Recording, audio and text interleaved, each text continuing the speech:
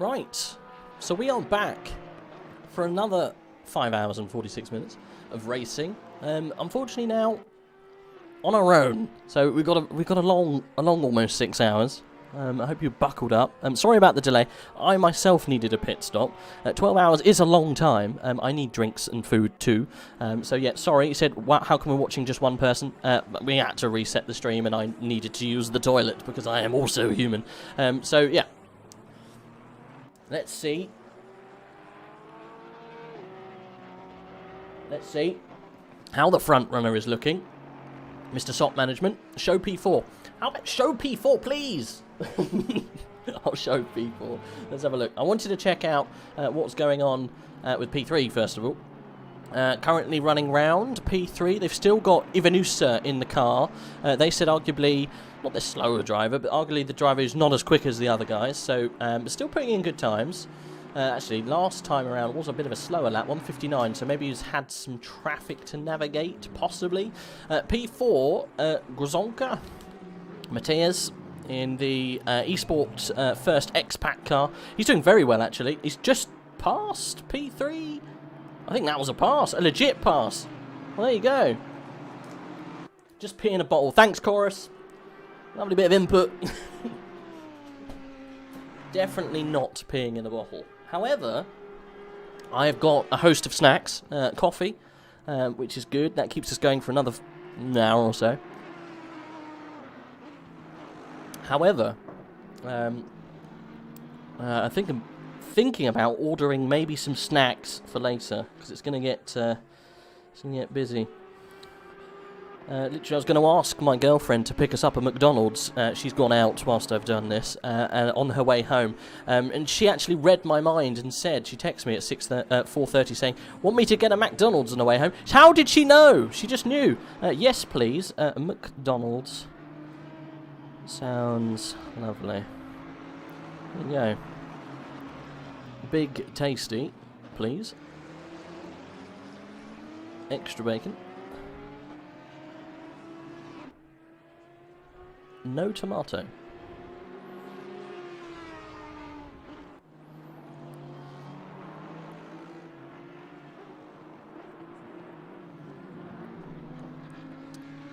Yes, we've got the car on the screen. Come and join into the Discord. We'll have a chat. I want to know what's going on with the team. Yes. Cool. I thought you said you didn't have Discord. You're more than welcome to come and have a chat. We want to chat with every team. We have just noticed that you've got yourselves up into a podium position, which is good.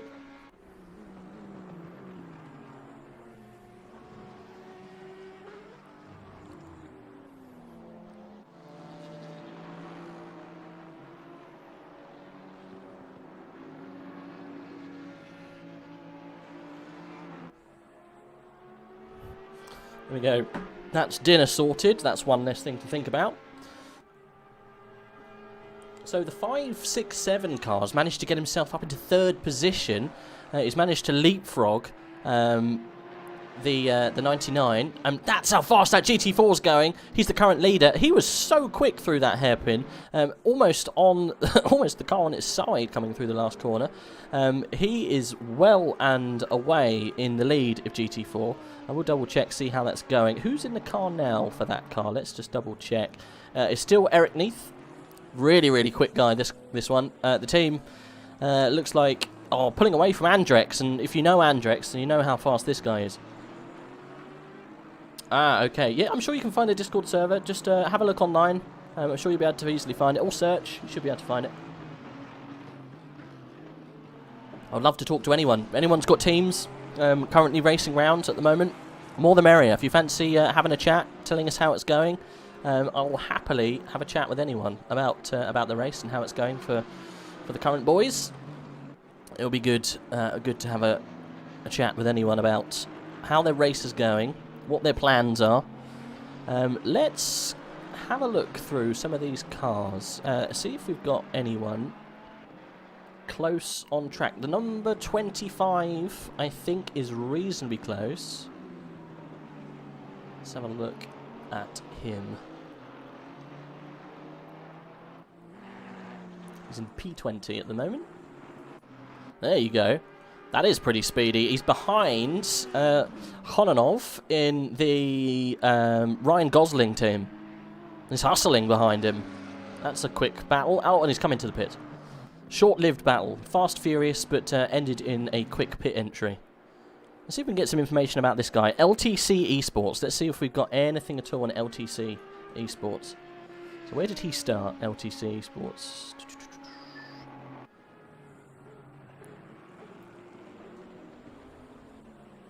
LTC Esports started in P27. Where's he now? 19th. So they're running quite well.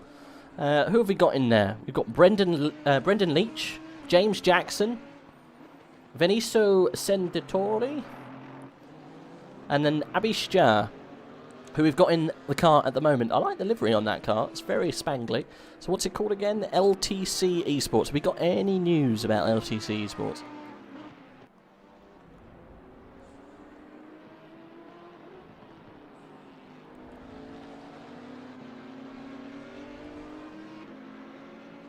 Just having a look through all of our bits and pieces. Oh, I don't think we have. Let's have a little look through. We've got Esports First X-Pac. We were looking with him a second ago. We were talking about that car. Currently in 3rd position. We do have some information about that team and how it came about. So let's jump up into... Is he in 2nd? He's in 3rd. There he is. So the Esports First X-Pac. Let's have a little look about the information that we asked from him. So, we asked, who are you driving with? Who are you driving for? As a group of friends, an organisation, or a community? And he said, or they said, our squad, this race is a combination of drivers from 2 Polish sim racing teams, Esports First and Pact. Privately, we are friends. So there you go. How was your car selected? Did you test multiple cars? Or did you go for the quickest available car? So they came about the car. Tested a few cars. The Audi was one that suited us the most. We just started taking part in endurance races. We don't have any sets of cars right now. Okay, so this is just one car that suited. They're running around in 3rd, so it can't be too bad. These guys are pretty damn quick. And then what kind of problems do you have to manoeuvre through so far? Struggling with track? Struggling to pick the right car.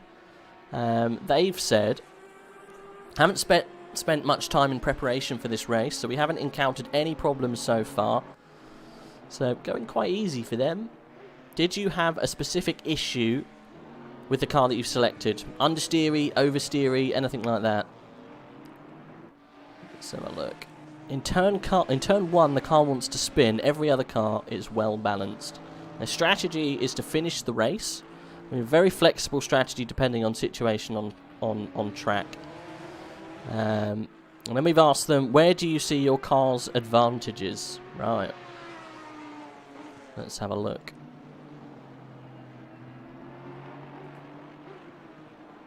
They said it's tough to judge. We don't have many experience in ACC to tell which part of the track is best for our car. We're good at low and medium corner speed. This is actually quite impressive for this team. If they are that new, running around in 3rd position in the higher split is very good. So they're experienced drivers in multi-class, but it's always a big unknown how the race is going to unfold. Mostly a lapped car, a slower car, so that would be something refreshing. If he feels about getting lapped or lapping other people. I'm actually quite impressed with this team. Plan is to finish the race, but we'd like to see our team in the first half of the pack. And they wanted to come P15, and they're currently sitting P3. That is very impressive. Why are SOP dropping so far back? Let's have a little look. You are right, actually. And they're coming in. They're coming in. We'll jump on with SOP in a minute. You're right. We were too busy reading the bits and pieces. Okay, Coco, no problem. We'll have a chat, of course. These guys are doing very well, but they are pitting now. Where's that Aston Martin? It's 991, isn't it? No, it's not. They've dropped all the way back. Alex Phillips is in the car now. Now, the reason why they're dropping so far back is because they've got a mixed grid. They're not all at the same speed. This is why they started qualifying in 11th. So they're running above their position, really.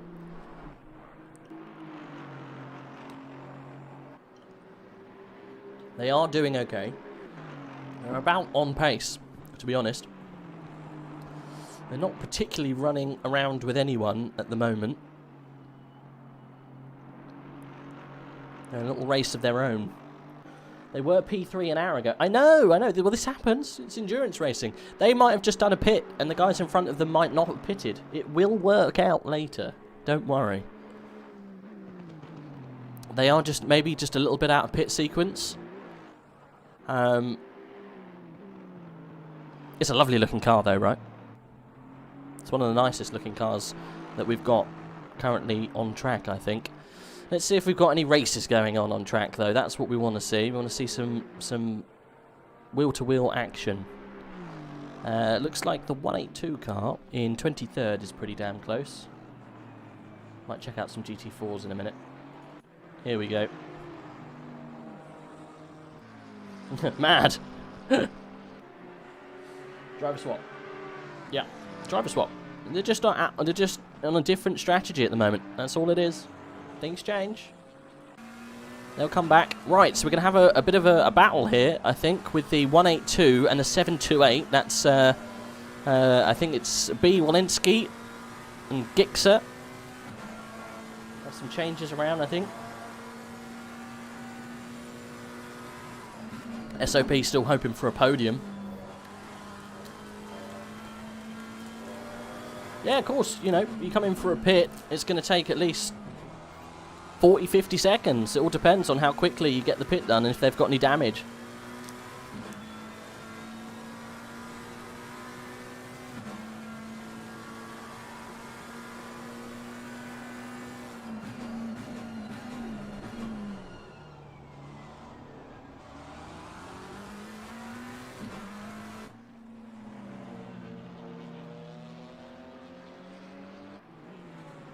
Yeah, different strategies playing out indeed. Got it spot on.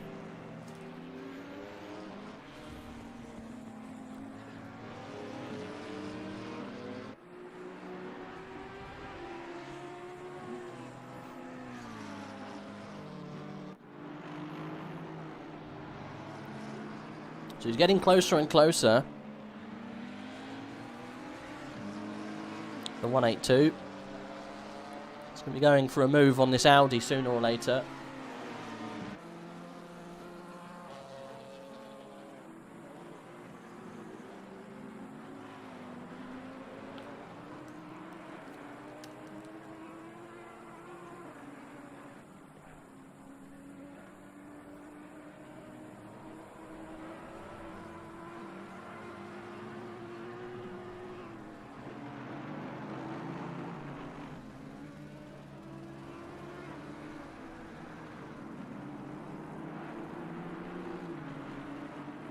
Ooh, he's got caught up in a little bit of traffic, it seems. It's not all going his way. He's stuck now behind this this McLaren. I think he's a lap down as well, that McLaren, so hopefully he does move out the way. That gap's now opened up to 1.5 seconds. No, he doesn't get out the way. Continues on his line. Well, there you go. You don't have to move, but it's just kind of, I guess, polite. So there you go. The 728 cars come into the pits. So as people were asking, pit strategies. That's all it is. People are going to start moving up and down the grid, but it's just unnatural positioning because of pit strategy. It will change. It will all change. Let's see if we've got anyone else close on track. Let's have a look down into the GT4s. See if we've got anyone to look at that's close. Let's hop down towards the back. Anyone else close on track? That's the Savannah team, falling back a little bit further now. They're 41st and about 15th in class.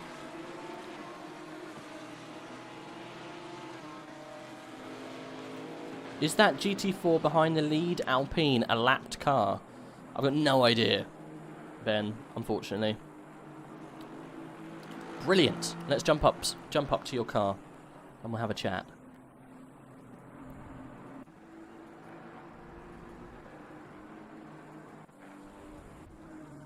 Where is the car? I can't find it. There it is. Got ya.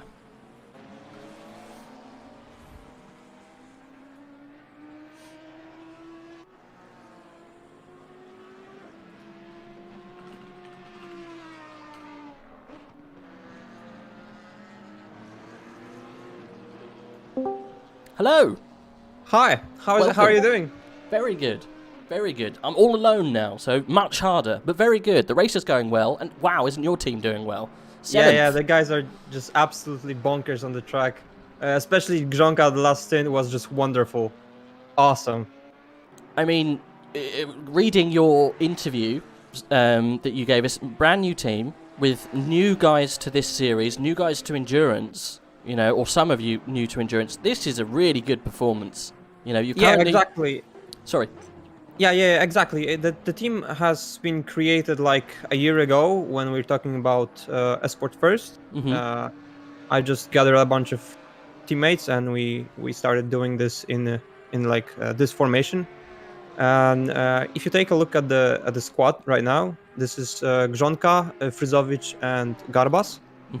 If you take out Grzonka and put me in there, we're the OG squad of the team. So, you know, a little bit of shakiness. We're now partnering with Pact, so that's why Frizovic is here with us today, because he used to be a member of Esport First. Now he's the member of Pact, so we decided to collaborate on this one and assemble the team and set it up and see how it goes. Yeah, the expectations were P15, now we're P3. Oh, amazing! Like, wow. Well, you were P3 out of position, kind of, because of the pits. Yeah, I think you have still got a little bit more ground to make up to get into that top area again. Who knows? Something could happen towards the end, but I think now the pits have kind of gone through. I think where you are at the moment is probably a show of your true pace. I think, or show of where you are, but still, you know, well up there, 7th. Where did you start? You started in 9th, so you've gone forward. So who's in the car at the moment? Currently, it's Frizovic, and I believe it's his last stint. Okay. So what we're most concerned with is the internet connection from Jan Garbas, because it was a little bit unstable. Yeah. And we've seen that on Thursday when he had to retire from the race just because of the internet issues. Oof. Okay. Yeah. Well, nothing can be helped in that stage, I guess. But obviously, if it becomes a problem, you can just pull him in and put another driver in, I guess. Yeah, I'm not sure what's the requirement from the organizers. How many stints can one driver do? Oh, I don't think there is. I don't think there is. No, I think you're fine. So in that matter, yeah, in this case, we can do fine, I guess. As long as Jan Garbas does at least some time on the track, it doesn't matter. Yeah. So if he goes out and gives it a go and finds out that he's lagging or he's got connection issues or he's having problems, then just pull the car in and swap him out and get a new person in there. But yeah, the last thing you want is DC. And then the last thing we want is DC right after the pit lane entry, and or even maybe the start-finish line. Well, we saw a DC from the 52 car, the Bentley, literally just disappeared and then ended up in a pit, and he lost, well, probably 10-15 places. So it can be really bad because you get a straight up 2-minute wait penalty. Like you have to wait in the car for 2 minutes before you can go out. Yeah, that's horrendous. Like that's how many drive-throughs that is. If one drive-through is 40 seconds, that's like it's four, then, isn't it? Yeah. 4 drive-throughs in a row. So that's awful. But to be fair, you guys are doing really, really well. Knocking about with some of those top guys at one point. You've got yourself up to 6th position now because of a pit. So you're making your way up into the pointy end of the grid. Definitely. So this is really good. That's a statement, actually, of quality, and we'll see what happens next. Obviously, it can go both ways, up and down, but hopefully this goes up. There's 5 hours to go yet, so it's still a long way. Anything can happen, normally does, but I'm sure if you keep everyone calm and you just get through each minute as it comes, and hopefully you'll be able to. You're actually up into 4th now. Yeah. Yeah. There you go. So it's unraveling. Awesome. This is where you should be then. You are doing well. Up into 4th position. Yeah. And This is on the very stream, good. it says that David Frizovic is 2 seconds behind P3. Yeah. So if he can keep it up, maybe the podium is actually in the reach. Ooh, big slide out of the out of the chicane. It manages to hold on to it. Yeah. Well, how old are the? You've come together with 2 separate teams. How did that come about? Is it just you're both? I think when I was talking to Dominooo earlier, you're both Polish esports teams. Is that right? Yes, exactly. So just mutual friends or mutual, playing in the same thing. Like I said before, David Frizovic was with us when we started. Then he moved to Pact, which was a very strong team at the time. Then they've had a little bit of a thing recently, so he's actually the lead driver right now out there. So we decided to just collab, and it was like a very late thing that happened like a few days ago. The guys were just chatting on Discord, having good time together, and they came up with the idea, how about we go and see how we do in the AOR endurance, and they said, yeah, let's do it. So is this your first time of doing AOR endurance? Yes, exactly. Yeah. Ben says the language of that Audi looks like it's right on the nose. Did you have any input in the setup of the car, or is this just a combination of all of you guys helping to develop the car? Because you're the leading Audi at the moment. We've got the setup from a popular website. Okay. Not sure if I can say the name. I'll leave it for now, but yeah, I think I know which one you mean. Yeah, and then we just tweak it and make it our own. Yep. To our liking, and then run with it. I think, to be fair, that's what a lot of teams do. A lot of teams do that. My team do that. You get one of those setups that's renowned or known, and then you just tweak it to how it performs for you, which I think is the best way to do it. But the car's looking great. I know I slated your paint earlier on. It does look a little bit all over the place. What is it meant to be? Is there anything that we're missing that I can't quite see? Okay, so I'm doing the liveries for like this team and a few others, including Pact.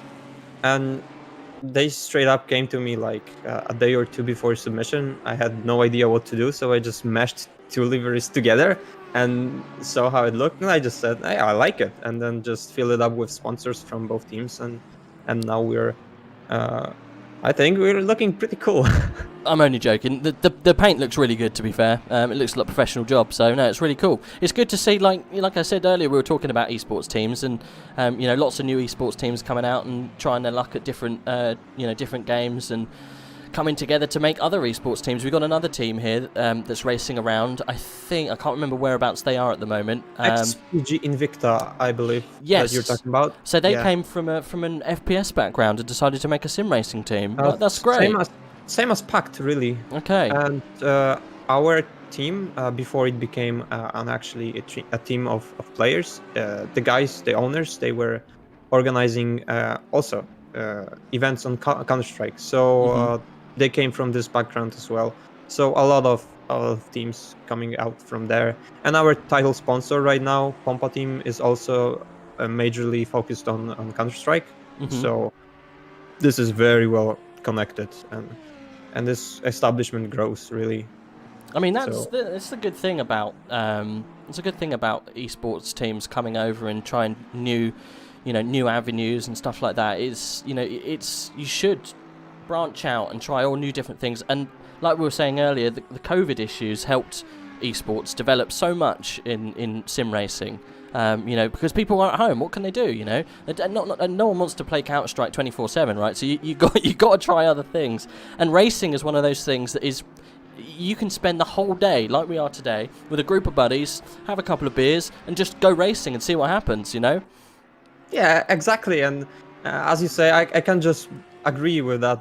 There's no place for argument whatsoever. The thing is that with the pandemic, there was a lot of things that could have been done that weren't able or available, like connections. Those connections weren't available before. So especially in Poland, where we've had a couple of leagues that were transmitted onto the TV, some of them prime time, like really well. So we're up somewhere like much higher than before. Teams are coming up, the budget's growing, and it's also a wonderful place to do marketing, because there is a huge potential, especially in AC, where there's a lot of tools that came from the modders that are now available. And we're trying to utilize that to improve our future, not only on track but also off track. So Oh, that's good. I think you've hit the ground running. Obviously, you're in 4th position in the top split in AOR, which is, arguably one of the front running, esports kind of leagues, I guess, or at least organisations. I know these are fun community events that AOR put on. It's not a championship, but like you say, it's great advertising. Thousands of people come and watch it. It's if you want to grow a team and give a go and get some good results, then why not? It's a great place to start. Yeah, and as we speak, the distance from P3 dropped down by a second. Yeah, you're right. As I see on the telly. Yep. So wonderful. 1.2 seconds. You're closing on the number 11 McLaren. They have not had the easiest of race. They're still up there. They're doing quite well, actually. They did drop back a little bit further, but they are... Yeah, they were struggling at the beginning. Looks like they've come back, and they've taken the position, I think, of the SOP car that's fallen back a little bit. You haven't got Black Gold Saw, and it can't do the whole 12 hours, so that car's fallen back a little bit.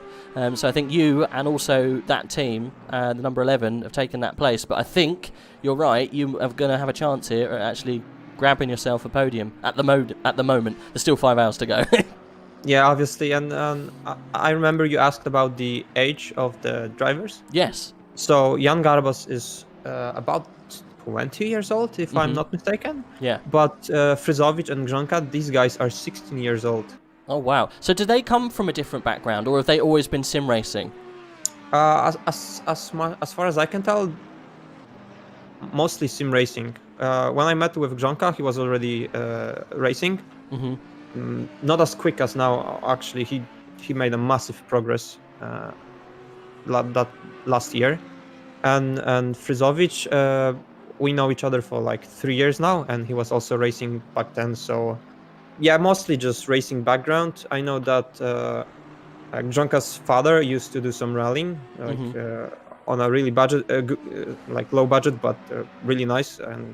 And there's always that in those guys, that this interest of motorsport is not like out of nothing. It's there from very young age, and it shows right here. Yeah, definitely. Well, you still closing on Connor? Yeah, I hope so. But you've got a GT3 car on your bumper, but you've lapped him, I think, at the moment. Yeah, the Ferrari you're talking about, yeah. Is it? Yeah, well, we're going into some heavy traffic as well, so things might change in a minute. Who knows? Oh, Yeah. blimey, you're really close to those cars. Oh my god, parting the sea of McLarens. You managed to get through all right. That's the problem. It's such a long race, and there's multi-class, so it is a real luck of the draw. Yeah, you dropped back quite a bit now, actually. I can see that Wright's been able to open that gap open to nearly 3 seconds because of that traffic. Yeah, it's just traffic. It's just normal. It's racing, right? Yeah. And I'm still like massively satisfied. Oh, now I see the 3 wide with the McLarens. Yeah. Yeah, Also because a little bit delayed. I have the disadvantage of the delay, so when you say something, I just have to wait for it. Oh god, yeah. What's happening? Well, yeah, you seem to be excited, and I'm like wondering if it's good or bad. It's like commentator's curse. Earlier on, we were talking to one of the GT4 teams, and literally, as we got him into the chat, his car went straight off into the grass. Bless him. I was like, oh, sorry, your car's literally just flown off the track. I guess it happens. I remember you've been talking to someone that used to be like P8, and then he said that he's going on forwards, and then his car like dropped to P9 right after that. Oh. So hopefully that doesn't happen right now. No. Well, I think everyone's now on their normal pit strategy, so I think you genuinely are 4th, which is good, and close to 3rd as well. But you've got to be careful though, because in the later parts of this race, when Black Gold Saw gets back in the car, he's going to be really, really quick. Yeah, we know that there might be some like difficulties along the way, that there's still a lot of time left on the clock, but hopefully it all just works out, and we have a race where we don't crash or have a disconnect or whatever. Yeah. Like what we're running with right now is just far better than what we expected, really. Definitely. Well, I think you got the chance of getting a podium and getting some silverware. Ooh. You'll see what happens. It's all good. It's all fine. Well, thanks for jumping in and joining us. I appreciate it. If possible, can we grab you a little bit later on? Maybe sure. in the closing hours, just to see how the team's got on, and if you had to overcome any issues, or we can just chat about what went well or what went wrong before the race end, if that's all right. Yeah, of course. Perfect. I think I've got another guy waiting to come in for an interview. Yeah. He was here first, so I thought honestly, that I'll be waiting. I know. And now him, he's waiting. okay. So sorry. Right. How do you? I'm really sorry. Okay, I'll be gone then. See you around. No problem. We'll speak to you soon. Yeah. Thanks for jumping in. Yeah, it was lovely. Hey. Best of luck. Well, we're going to chat to one of my friends, actually. He's going to come in and talk about one of the teams that's racing around at the moment. Let's have a little look. Heiko says...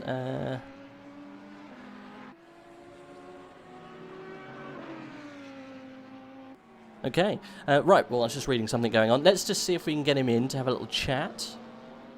We actually, both me and this gentleman, we actually commentate quite a lot of stuff together, so very common to be in the booth together. I kindly welcome Hardy F1 to join me. How you doing, bud? Not too bad. How are you, sir? Very good. Now, what's going on? You seem to be a little bit behind. I heard there was an issue with some cameras earlier on. Well, there's been quite a few issues with our car. We ended up having an issue when we went to do our first driver change, and ended up having the pit lane glitch. So we had to spend 2 minutes extra in the pits. Oh dear. Which we were on a good recovery drive, and then since then we've had a couple of incidents with some spicy GT3s, I'd say. Yeah. So I'm sure it's talking points throughout the whole race, but it is what it is. And then as we switched to my stints for the first, we had a brake issue, so we had to pit for new brakes. Oh God, really? So what brakes were you on? 1. Same thing again. Yep, I believe we were meant to be on 2 or 3. I think we were meant to go on 2. Should be on 2. I believe our first driver, Maki, had made the decision without telling anyone. So we started the race that he was putting it to 1. So oh no. I came in and just the car would not want to stop. So we thought it best to waste a little time possible and take the early pit stop. Yeah, I think so. We're talking of Maki. He's currently in the pit at the moment. Is he double stinting, or who's going in next? Jesper is coming back in for another stint now. We ended up having to swap them over because of commitments. Yeah, that's absolutely Jesper's fine. coming back in. So, and then I believe after Jesper, I get back into having another go at it. So where are you at the moment? You are 1, 2, 43rd. Yeah, in class. 1, 2, 3, 4, 5, 6, 7, 8. 17th. Well, 17th overall in GT4s, yes. 17th overall, and you're... Oh, you are red. 1, 2, 3, 4, 5, 6. 7th in GT4 class. So 7th AM, 17th in class. Right? Yes. Yes, and Aunt Bessie's Beamer. Brilliant. Yes, this is the Brexit Boys team. Aunt Bessie's Beamer. This is great. It's a great livery, I'm not going to lie. Yeah, absolutely brilliant livery. So Dan did a very good job. Absolutely ever talented artist. So talking of Dan, the other Brexit Boys team, they're up into 4th now. They have moved. They've changed. Yeah, they're having a really good race actually. We've had to we have to tell Maki a couple of times to come behind us to let him past. Oh, bless team play. So, but you know, it is what it is, and we're trying to get the best result out of both cars as we can and bring it home. Hopefully, in the next 5 hours after that, and we should have a good result. Yeah. Well, it's a bit of a pickle, isn't it? At the moment, you are a good couple of laps down. I'm watching you now. Just a little bit, yeah. Just a little bit down. Yeah. How's the car? Is it okay? Is it driving well? Yeah, the car itself is driving well. From what I've seen, obviously, when I got in with the brake issue, a completely different car. But since we've changed it, the car, the driver's saying it's fine. It's back on form. The pace has been quite good by Maku and Jesper himself. So hopefully it should be back on form. I mean, at the start of the race, we were 2nd in the GTMs. Yeah. We did jump up quite a few places. And then because of the pit lane glitch with Liam, our youngest driver, I think he is. I think he is anyway. We ended up having to wait those extra 2 minutes and put us back down the field. But since then, we've just been getting on with it, and the car seems okay. How is it with the GT3s coming through at such pace? Is it, just kind of get out of the way, or are you just kind of holding your breath? Hopefully they find their way around you, or How do you deal with that? Well, for someone like me and for Liam, we were just moving out the way as soon as we know that we're not going to lose as much time.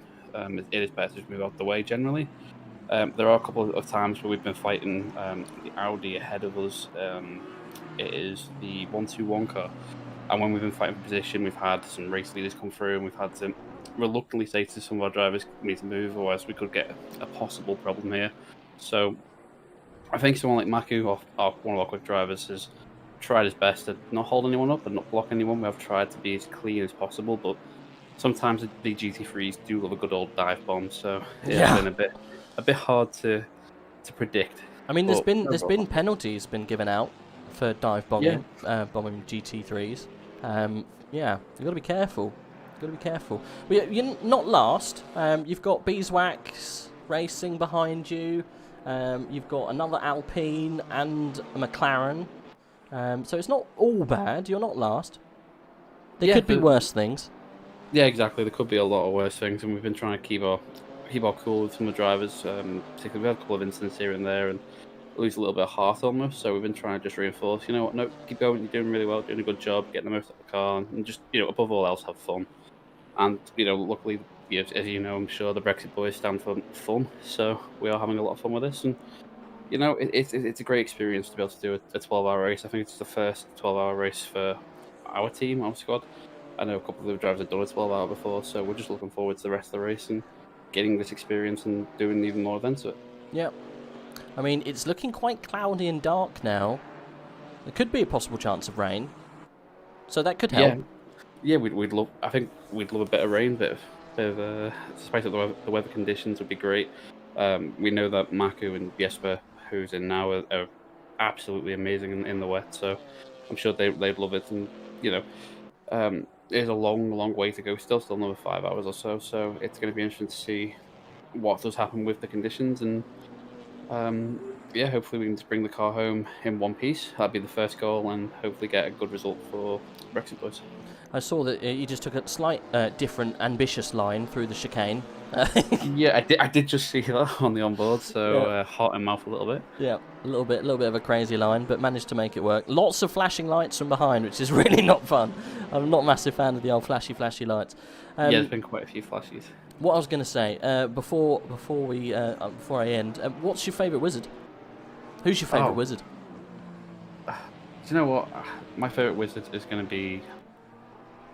It's a tough one, but I'm going to go with Dumbledore because, you know what, he's just badass. You had the whole wizarding world to choose from. You go with Dumbledore. I'm going to play it safe just to annoy you. Okay, well, you could have gone for Wormtail or Hagrid. Does he count as a wizard? He doesn't have a wand though, does he? No, he's more of a giant or half giant, I believe. Yeah. All right, fine. Dumbledore it is. I think we've had Gandalf. Been said. Someone in the chat said the guy from the Smurfs. And yeah, I mean, and we also talked about the space wizards, whether Star Wars was wizards.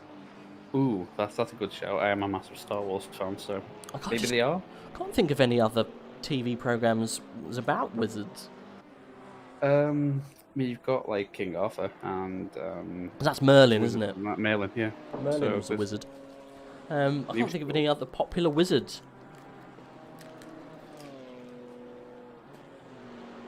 It's a tough question. Do you reckon... You're my favourite wizard. Thank you. Do you reckon it's perfectly conceivable to actually think that in this day and age, someone could be considered a wizard in real life? Yes, I've seen a lot more weird things happen, so... I mean, you could be considered a wizard. I mean, consider yourself, whether you want to consider yourself to be, it doesn't really matter at the end of the day. No. We're not going on to that kind of debate. I'm not going on to that, yeah. I'm just saying the title of hello, I am a wizard, you know. No. I mean, I identify as a wizard. No, not that. I'm saying, like, that's a tag you have. Like, oh, he is a wizard. You know, like, because of what he does. Oh, like, people would call I get what you mean. Wizard. So he's so fast behind the car, he's actually a wizard. A wizard, yes. That's what I was going with it. I was more thinking that, you know, if someone... At what point do you turn from being a magician to being a wizard? Right, so, you know, like the likes of Dynamo or David Blaine. Right, can you get to a stage of being that good at magic? And I'm using air quotes here. Well, I guess with, in air quotes, magic is more illusion, and wizard is the actual thing. So the second they can do real spells or something, they're a wizard. Yeah, all right, but what constitutes as real spells? Because technically, right, if you went back 100 years and you whipped out your mobile phone and went, hey, look at this, I can send an email, they would think you're magic and they'd probably burn you. Yeah, you'd probably be classed as a witch and you'd be burnt at the stake. Exactly. So technically, you know, what do you call being a wizard? Can you be really good at something that makes you a wizard, or do you have to actually have magical powers? I guess in my opinion it'd be magical powers, but you can also be classed as a wizard, as you rightly said, as for being really good at something, you know. If you get someone who's really fast in the car and it's like, you know, the top few drivers in here, you know, you can say they're wizard with their pace, because it is phenomenal to see some of the pace that some of these boys pull out.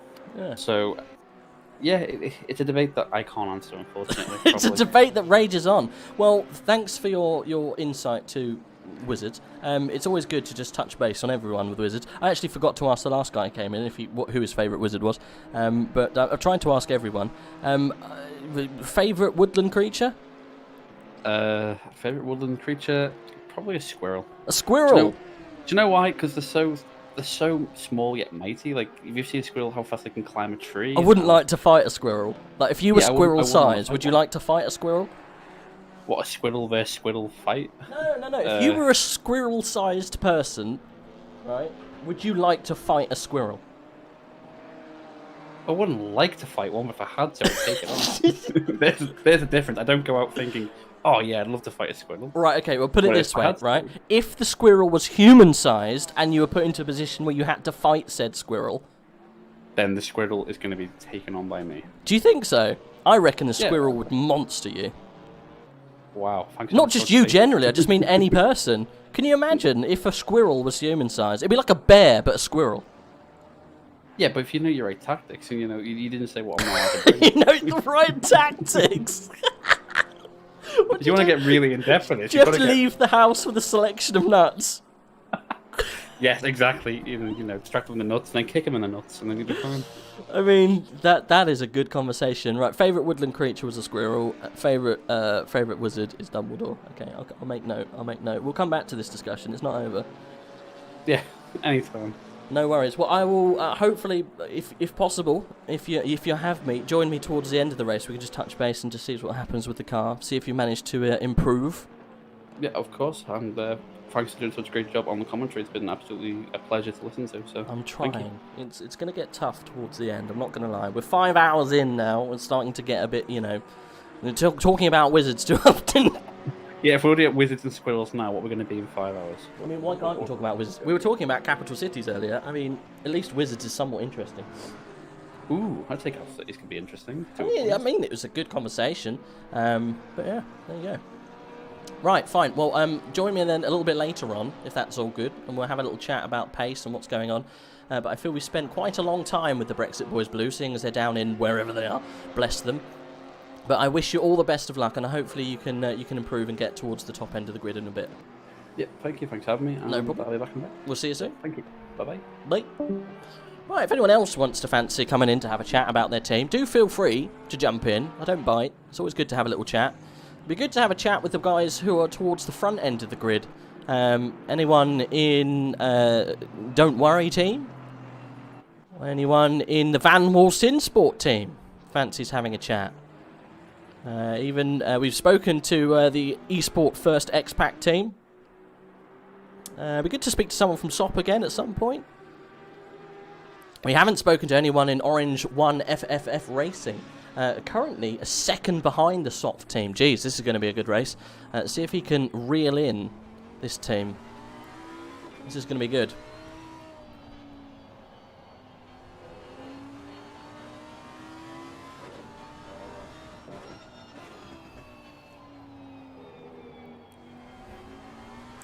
I mean, that 99 car has actually managed to... I think he was a little bit further down than where he was now. He's back in 5th position. I know he was in 3rd and in 2nd at one point, but I think just natural pace has evened out the playing field. Alex is doing a fine job, though. Let's have a look at his sectors and his lap times. He's doing 56 low. 56.3 was his last lap time. The guy we're watching at the moment Avarius Smickus, he did a 158, so it's a little bit slower. But Phillips has got himself a penalty. Let's see what that penalty was about. But we have got Zimenko ready for a chat. Let's see if we can pull him in. Hello! Hi, you it's doing? actually in the car right now. That's why I came. What was that, sorry? Crop is in the car right now, so that's why I came. Oh, is he? Okay, what number? What number? 737. 737, right. If Mohammed won't go to the mountain, we'll bring the mountain to Mohammed. Where is it? 737? 737. Blue Camaro. Oh, the blue Camaro. Of course, we were watching that earlier. There we go. Well, we made some progress on my stint, and after that, one more. You were behind the guy that we were talking to in the Brexit boys, the Aunt Bessie's BMW. You were flashing the lights. Crazy. We tried to get past them as fast as possible, and that's why. Yeah, you were lapping them. You were trying to get them out of the way, which is understandable. How far are you from anyone to get a position? 22 seconds. So, as we saw on the pit wall, we actually are like just 1.5 lap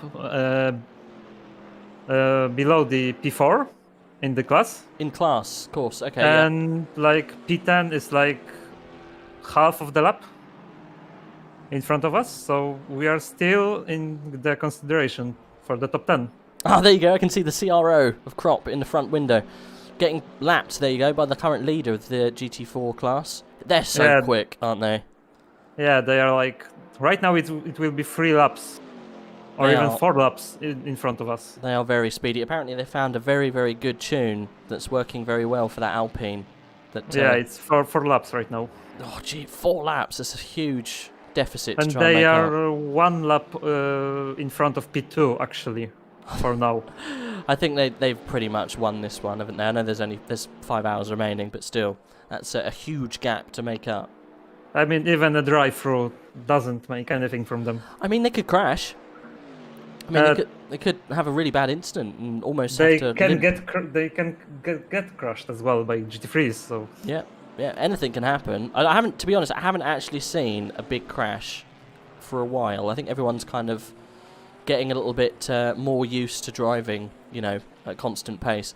When it starts to get dark, we might see a few incidents creep in. I mean, we see that the GT3s actually get quite comfy with overtaking us by now. Yeah. There may be 2 or 3 cars that are still over-aggressive sometimes. But it's got a lot of better than from the start when we get killed. And actually, I watched my incident with Ferrari on the first stint, and I talked with my team, with Crop and the rest of the guys. And we actually see that it was like 80% fault of the Ferrari, not mine, for now. But it's of course it's a long time ago. Yeah. But, you know, those kind of things can have a big effect on the race, you know, if you get hit or, you know, you get sent off because of someone overtaking, it can really, you know, ruin, especially if it happens at the beginning. You know, if you have an incident that happens in the middle of the race, because everyone's so, you know, spread out at this stage, you've got big gaps to people behind and people in front. If you get hit or knocked, you can recover. But, you know, if you get hit at the beginning and you drop, say, 10 places, it almost, you know, makes the mountain so much harder to climb. I mean, we actually lost like 1 minute before getting to pits, even because our suspension was really broken. It was barely drivable. And then, of course, 1 minute in pits over the standard time because of the repairs. And then I watched it again, there was a Honda which was behind, which was involved as well from GT3s. It was hit by Ferrari, which went flying. And one of the Mercedes of GT4 just went through the Ferrari, like straight through.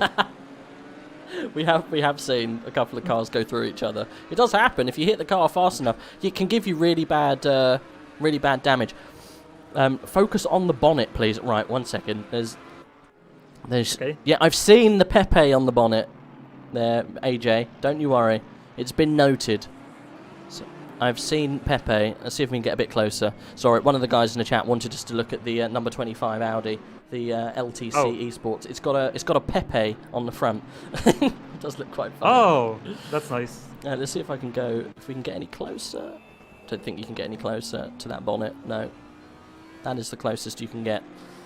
Not many memes on the cars this time. I think, like we said earlier, you're gonna have to get some anime. What did Crop say to that? Was he open? We've got the green light. Yes. For the next Endo, I will make a full anime livery, like blast on full anime. I mean, why not? Why not? I'm thinking even to make like sticker bomb from emojis on the Discord on the hood or something. Like it will be full blast anime.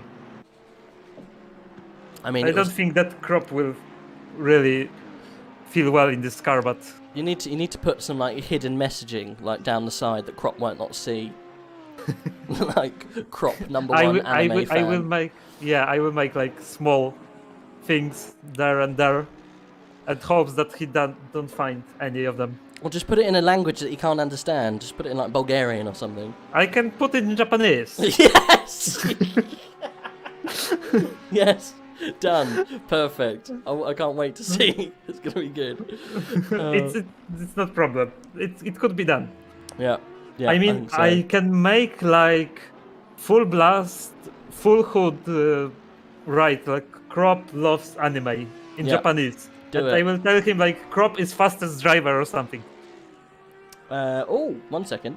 How to enter the live broadcast room. I'm the CEO of the Ines team from China. What you need to do, you need to jump into the Discord, the AOR Discord. Find the link for AOR Discord. I'm sure you can find it in the description below. And then you can jump in the ready for interview box, and then I'll drag you in so you can have a chat. So it's quite easy. Ben Gallagher says there's a nice Sabine Schmidt tribute on the rear of the SOP. I know, yeah, no, we focused on that earlier. It is nice. It is good. So I've asked everyone this question. What's your favourite wizard? My favorite wizard. Yes. I won't talk about any of the anime wizards because No. some of people won't know about them. There's anime wizards? Oh my god. I mean, there is Okay. girl anime wizards as well. Right. I can't But- think of any anime wizards, to be quite honest, but I don't watch I any mean, anime. did you watch Yu-Gi-Oh, for example? Oh yeah, there is actually a girl wizard There in is Yu-Gi-Oh. Black Magician. That it's the first thing that comes up. You're right, yeah. But from not the anime, I think Gandalf. I think that's boring answer actually. We've had Gandalf once before. It's not boring, it's just a safe answer, I think. Yeah. I mean, he got so much screen time in the Lord of the Rings and etc. And it's so cool wizard that I don't know if there's any other option. I mean, who do you think would win between a fight between Gandalf and Dumbledore? I think it still will be Gandalf. I think so too. I think Gandalf's like overpowered, you know. I mean, the first thing is that Gandalf can do magic and sword fight. He can, yeah. I reckon, Dumbledore is only magic. I reckon Dumbledore could probably have a good go with a sword if he gave it a try. I guess we've got no proof of that though, have we? I mean, from the beginning of the series, yes. Like the end of the series, Dumbledore, I don't think so. Yeah, Because of his illness and etc. he had the dodgy hand, didn't he? Yep. Yeah, I know what you mean. Yeah, fair enough. Well, good choice, Gandalf. I mean, Snape could be good shoutout. yeah. See, no one said Snape. See, I was all about the other wizards. Like, why not like Ron Weasley? He's a wizard. It's a bit of a boring wizard, to be fair. Yeah. Okay. I mean, still, I don't know how he ended up with Hermione. Yeah. Even J.K. Rowling doesn't know Yeah, after all years. I think that's lazy writing, to be quite honest. You got to choose one of them. Why did she choose Harry? Who I knows? think she was drunk while writing the ending. I just the actor that plays whatchamacallit, I can't remember what his name is now. Rupert Grint. There you go. Yep. He's probably like, yes. I think like J.K. Rowling would write the ending. She sent the book to printing, and after like 3 years, she read it, and then she saw what she did. What have I done? I mean, wrong. I can't trust myself. I wrote Harry. Why they say Ron? Oh no, but they lined up Harry to fall in love with that other girl. She was a Weasley as well, wasn't it? It was Ginny. Yeah. She dumped the like Asian one I can't remember. from like part 4, I think. the Asian one. I don't know her name. Okay. She was played by the Asian guy, so. Yeah, I know what you mean. I remember which one. Yeah. And then he like out of nowhere went with Ginny. Yeah. Well, he liked Ginny from the get-go. Anyway, see, this is why I asked people who's your favourite wizard, because it gives good conversation. I also asked one of the other guys, what's your favourite woodland critter? Woodland creature. Yeah. I have no idea what my favorite would be.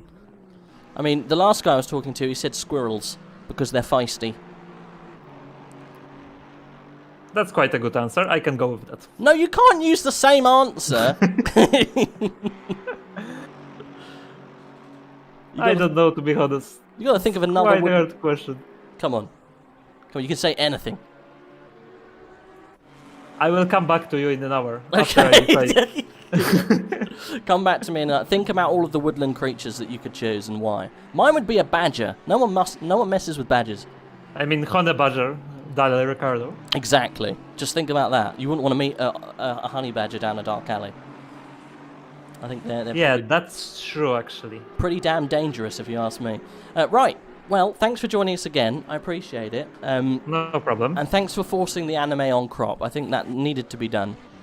And I will force Crop here after he done this stint. Okay. All right. Because he's quite... like, he doesn't want to come here. Like, he says he's got a lot to do, etc., but actually he doesn't, so... He's a busy man. He's a busy man. If he wants to come in and have a chat, of course. Of course. We'd like him to leak... I will force him. We want him to leak loads of information about what's happening with AOR. I will force him. Okay, all right. Appreciate it. So I see that the next guy is actually waiting, so... Yes, I'll jump I back am going. in. No problem. I'll speak to you soon. Speak to you soon, yep. Maku! Hello! How you doing? I am alright, I guess. Throat's a bit sore, but... Why is the throat a bit sore? Is that because of all of the feverish screaming? Absolutely, you know that I... quite... None of that. My neighbors love me. We're currently watching the SOP car. He's trying to make places up. He's 4th now, but he's got himself a 5-second time penalty. I don't know why. I'm just going to have a look. I've got some inquiries here. At SOP. What number is SOP? He is 99. Oh, damn. Right, let's see what happened. 99, 99, 99. I can't see. Doesn't say any information about the 99 car. Well, they've got a 5-second time penalty. Who knows why? Maybe they're going to update in a minute.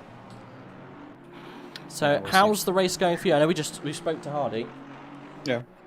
How's the race going for us? It's going the best it can at the moment. We've had way too many issues and just generally dealing with,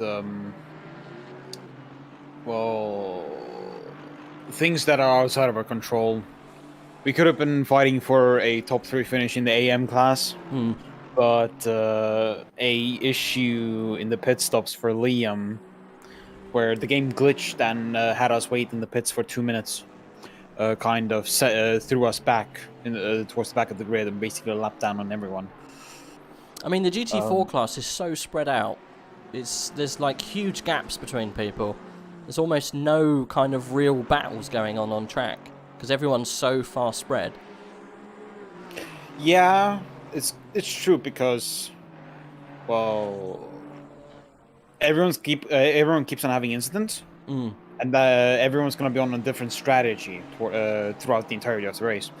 So, yeah, everyone because the race is so long and everything gets so drawn out that the faster a car is, the longer the distance is gonna be to the car behind. But not to mention also the GT3 cars that keep on bullying. So, I mean, that is a bit of a problem, isn't it? You know, the GT3 cars, they just want to get past at any possible time that they can. Sometimes it does get a bit frustrating because it's at the detriment to everyone else, but I guess they just got to get it done. I mean, otherwise they start dropping off pace themselves. But yeah, it's a tricky one. Navigating traffic, especially when you're the slower car, is tough. Even if traffic's going the wrong way, you're not getting past it, it's going past you. Some cars have done really well from it. You know, the car that's leading, the GT4 class, is really, really good in traffic. I mean, absolutely. We when we were battling for second place in the AM class at the start of more like at the Christ, when was it? At the like the 10th hour mark, at the 11th hour mark, when Jesper was in the car. Mm-hmm. Like Jesper's been pulling off an incredible performance, like a full-on hats off to him. But at that moment, we were racing with Christ. I'm gonna have to find the green Ginetta car. Which I think the green is... Ginetta. I know which one you're talking about. Yeah, we've seen him a couple of times. I'm Yes. not too sure what number he is, but they're reasonably fast. That green Ginetta. Currently Ludwig in 33rd place overall, and is actually leading the AM class. Yeah, yeah. H Ludwig's in the. Is it the 969 car? That is the 969 car. Yes, we were.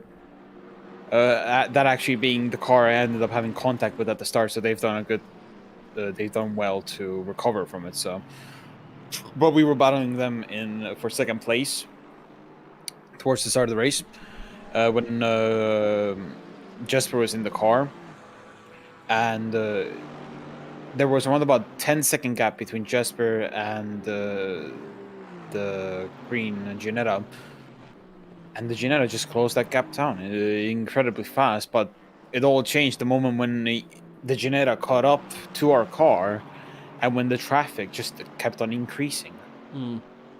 The traffic just, yeah. It's really hard to navigate traffic, especially when it's wanting to pass at any given moment. There's no, like, set place to pass. It's just you can pass anywhere here.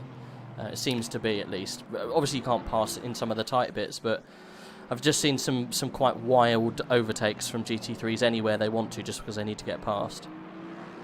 Absolutely. I fully understand it on the perspective of the GT3s because, of course, we've raced GT3s before, and I know what it's like to be in a rush, as it is in a race. So, but still, there's unneeded risks to be made.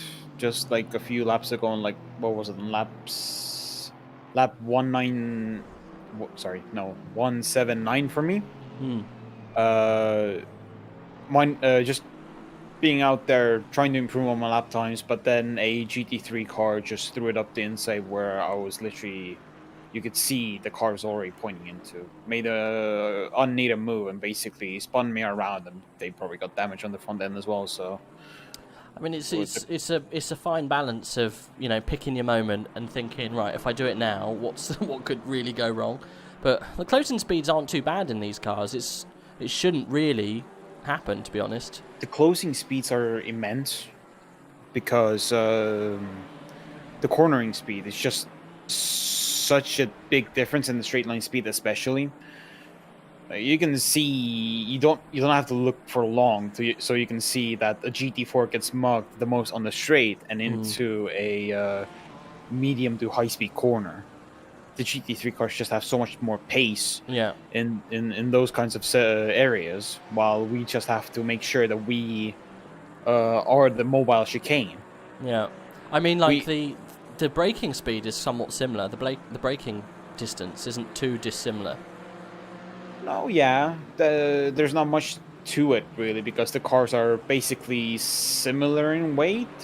The big difference is the fact that the engine and the aerodynamics of the cars are completely different. The cars may be similar in weight, and I'm pretty sure the cars are running the exact same brakes. Yeah, could pretty be wrong much, there. Yeah. So, the point being still that braking is a braking thing, but people just making unnecessary moves.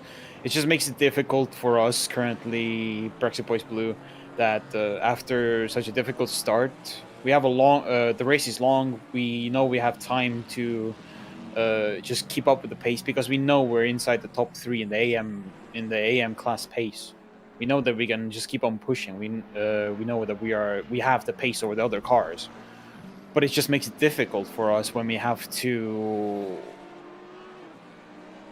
I don't want to say it makes it impossible, but it's really damn difficult because what you're looking for is clean air. You're looking to be able to put in low 106s, low 107s on a constant rate, so you can actually be battling your way through. Mm. The issue with that comes the fact that the GT3s are going in the 50s, 150. Yeah. It's such a difference with lap time round here. I guess it's There not is as bad as somewhere yeah. like Spa, but still, it's they are remarkably quicker. Absolutely, it's a 10-second pace difference. So they are catching up to us so much, and they're looking and constantly forcing away, so they can get past us, and that means that we have to take alternate lines, which means that we can't really keep on making those 207s, 206s. I think So, for your team though, it's at the moment it's almost next to impossible though, because you're so far back. There's almost no way out of it, is there? Where you are at the moment. If you look at the facts, then yes, we are basically down we're in 17th place in the AM in the GT4s. Mm-hmm. Not very sure where we are in the AM class really, but 43rd out of 46 in overalls. We're down. We have a 43-second gap to the next car, but the point is, like, as much as we can dwell on the facts and just like say, hey, what's the point in any more racing? Me, Jesper, Hardy, Liam, we're all racers at heart, and we still are going to be able. You're going to continue. You're going to go to the end. We're going to go to the end. We don't just want to just say, well, we tried. Yeah. Yeah, no, I know what you mean. So, at the moment, I'm just trying to see the gap to the next car for you guys. I can't quite see. You haven't gone through a split yet at the moment. The last thing that I saw was to overall 42nd place is a 43-second gap, I think I saw. So the gap's huge, and 40. It's not over. It's not completely undoable. It's not undoable. No, it's not undoable. I think you are on a different lap actually to the guy, but it's just because you've just come round now. I mean, it's not undoable at all. It's just you've just got to get a bit of luck, and hopefully don't get crashed into by a GT3. I mean, it can happen. Yeah, it can happen at any time. Anything can happen. The main point is that we just have to grit our teeth, be honest with ourselves, and just keep using that right foot. Yeah, I think so. I think so. Well, before I let you go, Maku, who's your favourite wizard, and why? Who's my favorite wizard? Christ, that is an interesting question, because I don't actually watch a lot of fantasies. Nor, I can go for an easy one and say Hagrid. I mean, Hagrid. That's a good conversation, because is Hagrid actually a wizard? Because isn't he? What defines a wizard? A wizard? I don't know. You tell me. Because a wizard is an old man with a pointy hat. Well, is it? Because what is a wizard? Yeah, because they can. Even I can say hocus pocus and say, "Whoops! I just turned on a light." I mean, if you wanted to, you could start your own wizarding company and decide that you're a wizard. I just might. You could decide that you want to identify as a wizard. Do you have to be able to practice magic to be a wizard? I mean, I think we all have to practice everything. So. And finally, so you said Hagrid. That's a good answer. And what's your favourite woodland dwelling creature? Woodland dwelling creature. Yes. We've had a squirrel. Mm-hmm. Because they're vicious. Yeah, they're very vicious. Would you like to fight a full-size squirrel if you were the size of a squirrel? Reggie, my boy, there are stories that may one day surface to the top of my past. When you had to fight an armada of human-sized squirrels. I mean, this is what I imagine what happens when you leave your house in Estonia. You're literally just battling your way through squirrels, just human-sized squirrels. You and a sword and a shield. Can you imagine? Just, I've got to pop down the shops. Okay, well, be careful. The squirrels have got much more vicious. They're not taking the nuts anymore. I just want to keep my nuts safe. Yeah, that is exactly what you need to do. Just need to keep your nuts safe. Just... favorite wood dwelling creature, I'm gonna say jackalope. A what? A jackalope. What's a jackalope? I have no fucking clue. Okay, great. Thanks, Mackie. It's been a pleasure. Thank you very much. I'll speak to you later. All right, take care. Adios, guys. Bye. That was the fabulous Maku, giving us his insight to what went wrong with Brexit Boys. I have got another guy here ready to have a chat. It's T-Mac-NI, so let's have a little chat with him. Hello! Can you hear me?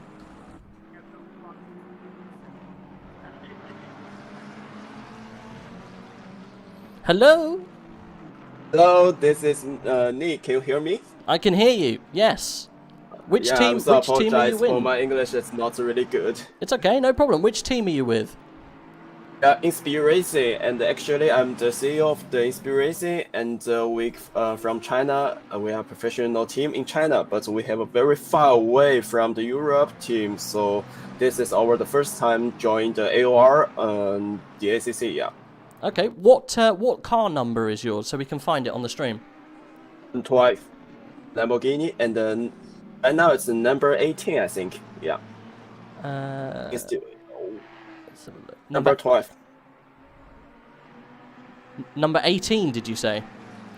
Yeah, now it's number 18, but the number is 12. 12. Get ya. It's in 18th position, but it's the number 12. Got ya. Okay. Let me just see if I can find it.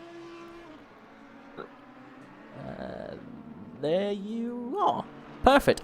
We did have a chat about this team earlier, actually, because we hadn't actually seen a lot of it, but you're currently running around in 18th position. So, and I know obviously you said your English is not that great, so if you don't get anything that I'm saying, just ask me to repeat it. It's no problem. Is it a full Chinese team that you're running? Yeah, full Chinese running. Full Chinese running team. And is it your first esports kind of team that you ventured into to come to AOR? Yep. But for my guys, they play the ACC a lot, and actually I have like more than 14 drivers. Actually, we are the first Chinese, like the Formula 1 esports, right? Mm-hmm. So we are the Chinese Formula 1 esports championship, the team. Oh, okay, right. So you've got a foothold in F1. So you're also jumping over and trying ACC. So let's have a look to see if I can see your lineup of drivers. What position did you start in speed racing? 22nd. Okay. So we have Kimi second. You've got Wanderer and Wanderer and Chiyu. Yeah. So there's 3 drivers. Now, how did you come to pick the team? If you said you had a group of people you were using, was it that you just picked it purely on pace?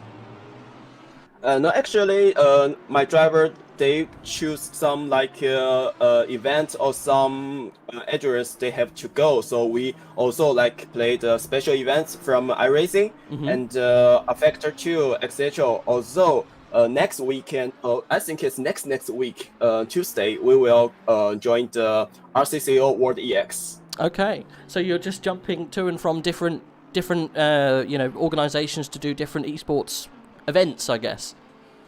So yeah, basically we wanna like training the guy, because we know in Europe people is really good at the simulator this part, and actually in China we just beginning industrial, maybe something like that. So my guys, we have like the VPN issue, so not really easy to join the like a event or organization from the whole world. So that is really good for us. That is tricky, I guess, because you have to join via VPNs, right? So yeah, that is a bit of a an obstacle you have to overcome. But I know obviously China is slowly building a good reputation for esports. They've got the Sim Magic company that makes a lot of DD wheels and makes a lot of sim gear that hail from China, which just the more the merrier. The different teams from different places all over the world, and I think it's absolutely great that you guys have come together and thought let's give it a go in AOR, which is typically a European kind of institution that's been doing esports racing, and coming from halfway across the world to give it a go with us is absolutely amazing. So you guys should be very proud. You're running around currently 18th position, and also let's see where you are in class, because you're in a different class, aren't you, technically? Let's see. GT3 class, yeah. Your GT3 class, but you're also in, I think, the AM class, which is 1, 2, 3, 4, 5. You're, let's see. Let me go to the top. So there's 1 in 8th. I want to find out where you are exactly. Oh, yeah. Do you see what I mean? So 1st, 2nd, 3rd, 4th, 5th. So you're 5th in class, and also 18th in your I guess in class again, because you have pro and am in the GT3. Do you see what I mean? The white drivers, and also then the grey class drivers. So it's a multi-class split class. So you're doing really well, to be fair, considering. Yeah, I'm really proud of my my guys. Actually, can see my skin. So we have like sponsors. For example, the MSI and the Sales Master. They also my team sponsor. And maybe you know Absolute Racing. It's the real racing team, very famous of the Asia. So they also our sponsor and our partner. So we are really my dream. It's we can give some chance for the young guy who can join the real racing. So the simulator is how to say, it's a step, step 2 step, right? Yeah, we were having this conversation with a couple of other guys who are also esports, operators and teams, and we were discussing whether esports is a genuine step to get into real racing, and I think it definitely is. I think it's much harder than, say, if you were out there actually turning wheels in real cars. Because there's so many people that can jump into a simulator and give it a go, but there's only a fraction of people who have got the resource and the money to do it in real life. So I think in that sense, it could possibly be harder to get through to the top with esports. But the more the merrier, and obviously you got to give it a go. Otherwise, what's the point? It's a good stepping stone if you wanted to try and improve and go on to do different things. But yeah, I think you guys, I think it's great that you've come over to a European arena and given it a go, because I didn't think about that. The VPN issue do you find that have you had any issues disconnecting or anything like that? Yeah, we have a lot of issue about those parts, but for my team, you know what, those guys, it's a beautiful dream for everyone, so they can see the future. I think that is really important. I was studying in Germany, in Munich, 3 years, and was studying in Geneva a half year. So I really understand the people who come from those countries, and not very hard, very far from maybe they have enough money. However, the race is not too expensive. For example, for me, I can every time I drive my E92 drive to the Nurburgring, it's just to spend my 30 euros lap. It's cheap. But in China, it's totally different. So do you think? Actually, yeah. I was gonna say that for people wanting to try motorsports in China, do you think it's a lot harder? Is the opportunity to actually try real motorsport there in China, or would you have to leave China and come to either Europe or other parts in Asia to do motorsport? Motorsports, it's a little bit hard.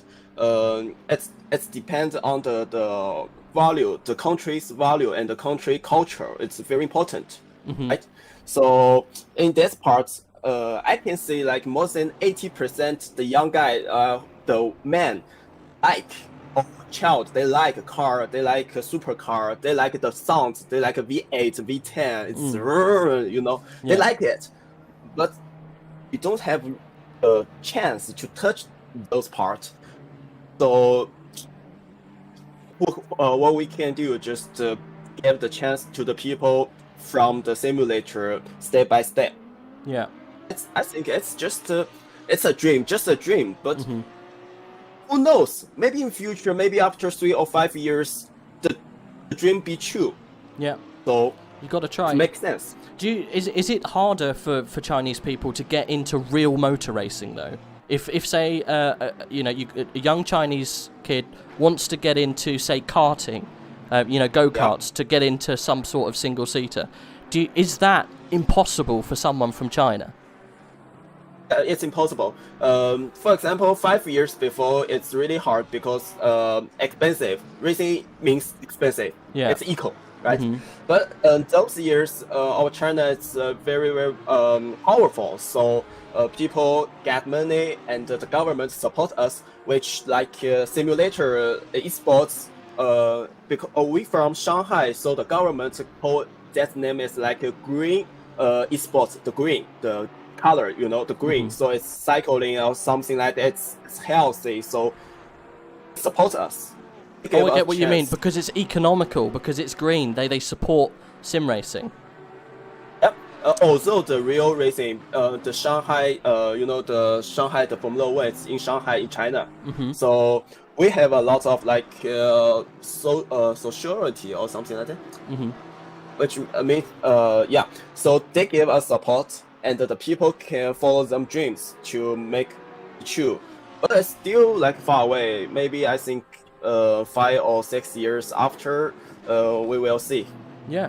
Well, like you say, you got to chase the dream. Otherwise, what's the point? You got to give it a go. And that's it's great to see that a team from China wants to venture into Europe to do this kind of race, which technically it is a European style race because majority of the drivers taking part are European, and the whole AOR system is developed more so in Europe. So yeah, I'm hats off to you, man. Honestly, really what you're giving these young guys opportunities to come into sim racing to see what they can do in the future. Why not? Yeah, brilliant. Yes, thank you. No Thank problem. you so much. No problem. Thanks for jumping in. I appreciate it, and we'll keep our eyes on the team, and hopefully you guys can come away with a good result. Yeah, and hope every driver, every team can enjoy it tonight. Yeah, I think they will. Thanks very much for joining us. Ciao. See you soon. Bye-bye. That's amazing. I'm not going to lie, that is absolutely amazing. An esports team hailing from China can come and play with people all around the world and flying the flag. Brilliant. Good stuff. Good on him. That's what you want to see. That's why esports and stuff is so open to everyone, because you have people like that, really young,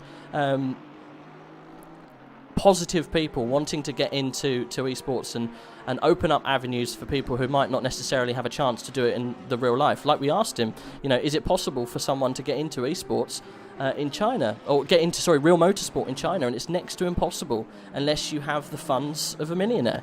Arguably, people over in Europe, yes, it's still tough, but you can save up some money and get into karting and go, join your local club. But in China, that might not necessarily be an issue. It might not actually. We can't do that. There isn't the grassroots that you have over in Europe, and to give these people, these guys, a route into that's not the general route via sim racing is a great way to start. So yeah, we'll see how well those guys can do. We'll keep an eye on the number 12 car. Yeah, I'm actually really impressed. So let's see what's happening out on track. We've currently got Luca Vidalith still pounding around in the lead. These guys have actually commanded the whole race from the get-go. We have 4 hours, 22 minutes remaining. Soldatov currently in second position, the 56 car. These guys have been very close throughout the whole race, it seems.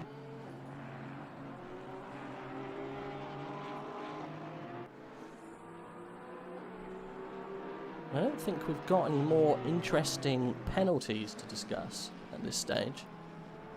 I think we're all clear of penalties and bits like that. Let's see if we can find any racy stuff going on track. We've got the 22 car of F. Bauer and the 42 car pretty close, 2 seconds out. Let's see if we can jump on board with him. He's 15th at the moment. You can see the car ahead, getting a little bit closer. 2.639 separates them. I think that's one of the closest we can see. Jackson down there, the 25 car, getting quite close to the 888 Ferrari. It's the GOAT Racing team.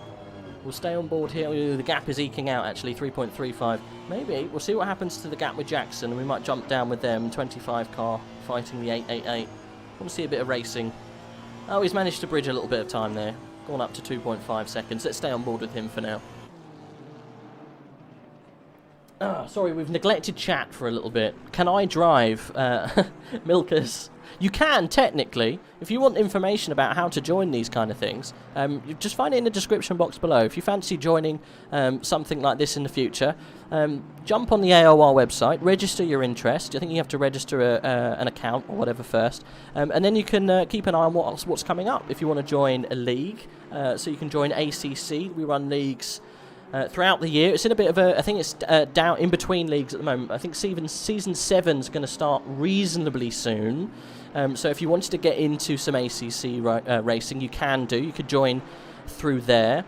So all the information you need to join any kind of racing is in the description box below, which you can find quite easily. And just join the Discord as well, the AOR Discord, and register interest there. Lots of information about endurance races is posted quite a lot in advance. So you've got to get in quick if you want to join the endurance. But can I drive? Yes, you can. So we're still with Bauer at the moment. 2.49 separates him from the guy in front. Let's get on board. Currently lapping a GT4. Out of the way, please. This is when I think tiredness and stuff like that might be able to come in. The sky looks clear. I don't think we get any rain this session. Commentator's curse, though. We might just get a couple of spit spots later. You never know. I'm still taken aback at how positive that young lad who joined us from China. That's great. That's what the spirit of sim racing is all about. So the 42 Mercedes, 1.166 now. He just had to get past the Audi, so that's dropped him back a little bit. Let's see if we can jump on board with the Mercedes. You can see there the Honda hunting him down. The HRT team. Should we see if we can get some information on HRT? So where did they start, the HRT team? HRT started. Can't find them on the list. Who's in the car? Voldecker.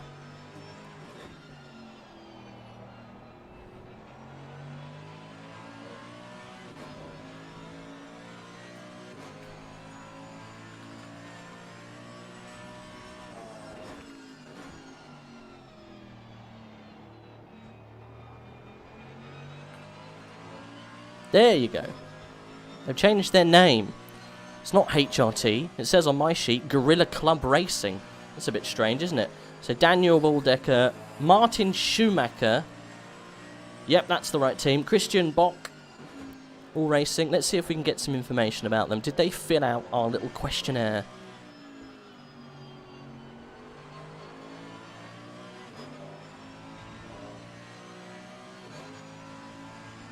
There you go. I found it.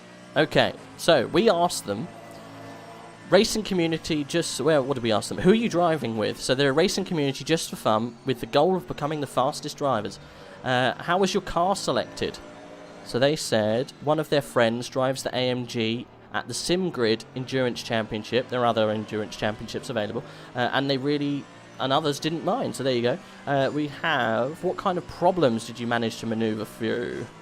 The car sucks, and it's impossible to set up neutral. Right, well, there you go. The Honda, the number 22, is making a move.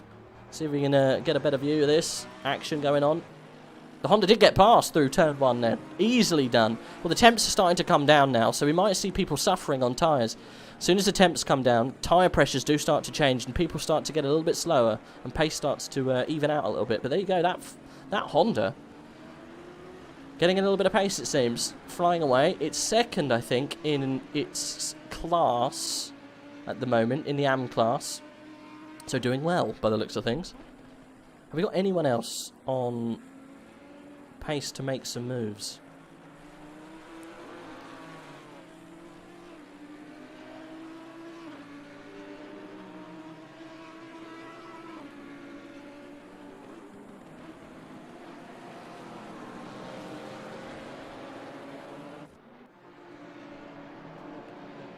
Look at that little host of GT4s. That's a nasty little chain to be in, isn't it? Jesus. See if any of that's for position. I don't think it is.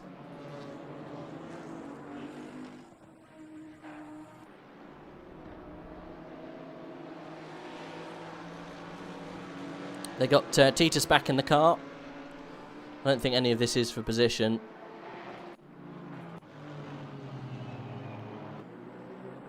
They're all just stuck on the same place on the track, it looks like. Look, a big old long line of them, look. Bless them. Those GT4s do get in the way.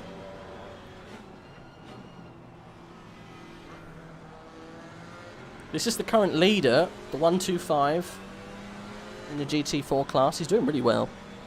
Passing the old Polar Bear team.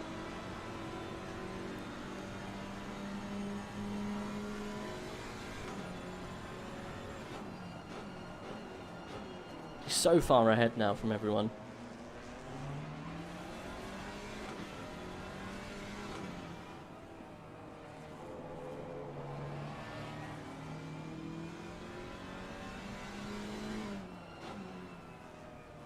I think he's almost got a pit stop in hand. He's got a lap actually over the second place car. Dakusa, yeah, in the 80 BMW. He's actually coming up to lap him again. You can see him 4 cars ahead there. The blue one, the white and blue, not the one in between. The one going through the corner now. So that's how much pace this car's got. Absolutely impressive.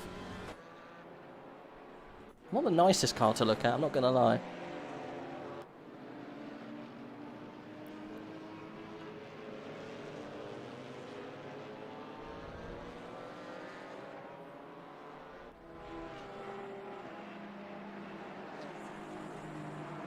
GT4 is so spread out. Like, it's such an open book at this stage. No one's fighting for position. It's all just people are laps down and getting in the way of everyone, I think. But this is Conrad coming through and actually lapping people again. Look at the damage on the front end of the car as well. So he's hampered with damage. Still really quick.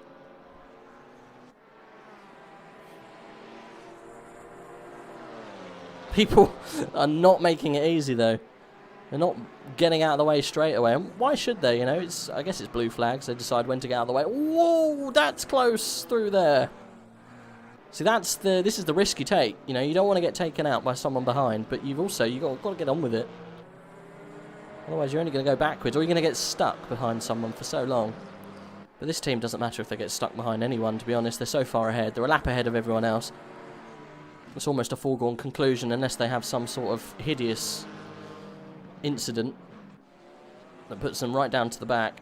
Almost going for a move then into turn 1, but he's had to let traffic get past. This might be his opportunity to make some moves to get a little bit further up the grid. But GT4 is it's not looking as spicy, to be honest. Look how far people are behind. That's the only problem, because it's so spread out. People are laps behind each other. Makes it harder for us to get a gauge on what's going on. Right, let's see what's happening at the top then. Lucas still in prime position. What's Grantster doing? He's in 4th place now. Didn't quite get onto the back of the number 11 car. He's actually dropped back from the podium. 10 seconds or so behind now. Whoa, that wasn't very good. GT4's getting in the way again. Not too sure what happened there, to be honest. Didn't look very friendly. That GT4 looked like it had a lot of damage on him already, putting himself in a position to try and stop getting damage is probably the best thing to do, rather than putting yourself in a dodgy position. But never mind. He's still in 4th. It didn't affect him too bad. How much time have we got between these guys? 6th is the closest, was still 10 seconds away. Unfortunately, it's at one of those periods of time where loads of people are out of pit kind of contention. I think the 111 car is the only one closest to anyone at the moment, and he is 5 seconds away for Papa Giorgio in the 181 in the Lexus.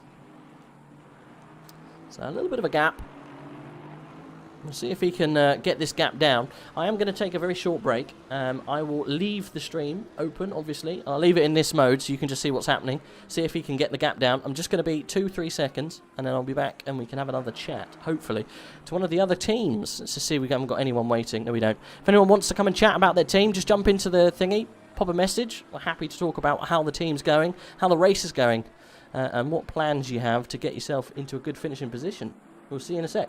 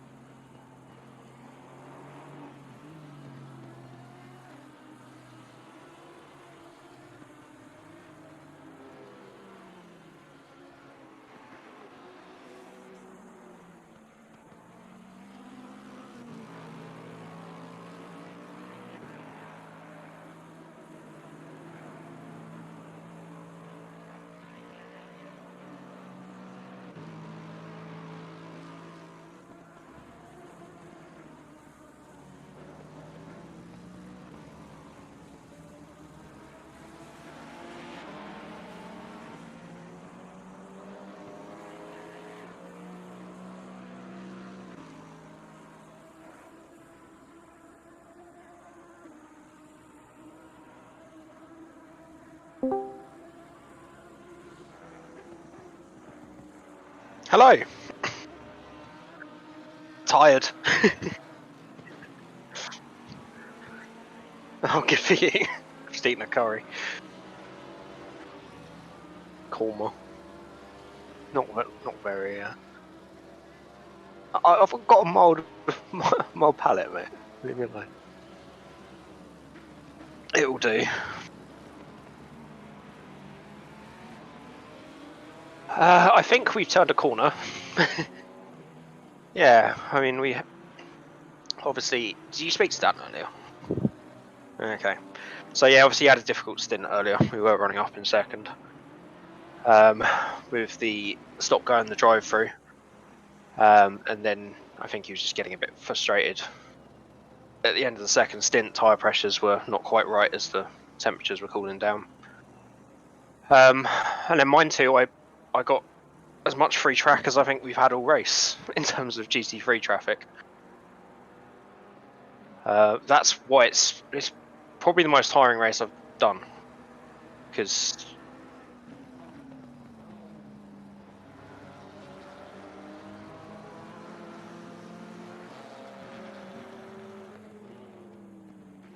exactly, you have, me and Dan were talking about, you've got 3 types of GT3s really. You've got those that are aggressive and confident, in which case that's fine, that's predictable. You've got those that are patient, again that's fine, that's predictable, because they wait for a gap. The worst ones are actually the ones that are a little indecisive, that are trying to be a bit too courteous. That's when the misunderstandings happen. Yeah. It's much better if, you know, it takes time out of us for sure, if someone just dives down the inside, but at least you know what they're doing. But yeah, it's been tiring, but we're back up to 4th. I think we got about 2/3 of a lap to try and get 3rd back, so it's be tricky. We probably need a bit of help. And strategy is the weird thing. We've just not committed to the trying to save a stop thing. We've just, you know, we're probably gonna have about half an hour splash and dash at the end. Yeah. But there are 2 Janettas right around us that are potentially trying to do that. Yeah. So it's going to be very close to whether they do it or not. Yeah, I think a lot of people, that strategy is very much on a shoestring, isn't it? It might not come off. Well, the one Janetta pitted at 4 hours 25, the other at 4 hours 23, with 4 stints left. Yeah. And you think you can save about 5 minutes a stint, plus the stationary time. It's very close. Yeah. And you could get caught out on the last lap. In terms of, you know, if the leader does an extra lap that you weren't expecting. Well, yeah, you're scuppered. You just, I did them. If you do the maths, because it's 65 stint time, isn't it? 65 max stint time.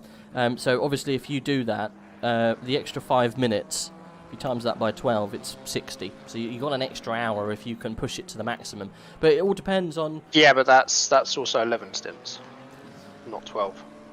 Yeah, because you're saving one. You're saving. So you've got to make up the 5 minutes either by being lucky or by being stationary, which you are stationary 50 seconds each time. Yeah. Or pit lane and stationary is 50 seconds, but it's close. Well, I think that's what some people are going to try. I mean, those that managed to stick to the strategy, we got forced. I can't remember why now, but we got forced off it a little bit. Yeah. You may as well. Like, if you make it, you make it. If you don't, you just have a very short stop at the end, don't you? So. Yeah. Well, I'm trying to watch out to see how far Dan is from the 29th person, so the 72 car. It hasn't actually blipped around for a split yet. We're not getting a split because I think the leader's in between us. Yeah. But last time I looked, where they were on track, it was about 2/3 of the track. Oof. Okay. So, and those guys are quicker than us. But we got 2.5 hours of James to go. You do. You've got 2.5 hours. For people who don't know who that is. Premium James time. Premium James time. James is the fastest driver in the team that we're currently watching. So James will be jumping in at the end to doing the last stints, which is good. I was just, unfortunately, no one heard us have our conversation about cake because I was muted because I just had a break. I just had 5 seconds. And I said I come back and I've got cake, so no one actually knows that I have cake, just making everyone jealous that I do actually have cake. And the fact that I asked that you had a korma and then called you something silly, and then decided that I probably shouldn't have said that because I'm not on my Twitch, I'm on actually on AOR. I mean, I took offence to it anyway, so you probably shouldn't say it anyway. I'm not going to say it again. Stream or not. Always get myself in hot water wouldn't. already about the French earlier on. Oh, of course you did. Yeah. That was only a matter of time. I mean, it's very easy. But I was talking to a I'll Belgian. avoid saying anything as well. I was talking to a Belgian guy at the time, and yeah, great stuff. It was obviously a joke. Hopefully I don't get told off for that. But yeah, I asked people what your favourite cake is. What's your favourite cake? Dunno. Probably red velvet. I mean, it's a good cake. It was a good cake. Common misconception with red velvet. Everyone sees it and go, "What's that?" It's pretty much just chocolate cake coloured red. Right? Yeah. It's yeah. My favourite cake would be chocolate cake, but that one just looks nicer. It does. It is actually. It's just chocolate cake, but just looks pretty. Yeah. Yeah. Yeah, it's good. It's good cake. It's good stuff. So how do you think you could have got on if you were in a GT3? Where do you think you would have been? I doubt we'd be in this split. It's pretty quick. It's really close at the top, like really good. Well, it was. It's starting to open up a little bit now because obviously time's ticking round. But yeah, the guys winning, the FTW racing team, they're so quick. They're such a good outfit. They're just absolute. They're a lap ahead now. The guys leading. It's similar with the Alpine team in GT4. Well, we had a good long chat with the Alpine team with GT4. I've heard they're afraid of rain coming. They're very much afraid of rain. If rain happens, they will be very, very, very, very done for. But Okay. yeah, I don't know if it's going to happen. Then. I don't know if it's going to happen. Crop set this up, so it's probably not going to happen. I haven't seen rain this close to the end in any of the AOR races yet. No, I don't think we're going to get some rain, but who knows? Who knows? Ben says a good carrot cake is brilliant. True, I do like carrot cake. It's very nice. But yeah, as I've asked everyone, who's your favourite wizard? Favourite wizard? Yes. Don't be boring. I'm trying not to be, but I can't not say Gandalf. That's the problem. he is just the best wizard. He is the best wizard, but come on. I'm afraid. Really? Yeah. Right. Gandalf. Okay, right. Who would win? You know you're going to get a straight answer from me. I know, I am. Who would win in a fight versus a human-sized squirrel and you? Me and a human-sized squirrel. Yeah. Have you seen me fight? Have you seen a human-sized squirrel? Thank God, no. Maul me. I mean, it would be terrifying, would it not? Well, presumably, if everything's scaled up the same, they would probably be the quickest thing on the planet. Can you imagine? I mean, squirrels run pretty quickly anyway, so you wouldn't see it before it just knocked you flat to the floor. Well, I reckon it's got to be relative, though, because you don't, like, if you had a bear-sized squirrel... I mean, No. also, presumably, it's in this weird world where these squirrels that are human size exist. Yes. Not nuts that are the same scale up but also exist. Yes. So it'd probably just launch a nut the size of a small car at you. And knock you flat to the floor. I mean, I was going to say, like, if you had, say, like, a bear-sized squirrel, surely, if you get to that size, it would be really cumbersome. Because it's got to cope with its sheer mass. I mean, that's not really how scale works.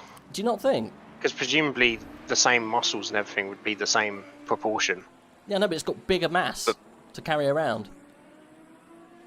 Gravity and mass works differently on the size that you are. So if you had, say, like an ant... Yeah, true. If you had an ant that was human size, it would probably be pretty hard to move. But they say that... Thankfully, that's not a thing. They say that if insects were the same size as humans, they would be incredibly strong, right? Because you can drop an ant from, like, the size of, I don't know, a couple of meters and it would live. But if you dropped you from that, like, equal size, say you were ant size and you dropped you from a meter, you'd die, wouldn't you? More than likely. We've gone very deep here. Yeah, I mean, it depends where the impact was. I mean, it could be on a very large bunch of squirrel-sized humans. Oh no, I meant what part of the body impacted. Oh. Oh yeah, I'm sure if it was into water or like a nice pillow, fine. It would be fine. So I'm trying to play for time while I eat my cake. That's all right. I can spare another couple of minutes, but I need to drop in at some point because Dan's on his own. Ah, got ya. Okay, well, He is flying along. I appreciate you coming in and having a chat and keeping me sane. It's been... That's all right. How has it been? How's the race been? It is good. It's a good race, don't get me wrong. It has eked out a little bit towards the end because obviously people get a bit further apart. The timings between people is, you know, much more spread. So therefore, Yep. incidents and on-track action is less frequent. So you find yourself talking about squirrels quite a lot more than you would normally. I mean, I've seen you do that in the middle of an F1 race before, so not squirrels specifically, but go completely off topic. So I don't think it's wholly the race. Someone in chat actually is playing along. So he said the ant is so light it reaches terminal velocity immediately and doesn't fall hard enough to die from any height. There you go. The more you know. The more you know, literally. I mean, if the ant, though, was human-sized, all right, and it fell from an equivalent size, right, so if it was relative, it fell from, I don't know, 2 stories, would it kill said ant? Because it's got more mass behind it. Because it's bigger. I wish I knew the answer. I mean, this is the kind of answers that would plague scientists for many years. Yeah. But fortunately, they've decided they've got better things to do. They work on theoretical ant physics. I mean, theoretical ant physics is it needs to be sorted out. We need to know the theoretical physics surrounding ants. I mean, we can write to a physics department. We could. You do see these crazy stories sometimes, and you think, what? How much are they being paid to work on that? Exactly. Right, fair enough. I know you've got to go, so I'll leave you with this one. What's your favourite woodland dwelling creature? I don't think I have one. Oh, come on. Not much of an animal person, right? Really? So you can go for anything. Oh, there's a car off the track. You could go for anything. A badger. A badger. I said badgers, because no one messes with a badger. No, Can you imagine fighting a They're bear-sized secretly the badger? king of the woodland. I think so. I wouldn't mess with them. Even a normal-sized badger I wouldn't mess with.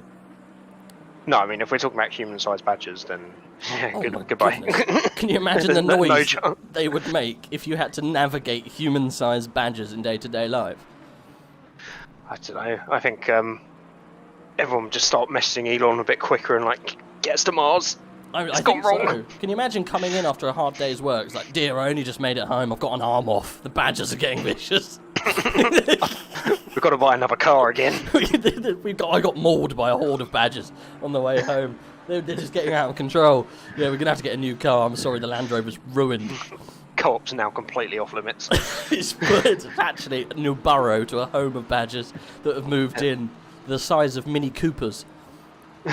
Just a huge sinkhole where Co-op used to be. Just Dug in filled with underneath. human-sized badgers. Oh, well, that's a nasty, nasty way to go. Yeah, I'm glad we don't live in that world where you have human-sized badgers. It would be nasty. We would lose. We would not be the dominant species. No. Well, I'll let you go so you can get in racing and back into a normal frame of mind where you're not talking about badger relativity.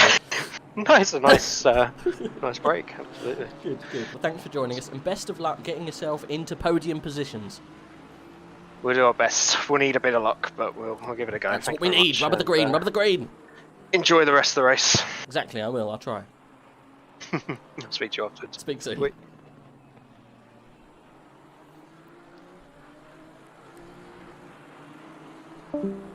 Right, there we go. Physics is also... Exactly! Same goes for racing. See, the lighter the cars, the more beneficial aero devices are. Exactly.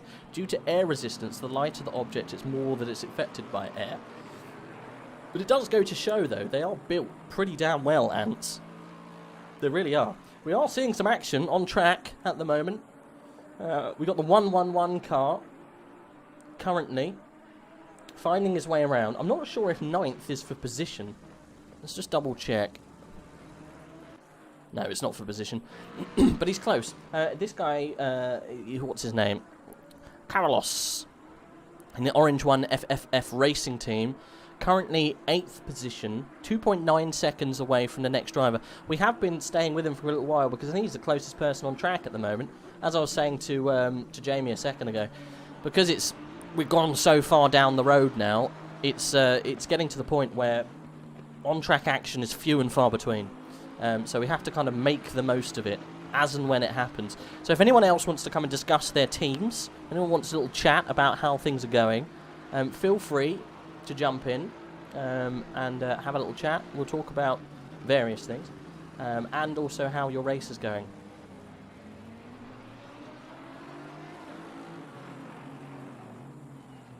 Exactly, this is what I was discussing. If the abilities of animals are linked to their size, so if the ant was able to lift double its mass, if it was elephant size, it wouldn't be able to do it. Exactly. Its poor little ant arms would break in half, which is not possible.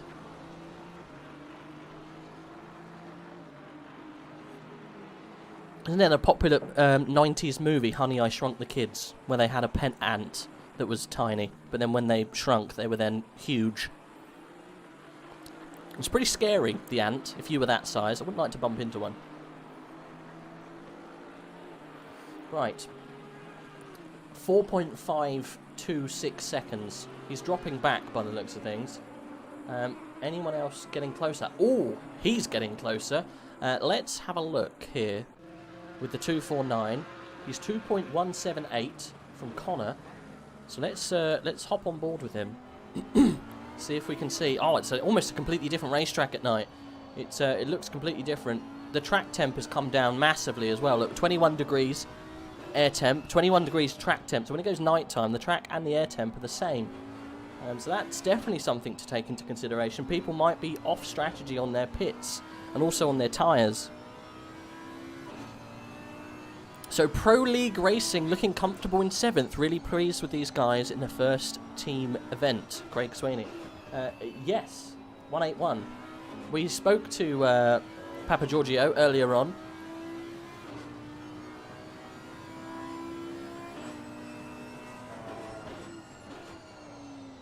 Exactly, you're right. See, I have looked at this before. Yeah, so due to the size of the object, that means the smaller the object needs less to do more. Exactly. You have Andrex for an interview. Thank you, Morphe. Yes. I've been neglecting. I've been talking about ants. Andrex, welcome. Hello. How are you doing?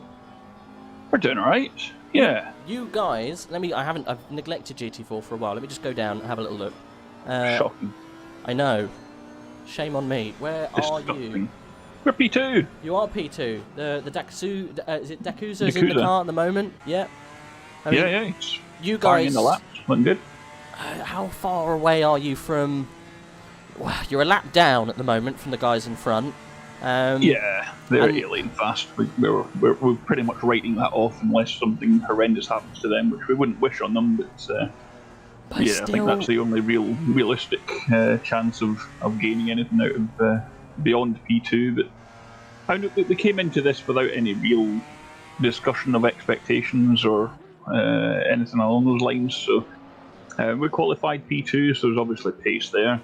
And yeah, we look as if we're pretty much held on to that at the moment. I think we've got about roughly a 40 seconds lead over P3 at the moment. Mm-hmm. But you know, there's still just under 4 hours to go, so it's a long time anything can happen. You know, yeah. It just needs somebody to knock you off the track, and one little mistake here and there, it's enough to give you a big problem, to be fair. So yeah, well, yeah, you know, if that 125 car has an incident with the GT3, it could be, you know, back in contention. He's got a 5-second time penalty. Not too sure what for. But yeah, we were talking to that team. 2 of them came in to have a little chat. They've managed to get a really well set up car, I think. They said they're driving it. Working for them. Yeah, they're driving it very. I think it's very much on the limit. It's a bit like how the Porsche used to work before BOP. Pretty much, the hairier you are, the more risk, the more reward style thing. Yeah, I mean they're all three of the drivers are super quick. So I mean we can't really fight them at all. I think all three of their drivers are just a little bit quicker than all three of our drivers. So the only real chance is if they do have an incident, but right now they've got a lap ahead of us, so it would take something fairly major to knock us back into contention. But as I say, I mean, still just short of 4 hours to go, so they could get disconnect, they could get hit, it could get rain. I don't think they're looking. I think they really don't want rain to come through, but and we would like rain to come. So. Yeah. I was just talking to the team in fourth position, so a team you were fighting with at the beginning, and they said that the chances of having rain now in the last 4 hours is quite slim. Looking at the weather forecast, and it only shows a half an hour in advance, but it dropped to just cloud, and now it's cloud with sunshine, so it looks as if it's going the wrong way for rain, unfortunately for us. But I mean, for me, a podium's pretty fantastic, to be fair. So I guess we can only do what we do. We don't have any effect on anyone else. So if they're faster than us, they're faster than us. We can't do anything about that. We can just do our own thing, put in our own laps, keep out of trouble. If something better than P2 happens, then bonus. But for me, a podium would be a pretty fantastic achievement, to be fair. Yeah, I reckon a podium in any event shouldn't be smirked at. We'll just go back to the beginning part of the race, because you qualified in second, and then we did notice you dropped back to about fourth or fifth or so. What happened at the beginning that meant you dropped a little bit further back from your position? No idea, wasn't there? Okay. Okay. I was taking my kids to the park. Right. But, yeah. So no, I don't really know. I didn't inquire too much about it, because when I came back, I think they just came back and more or less regained back into P2 again. So I mean, it looks as if the pace is P2, but again, as I say, anything can happen. So. I think the guys behind you are somewhat very similar to your pace. I think third is doing 2:07.7, fourth is doing 2:07.8. You just did a 2:07.4, so everyone's kind of the same area. The guys in front of you just did a 2:07.3. So like you're saying, I think they probably are a little bit out of reach. But anything can happen at this stage, and it often does, I guess. So don't throw it all away at the moment. But have you got a lap on to third at the moment? I don't think so. No, I think they're literally about 40 seconds behind us. So I mean, again, after 7-8 hours or so, and they're only 40 seconds behind, it just shows how close that pace is between all three drivers. So I think I'm the slowest out of our driver lineup, but they didn't catch up too much during my double stint, so I'm happy with that, to be honest. And it was really a case of don't push too hard and just put in the comfortable laps, keep out of trouble type thing. So it's not lightning pace. The other two lads in the team are quicker than I am, but it's a case of accepting that and knowing your own limits and just driving to your own limits, and just keeping it safe, because you could push and maybe be a little bit quicker per lap, but if that's at the risk of spinning off or getting bumped off, then you lose a lot more time than you gain. It's a lot easier to lose time than it is to gain time. So just keep it clean and bring it home.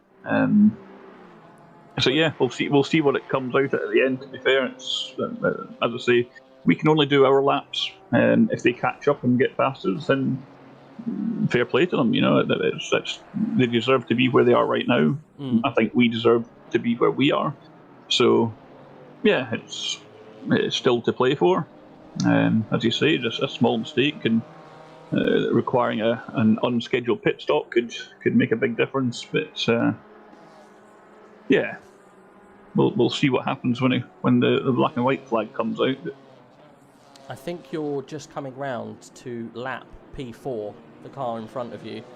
So once you've done yes. that, yeah, you guys are running away with it, which is good to see. But yeah, you know, they're only a lap ahead, these other guys. So anything can happen, like you say. All it takes is, you know, a misplaced GT3, and things are getting darker now, and people are going to start getting tired.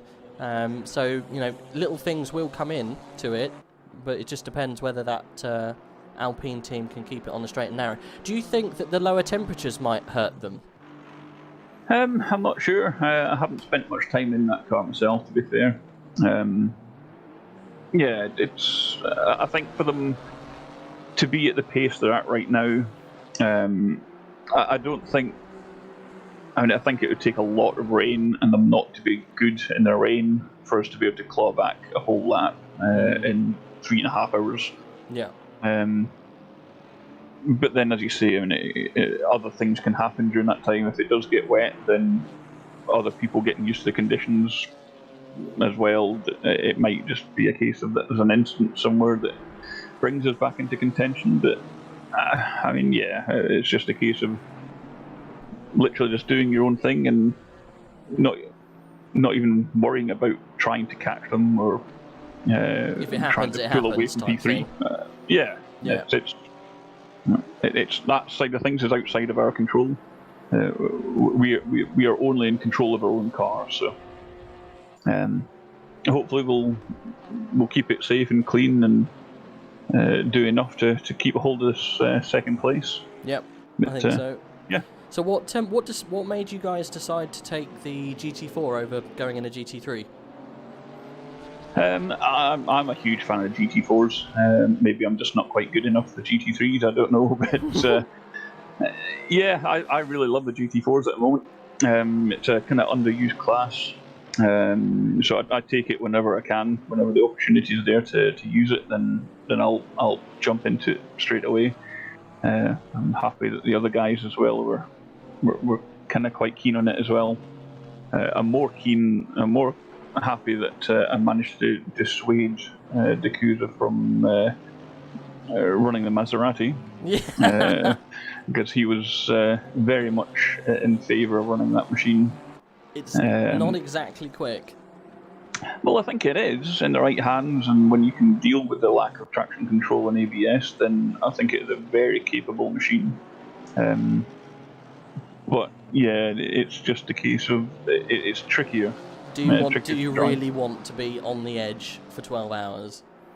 Well, that's it. There's a lot to be said for, even if it's a little bit slower per lap, there's a lot to be said for having a car that's comfortable and predictable and stable to drive for 12 hours.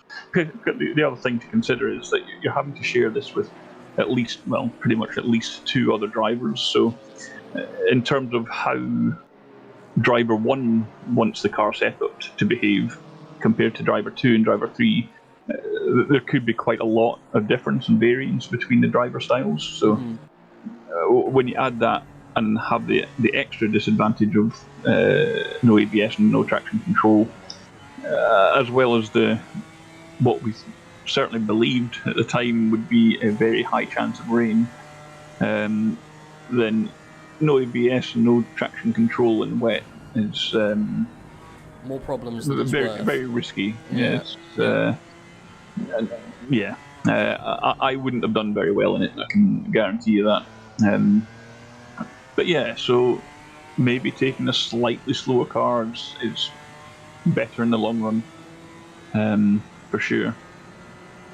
So did you set the car up to run in dry pace, or did you almost have a little bit more of a reserved setup in case of rain? It's a bit of a mix. I think it's maybe it's maybe half and half. It's certainly capable in the wet. It didn't feel really much different in the wet. You can drive it in the same way. It's got a little bit. You can get the back end out a little bit, but not that much that it's too much to handle. It's very controllable. but it does make a difference in getting that back end out to help rotate the car a bit. And the car, it's pretty much the Kusa that set the car up. Kind of between him and Oblator, Carson, they built a very solid car. I'm normally a very understeery person in terms of preference for setup. So I was very happy that we tested this and it seemed to work for myself as well. So well, that's half the problem, though, isn't it? You know, when you're driving with a team of 2, 3, 4 people, you've got to find a setup that everyone agrees with. Because if you've got one driver that's 2, 3 seconds off the pace, it's because he doesn't get on with the car. You've got a problem. Well, that's it. And if the faster or the bigger the gap between the drivers, that generally suggests that the faster people would like a different type of setup because they are a faster driver. So they might want it a little bit looser at the back end compared to maybe somebody that's not quite on that pace and a second or so off. They would, like myself, I would much rather have the stability rather than the on-the-edge pace. Mm-hmm. So, yeah, and that's the compromise. You've got to build the car to be as good as you can for all drivers. So, yeah, you could set it up for the fast drivers. So we could have done it 90% for Dakusa and Oblator to favour them because they are the fastest of the 3 drivers.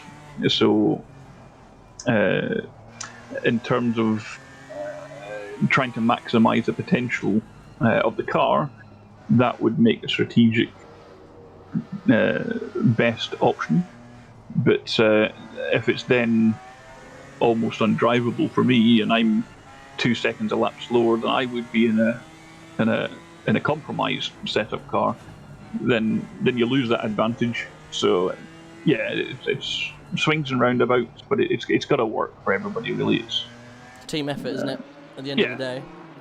Exactly. Yeah. So I'm just glad I wasn't too far off the pace of these two other guys, that hopefully we're still able to keep the pace to bring it into P2 at the end. Yeah, I think, to be fair, like you say, unless something drastic happens around you, I think you've probably much got that place. You just have to keep up the consistency and keep putting in reasonably good laps. Like I say, you're doing 207s. Cars around you are doing that kind of pace as well. So just continue what you're doing, and hopefully you can come across the line with a really good finish. Indeed. Yeah, that's the game plan. Well, I'm glad you guys recovered after the start, because like I say, you did drop down a couple of places, but you managed to work your way back up, which is good. It's good to see. Obviously, race pace, out and out race pace, kind of always does show. People then rise up through the places to kind of finish where they should be anyway. Obviously, you qualified in second place, and that's where you're running at the moment. That Alpine just seems to be a little bit too far to catch, but you never know. So, fingers crossed. Something might happen. Obviously, you don't want to wish ill on the other people, but if something does happen, you're there to pick up the pieces. Indeed. Exactly. I've been very happy with the P2, even a P3, to be honest. Yeah. But we'll see what happens at the end. Yeah. Well, best of luck. I'll end it with how I've ended every interview with everyone. Who's your favourite wizard? Who's my favourite wizard? I mean, if it's not Dumbledore, I mean, you've got to start questioning your life choices, surely. Yeah. I mean, there's been so many Dumbledores. Can you not think of anyone else who is also in that category of favourite wizard? I mean, they don't match up. I mean, no one really matches up to Dumbledore, surely. He's a legend. He's a bit of a legend, to be fair.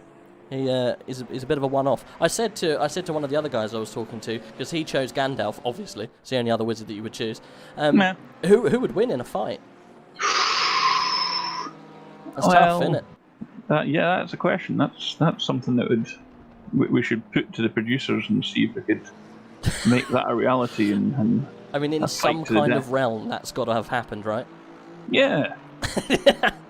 Yeah. I mean, that could get some pay-per-view. Can you imagine revenue out of that? Surely. The next big fight, Gandalf. Yeah. Surely. I mean, I'd some pay. Money to be made out of that. I'd pay. I'm not sure Sir Ian McKellen would really want to fight Michael Gambon. It is Michael Gambon who did it, wasn't it? That's right. Yeah. I mean, I would happily just watch them men fight as opposed to even without magic. Yeah. Yes, even just in full wizard robes. That would be hilarious. Anyway, sorry, off topic. Thanks very much for joining us. Yeah, welcome. Thanks Best for the of luck. commentary. No worries. I hope it goes well and you can pull through that second position. Cheers. Thank you. Speak soon. There we go. So the current P2 in class joined us. Just reading a couple of the notes in the chat that we've got on Discord. Fun story from the Chinese team. Joined the stream halfway through the story. I hope his team's going to work out. That, I think, is probably for me the takeaway team. That is honest. It's inspiring. That I think that's really good to see. Let's see whereabouts they're running. It's the number 12 car.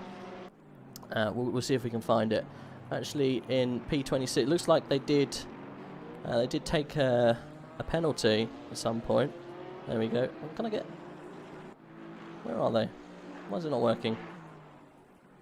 Oh, I hope they haven't fallen out, because I can't choose them. It says they're in the pit. Well, that's a shame. I was going to say. Where are they? I can't see them on track, the 12 car. Apparently, they're in 26th, and we should see them here. Oh, I hope they didn't disconnect. That's a shame if they did disconnect, because they were running around in about 18th or 19th, and they had a penalty. Oh, no, I really do hope that they haven't disconnected after I just said that was the team that I was really kind of cheering for. I don't think there'll be any further up. I think they actually have disconnected. Well, there you go. That's one of the pitfalls of trying to operate an esports team from China. I thought it was a very nice little fairy tale. If the racing opportunities don't come to you in your native land, you've got to bring those opportunities to yourself. And I think that's very much what he was trying to do. So that's very admirable of his team, but unfortunately I don't think he's actually taking any further part in the race. I think they've actually dropped out, which is a bit of a shame. Never mind. Hopefully we'll see them again in another. They quit after a bad crash. Oh, that's a shame. He was so positive. He was such a nice, positive guy to talk to. And, you know, although he said his English wasn't very good, he was perfectly easy to talk to. And it sounded like a very switched-on young man. And unfortunately, they crashed out and are not taking any further part. I never got to ask him who his favourite wizard was. To be fair, it probably would have got lost in translation. I don't know if they really understand the humour like that's English. Never mind. But yeah, they were running around in 18th or 19th. I did see them get a penalty, and they must have had a nasty crash. And they've obviously ended their race, which is a real shame. Great to see a team hailing from China jumping in and coming in some of the top flight esports stuff. We've got lots of esports teams taking part from all over the world. Poland seems to be a very popular one today. But yeah, China, that's a first for me. But good stuff. Unfortunately, not taking any further part. They are out. No further running. Currently, we're watching a very popular team, the SOP, currently in 7th position. I haven't seen Black Goldsaw get in the car yet. Now, are they saving him towards the end to do a triple? I wouldn't be surprised if they were. He's very quick. Got a lot of time to make up. A couple of laps as well, by the looks of things. We've got a penalty. Look, and he's in the pits. 10 seconds for Zonka. Zonka. Let's just call him Zonka. He is currently in 3rd. We might see a change up the top in a minute, actually. He's in the pits. Is that an early pit stop for him? And look at that, actually. The 181 car, Papa Giorgio, in 5th. Doing very well in that Lexus. That Lexus obviously doing well in the cooler temperatures. Now we've gone dark. We're seeing some other cars come through the pack. SOP then. 6 seconds back from Van der Waal in the number 11. What car is the number 11? It is the Team Simp. No, that's not him. The number 11 is up here. There you go. It is this one. It is the Van der Waal Sim Sport. There you go. Who does that consist of? Let's get a little lowdown. The Van der Waal Sim Sport. Do we have... We do have some questions. Here we go. A team of drivers that have raced together probably over a year now, going back to the 12 Hours of Suzuka, and previously run the Aston in endurance races, but wanted to do something different this time. We initially chose the Ferrari, but no one got on with it, surprise, surprise, so they switched to the McLaren. The only problem that we had choosing the car, really, we'd already spent a bit of time on the setup on the Ferrari before we decided to ditch it in favour of the McLaren. Good decision. We've raced together for a decent amount of time now, and we're pretty good at finding a setup that works for everyone. So, working round problems together. It took us a while. Where is it? It took us a while to find out the best setup and whether it can work in wet and dry conditions. We decided on having 2 setups ready. Very smart. One, a pure dry race setup. The other's a wet setup, with some tweaks to make it dry, to make it decent in the dry as well. Wet handling is much trickier. So we're taking turns to do doubles all the way, as much as we'd like to reveal. That's all they want to say about their stint. Well, they're running in 5th currently. They're doing quite well. They've got the 99 car closing the gap, though, so they have to hurry up. So our car is definitely stronger in the dry, and the McLaren is generally good on its tyres, but pretty balanced all round, they've said. So, how do you feel about multi-class, was the next question. We love it. It's our second multi-class after Suzuka, which definitely adds a new dimension to long races. They're aiming for a podium, but we don't think we have the pace to beat the FTW Porsche unless they have issues, which they haven't had. They've been spotless the whole way round. Just to be in the hunt, if they do so. They are aiming for 2nd, currently 5th. A little bit of work to do, I think, if they want 2nd. But that livery looks like it comes alive in the dark, doesn't it? Looks good. Looks good. So who's the drivers in that team? Let's have a little look. So Van Wel, he qualified 2nd. They've got Connor Wright and Andy Vanderwall, who's in the car now. Marlon Andrel. Yes. Well, they've got 16 seconds to make up to get into 4th. And they've also got 6 seconds behind them with the SOP car. You've got to be careful. Alex Phillips is doing a really good job in this car at the moment. He's paving the way for Black Goldsaw. Where is the rain? Exactly. This is what I wanted to find out. Hi guys, I couldn't believe my eyes. A Porsche in 1st. Exactly. That is quite... oh, that's a turned car in turn 3. That was the purple car of Prendergast. I can't remember what the team name is. But I have noticed it a little bit further back. It's not running in the top 10. It's a Ferrari, so it might be the 88, and it's not the 888. Is it the 63? Let me just double check. No, it wasn't. It's further back than that. Yeah, it's the 20. It's 25th. It's the 33 car. Is it? There we go. I think that was the one that was spun. The Waka Waka Racing Development. Yeah. Not having a good race by the looks of things. They are last in class at the moment. They weren't, though. There was an Aston that was further back than that.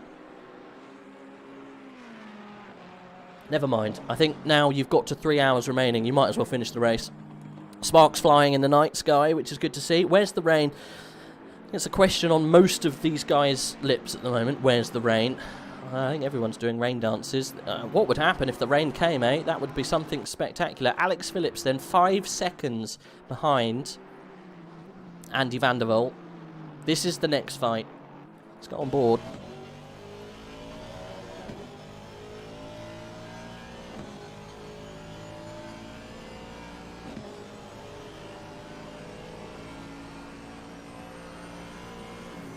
Getting past the current leader of GT4, quite easy. Nicely done.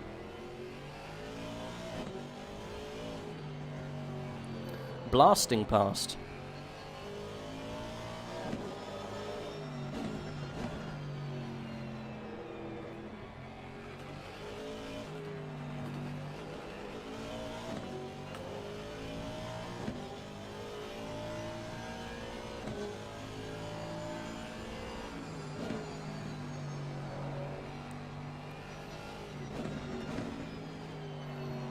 How much time is he making up?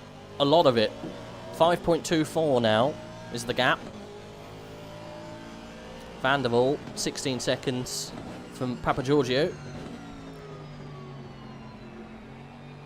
This battle in the top end of the grid seems to be a bit spicy now. We've got F. Rupert 2 seconds back from M. Hagel. That's the 71 and the 52. That 52 car's had an awful race, bless him. Had to fight through with a disconnect. Got himself back into 17th position. Really out of pace, I think, for the car there. He should be much further up. He was in the top 10, I think, when he disconnected, and that was probably with about 8 hours to go. So, yeah, bit of a disaster for him, bless.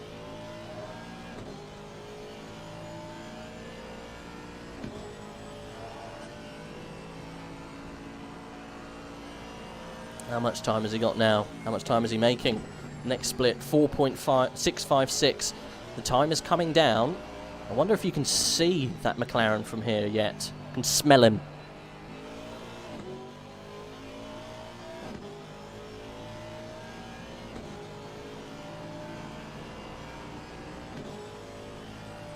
I mean, I think if we're looking at GT3 class at the moment, this is one of the nicest looking cars out there.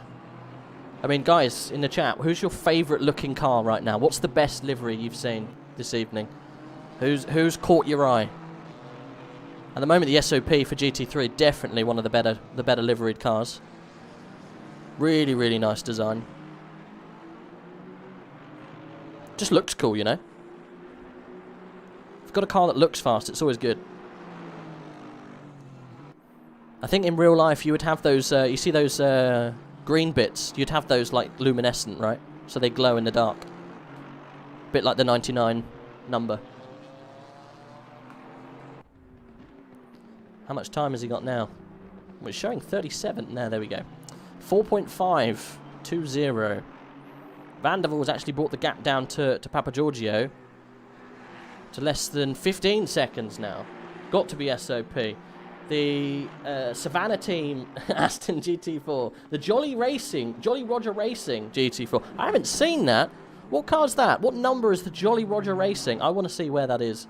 Let me get the list of cars here. I want to find the Jolly Roger boys. What a name. Jolly Roger Racing. They are 18th. Is that the Captain Morgan's car? I have seen that. That does look very good. Sorry, the car number 18. Right, we're looking for car number 18. Let's have a look. We'll come back to SOP. Car number 18. Let's have a little look. We've had a look at the Savannah team. We will come back and have a look. You can compare. Here we go. Yeah, we haven't actually shared much light at all on the Jolly Roger Racing team. We got anyone from the Jolly Roger Racing team about? Wants to come and have a chat? It'd be good to have a little chat about that. Captain Morgan's car. That looks great, doesn't it? Yeah, that is cool, actually.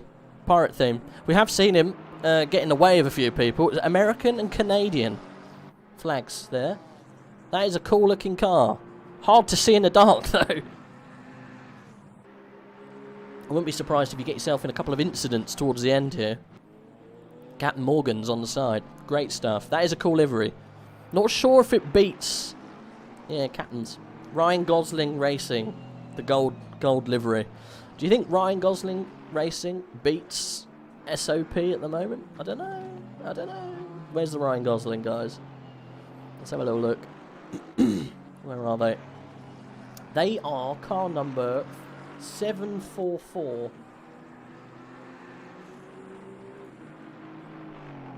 Let's have a look. Let's see what it looks like at night. Oh, they're done. They're not in the race anymore. 744. I thought I hadn't seen them in a while. They're finished. I can't select them.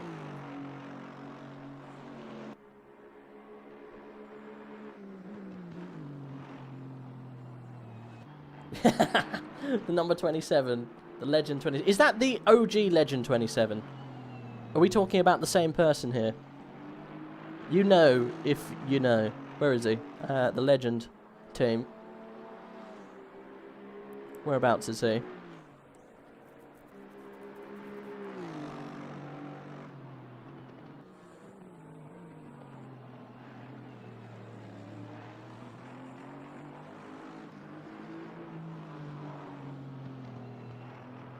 There it is. Took me a while to find it. Number 27. So it is number 20. Funny that. Whereabouts are they? There we go. This is a cool looking team. This is a cool car. You were fighting with the Polar Bear team for a long time. It was a big battle.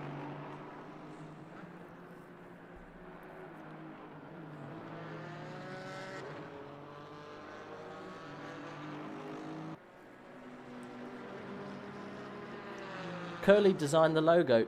That's cool. Yeah, I like the SOP. The SOP design is very cool. This car is also a very cool design. It's got the track map on the side, and it all links together, which looks really cool. Yeah, this is one from the short list for one of the best designs going. Yeah, very, very good. Ronan Cahill. Yes, we have one of the Jolly Roger Racing guys available. Just jump into the AOR ready for interview box if you fancy come and have a chat. Anyone. I don't mind. I'm not picky. Keeps me sane. And plus, I can ask you stupid questions. Let's see that gap to the guys up top that everyone wants to see. See if that's come down anywhere. Where are we? Oh. No, it hasn't come down because I think it has. We've missed it. Have we missed it? Yes, we have. We missed it because we were talking about other people's liveries. Something must have happened to Andy Vandervelde because he's dropped down to 4th position and the SOP 99 cars jumped up into 3rd position. Well, there you go. Change of position at the top. Doesn't happen very often in endurance, and it's happened and we missed it. I'm really sorry. It's the kind of content you can expect from me. I missed the change. He's really hustling some GT4 cars there, the SOP. Yeah, we missed the change. So Andy Vandervelde must have had an incident because it was, what, it was about 4 or 5 seconds? And that dipped very, very quickly. Yeah, I'm sorry we missed that, guys. I would have liked to show you the overtake. But you can see it now. Alex Phillips then up into 3rd position. That SOP team said that they were going to get back into the podium positions, and they have. You've got, what, 2 laps to make up to get to 2nd. I'm not sure you're going to be able to do it, boys, but that's an absolutely heroic effort to get yourself back up into 3rd. Well done. Hats off to you. Yeah, you were down in like 7th or 8th at one point, so very well done. But who was that at the detriment to? We've got Kukovic, the 181 Lexus, just gone down into 7th. The 567 of Jay Garbus. We were talking to the team captain of that team earlier on, in 6th position, and then the Alpha of the 991, the blue Alpha. That one's doing very well in 5th. Here we go. Exactly. Yep, that's what we wanted to see. SOP back up into podium position. Good stuff. Right. Who have we got here? STYX Racer. Hello. Can you hear me? Yes, I can. How's Cool. it going? I'm good, I'm good. Which team are you with? Is it Jolly Roger? Yes. Good, I love that name. It's a great team. Let's have a look at the car. Whereabouts are we? What was the number? I can't remember. 18. 18, there we go. Okay, what position are you guys in? You're 37th, but you are currently 4th in class, because you're in AM. I'm assuming that's what the red is. And you're also 1, 2, 3, 4, 5, 6, 7, 8, 9, 10, 11th, 12th overall in GT4. Is it your first foray into AOR stuff, or have you been here before? This is our 3rd race. Our first one was the 12 Hours of Spa back in December. As a group, we did a 2-car team under Wall Rider Racing. I remember that name. Yep, Wall Rider Racing. Yep. How did that go? Snetterton. Oh, that was a crapshoot. So you missed Snetterton, did you say? No, we were at Snetterton. We did a 3 Ferrari team under the same Jolly Roger Racing team name. Okay. What split were you in? Were you in the top or the bottom? I shouldn't say bottom. We the first had or the 2 second? cars and split 1. You had 2 cars and split 1. Okay, so very competitive. Yeah. Whereabouts did you finish? I believe my partner and we finished, I think 13th. Overall. I mean, that's still pretty good. Yeah.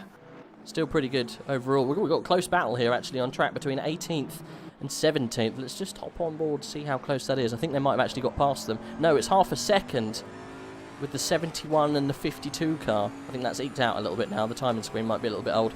But yeah, where did Jolly Roger Racing come from? It flowed off the tongue really well. The whole the paint scheme was based off of I used to race RC trucks. Okay. I painted a body that looked pretty similar to what we're doing with our paint scheme right now, with a giant pirate flag on the top and Why not? black with the white accents. Why not? That's great. So whereabouts are you guys from? Because obviously you're not European, I can tell by the accent. Whereabouts does the team hail from? All over the United States, and we got 1 Canadian in the team also. I saw the Canadian flag on the side of the car. So you're a mix of Americans and Canadians. Yep. Okay, there's not many of you guys racing today. I know there's one in one of the other teams, Fizzy, who does a lot of the AOR commentary stuff. He's racing currently, but yeah, not a lot of Americans. No, this actually worked out pretty well. I woke up around 5:30 this morning, local time. Oh, Jesus Christ. Put in a double stint right after that, so that was my fun. God. Yeah, well, hats off to you. Forget about the time difference, because it's early for us as well, Europeans. You know, it was what, 11 a.m., 11, well, GMT, I think, or BST, whatever we're on at the moment. I can never remember. So, yeah, for you guys, geez, yeah, really early. But, you know, it ends early, I guess, so it's morning race through to the afternoon. So what time is it now in the US of A, depending on where you are? Currently 3:21 p.m., so that'd be 15:21. Yeah, so you're a good few hours behind. We're 2020 right now. Yeah. So, fair enough. So you've done a good couple of races so far with AOR. What's been your best finish overall, do you think, so far? Probably the wooden car finishing 13th at Snetterton. Okay, well that's still pretty good. You're just hunting for your top 10, I guess. Yep. Okay, I think you're just about outside of top 10 at the moment. Currently, I think, well, I can't remember what I said earlier. 1, 2, 4, 5, 6, 12th in class, I think you said. 12th, yeah, 12th, and then you're 1, 2, 3, 4th in actual, like, class within GT3, because you have the Pro and the AM split, don't you?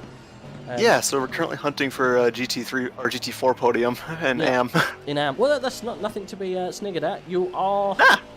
How far behind are you from the 737? Let's see if I can't see the split at the moment. It's very close between 34 and 35 at the moment, but I can't see where 36 is. It's not coming up on the screen. So a little bit of work to do. 50 seconds just popped up. Yeah, oh yeah, he's going through the middle to end section, but he's very close to the other guys. They're coming across the line. Yeah, I was saying earlier that the GT4s are much more split apart, because I guess the pace evens out very quickly with GT4. It does. Almost from the get-go, everyone was just like, boom, completely split out, and GT3s were very close for a long time. But, you know, as people changed over drivers and stuff like that, it has kind of yee-yawed, and people have, you know, gained places and lost places and kind of come back into the race. But, I mean, I think it might be tricky to get into the top 10 for you guys, but currently, you're beating your 13th, right? Because you just said you were 12th. 1, 2, 3, 4, 5, 6, 7, 8, 9, 10, 11, 12. Yeah, you're currently beating your best position so far. So, all things considered, Jolly Roger Racing is having a good day at the office. Not going too bad. No, not going too bad at all. Fair enough. Well, thanks for jumping in. I liked it that we were talking about different liveries. This is definitely a contender for me. It's a great livery. As I've ended it with every single person that's jumped into the chat, who's your favourite wizard? Oh. It's a tough question. There's many to choose from. Hopefully you can be... Gonna go with Gandalf. Oh, come on, everyone says Gandalf. You gotta think of someone else. I mean, Gandalf's a pretty good wizard, right? Yeah. Well, it's like I was watching Falcon and the Winter Soldier, and the argument with whether or not Doctor Strange is a wizard or a sorcerer. Yes! Exactly! This is an exact argument I was having. Doctor Strange is definitely a wizard. Hands down. He's not a sorcerer. If we're going with that, I'll go with him. Great. That's someone that no one said before, and I'm happy. Thanks very much for jumping in, buddy. I appreciate it. And I hope you guys can keep the position that you're in and hopefully even gain a couple. Thank you, man. No problem at all. Thanks for jumping in. Best of luck. Thanks. Well, there we go. Jolly Roger Racing. That was a great little chat. Said someone that no one else has said so far. I like it. Where is the car 567? I don't know. Where is the car 567? Shall we find out? 567. Let's have a look. I can't. There it is. 567, currently in 6th place. I'm not sure he's fighting anyway. We've got lots of battles actually going on track at the moment. 8th and 7th, very close together.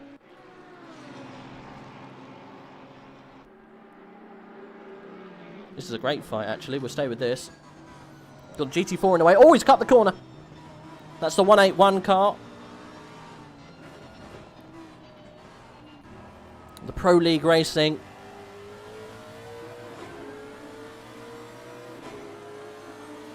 Craig Sweeney, don't you worry, buddy. I'm on it. I've got you covered. Who's going to get the move done? I'm not going to tell you these guys' surnames because I will butcher them, but the Lambo's got the move done. He's up into P7 now. That's a good shout from him. This is how close this... he's got a drive-through, though. When did that happen? Missed that completely. Oh, no. That's a good few seconds. He's going to have to do that... That must have happened within the last 2 laps, if not just then. He's going to have to take it soon, and he's going to pop him all the way back down the grid. That's the worst place to get a drive-through. You're running well, and also everyone's quite close together. Now you've got to come in and do a pit. Who else is close together? We've got 12 and 11th looking. That drive-through isn't going to help. No, it's not. Oh, dear. 11th and 12th. Here we go. There's another battle coming up. I think tiredness is starting to come into this for a lot of people. We've got 3 hours to go. Jesus, my voice is starting to going, let alone people's tiredness. I'm just shouting about it. People are actually having to drive.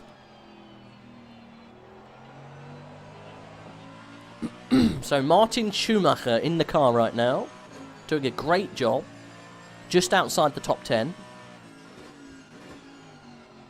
Yep, definitely tiredness, I think, starting to creep in for a couple of drivers here. There is going to be maybe a move with the 991 and the 11 car of Van Druten and Van der Waal. The battle of the vans is going to come a little bit soon. But 16th, 17th and 18th also in a very close fight. I don't know where to watch. It's all happening at once. Why does it all have to come at once? These guys all very close on track. I think he's got past, actually. He has got past the Bentley. That's the 52 Bentley that's had an absolute mare this afternoon. O'Farley gets himself past. Oh, those cars are so close together. 2 seconds ahead from Hagel. You've got O'Farley, and then I think Trudry just pulled into the pits. Yeah, you can see him dropping down now. So still a fight on here for 16th and 17th position. There's also still a fight for 11th and 12th. It's even closer. This is 3/10 out, though. This is the closest thing we've got on track at the moment. It's a great camera for this time of night.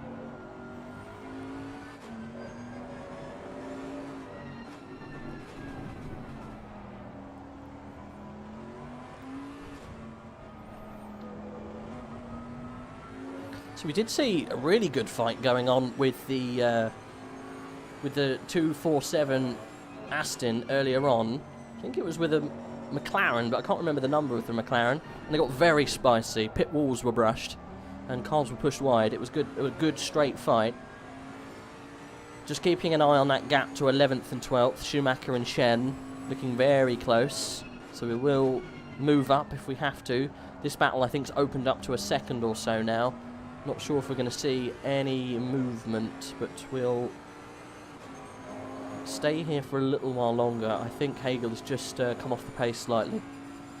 You never know. He might jump back up. Let's have a look up to Adam. Can barely see anything from that camera view now.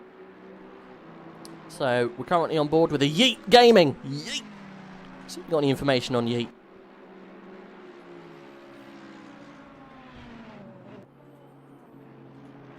Got any information on Yeet?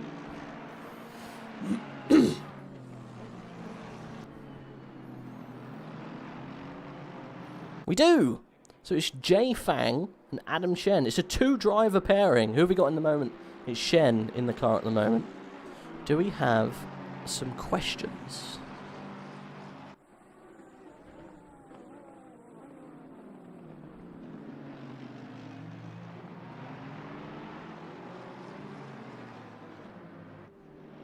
Don't think we do.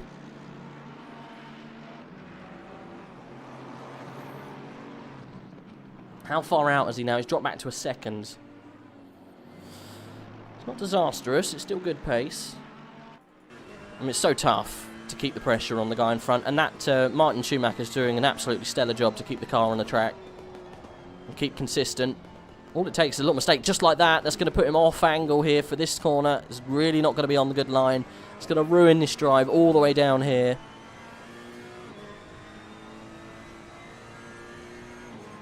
Real good. It's not too disastrous.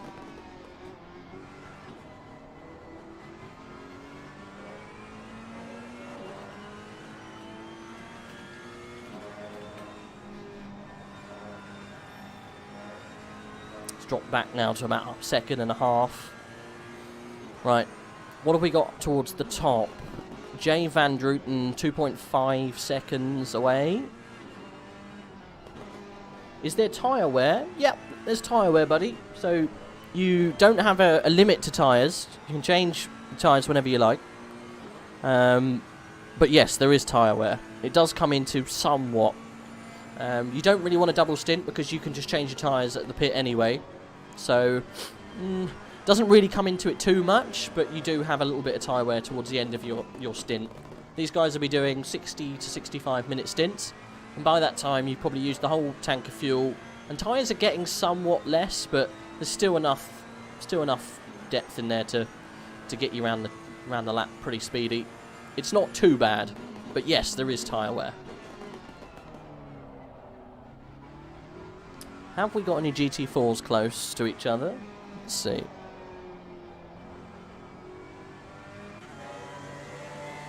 See what we got going on in this GT4 battle. I don't think we've got anyone too close. The 737 car in the pit. Not going to go very fast there. 9 seconds between 35 and 34. Seems to be a tough old battle with the GT4s to keep, you know, relevant with each other. Because you get bunched up, so you get split up, sorry, so easily because of the other cars kind of jumping through you. It's very hard to make up time. This is probably one of the closest we've got here on track, and it's really not even that close. The 444 of Goat Racing Polar Bear. Great livery. 10 seconds from his nearest rival, which is the J. McKean, which I think is the Ginster's Ginetta, which again, fabulous livery. Good stuff. Love a Ginsters. I don't know anyone who doesn't love a Ginsters. Should we see if these guys have made any changes at the top? Not sure they have. Nico still pounding away at the front. 276 laps done. He's miles away from the 56 car that's running around in a fair amount of traffic right now. That gap, though, between 5th and 4th has come down. We're about a second. This car, the 991, very, very good. Very good pace. The Garage 991, powered by Ren Welton, is doing very well at the moment. There's his competitor that he needs to close the gap to. Van der Waal. It's the Battle of the Vans, I remember this. So 1.6 separates them. I think it's probably the closest. Look how close all of these GT3 cars are, and we're 10 hours, almost 10 hours into this race. Forget the top two, but everyone else from the top two, so 4th back, are all, they're so close. Oh, with a big incident there. Was that with a GT4? I missed who that happened. It was obviously Van der Waal was involved. We saw a car off on the right-hand side, and that has put the cat amongst the pigeons for these boys. Who's going to come down in first position into turn 1? They're going to give it a good run. The Aston, I think, is going to have the move done here. He's giving it to him, really, there. That's the problem you have running around with GT4s. It's inevitable. You're going to have a crash like that. Jesus, that was very, very close. Well, there you go. We've got a change for 5th and 4th. Yes, let's have an update on Savannah. I'm down. Kiro, welcome. Hello. Hello. Where's the car right now? What are you doing? P13 in GT4. P13. So that's going to be... What's the number? What's your number car? 714 in the Aston Martin. Got ya. chasing down the Jolly Roger Racing. Ah, we just spoke to the Jolly Roger Racing boys. Bunch of American and Canadians. Yep, been up since early hours. I know, right? Absolutely madmen. Crazy boys. But you were currently, what, you 20... Where are the Jolly Roger boys?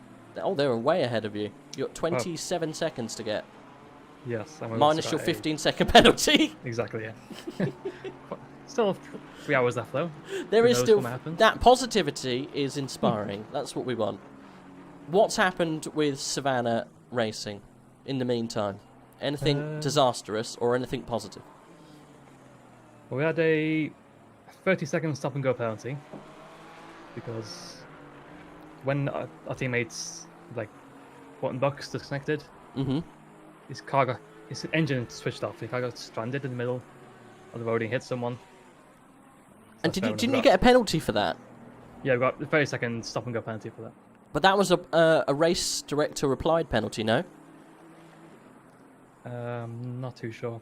I've got a funny feeling you got a penalty because you've stopped on track. I can't remember. I can't go back that far into the thingy because it's deep with lots of penalties. You have got a penalty now though. Do you know what that was for?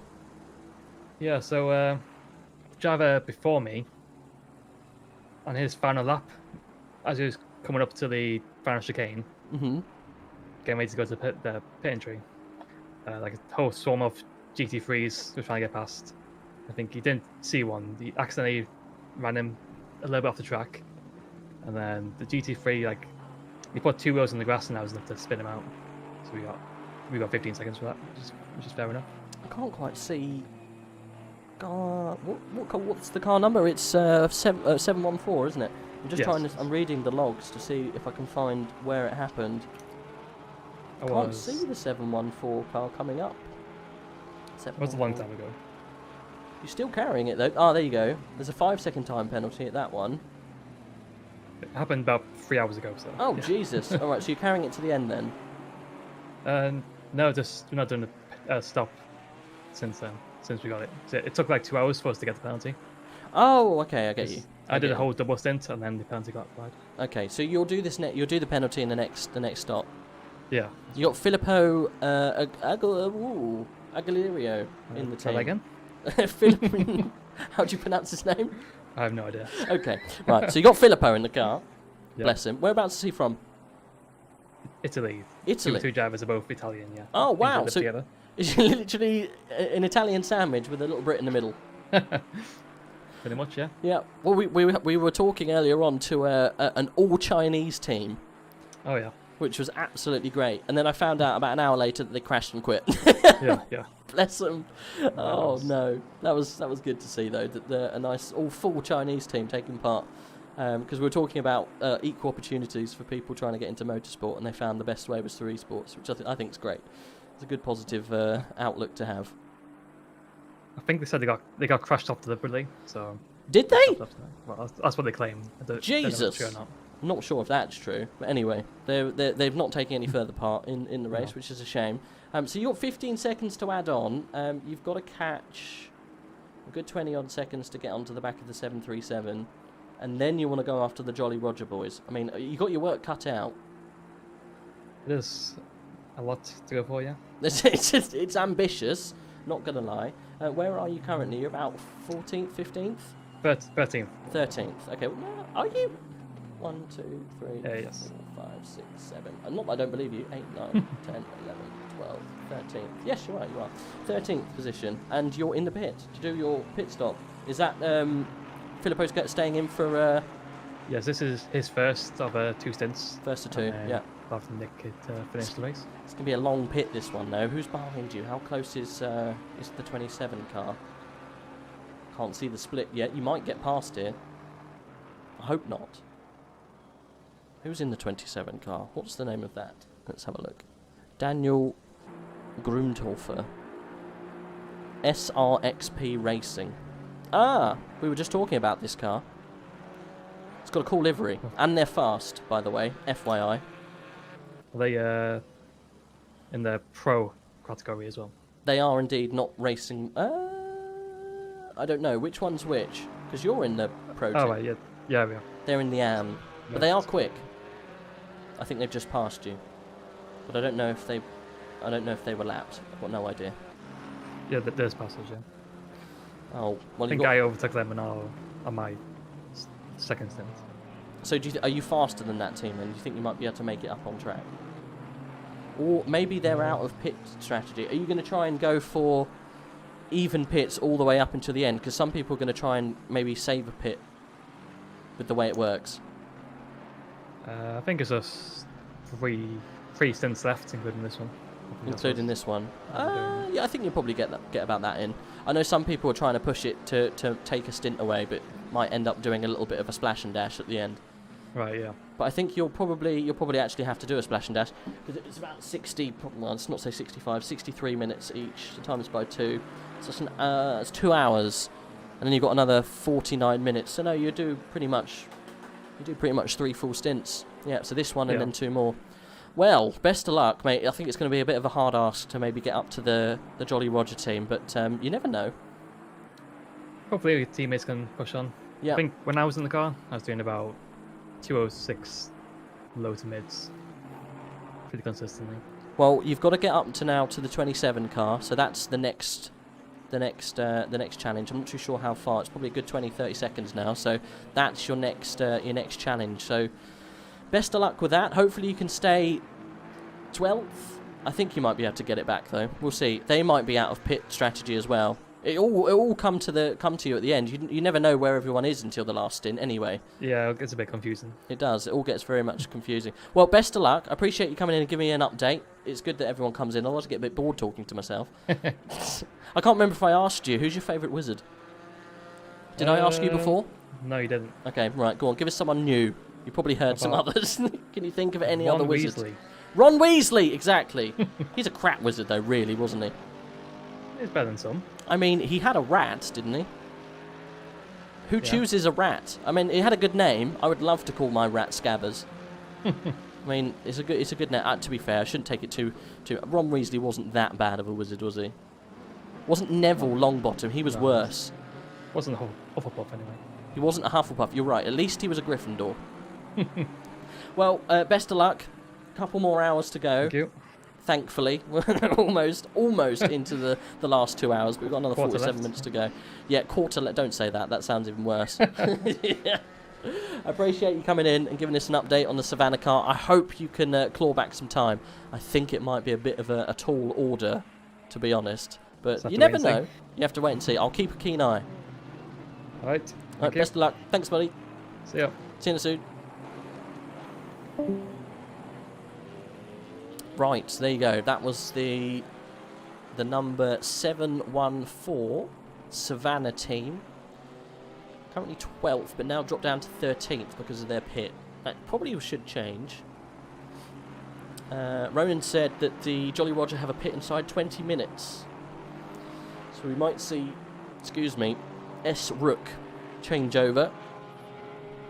And the 18 car go a little bit further down. Hopefully we haven't missed anything at the top. Let's jump up and see what's going on, because it is so close up here. Look at that. Van der Waal still 2 seconds back from Jay Van Druten. Let's hop on board with Van der Waal. He hasn't dropped too much pace, to be honest, as he navigates his way past some of the Brexit boys into the last corner. Yeah, 2.15 seconds. Oh, getting a kick of understeer. Uncharacteristic for that car. Anyone else very close on track? Oh, 18th and 17th are very close. Let's hop on down. Jesus, that is close. That's for position. The Pulse Sim Sport with the XPG Invicta team. That's the 52 car Bentley that's had a rough old race, but they're still in it, inside the top 20. They're not giving up. That's exactly the spirit that we want. Ah, it's the XPG Invicta. We did speak to these guys earlier on.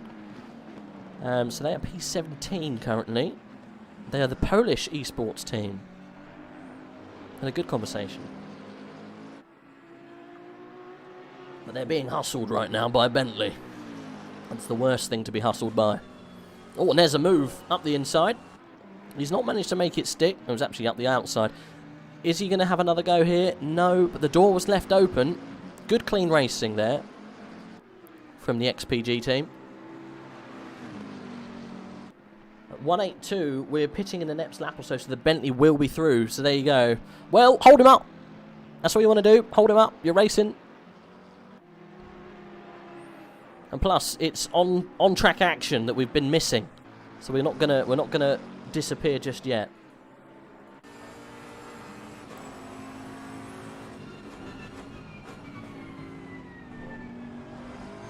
You can see there's a different pace advantage with the Pulse Sim Sport team. Tyres coming into it. Someone asked about the tyres earlier. GB Tech. Here you go. This is a prime example of tyres.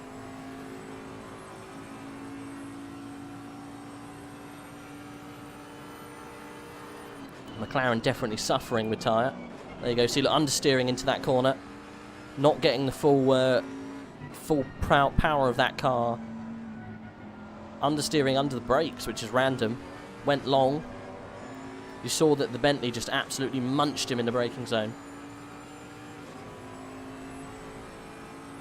See if Jonathan Seville can put some moves on Toninsky. Not going to get anything done in turn 1. Let's get a call on board with the Bentley again. Watch his foot, look, on the throttle application. This is real time. This is actually what he's doing with his throttle application. Look how delicate that is, feathering it through. Ain't that good to watch? Oh, there's a move on the outside. This is what happened last time. He's going to have it done here. It looks like it's not going to stick. But it is. He's got it done before the switchback of the next corner. Good stuff. Pulse Racing team up into 17th position. Bentley making the best of a bad situation that they had earlier on in the race. Good stuff. We've also got 19th coming into the fray as well, I think. Let's have a look. Is he want to... Yeah, we've got a threesome. We've got a battle here. This is on track. Full position. This is the XL Racing team. We've got Daniel Klein in the seat. We haven't spoken to him just yet. 86 car. Let's have a look. See what it looks like. Ah, we did see this guy battling with the with one of the Aston Martins earlier on. I think it was the 247 Aston. O'Farley's in it at the moment in P15. And they were pushed really, really close to the pit wall, if you remember earlier on. This 182 car's really suffering on tyres, massively. He's really off pace. He's being mugged here at the moment. You need to bring your boy in. You might see him dive to the inside here, and he does. There you go, he's coming in. I think that is it. That's all he wanted on those tyres. That's put Klein up into 18th position. Pitonski then into the pit.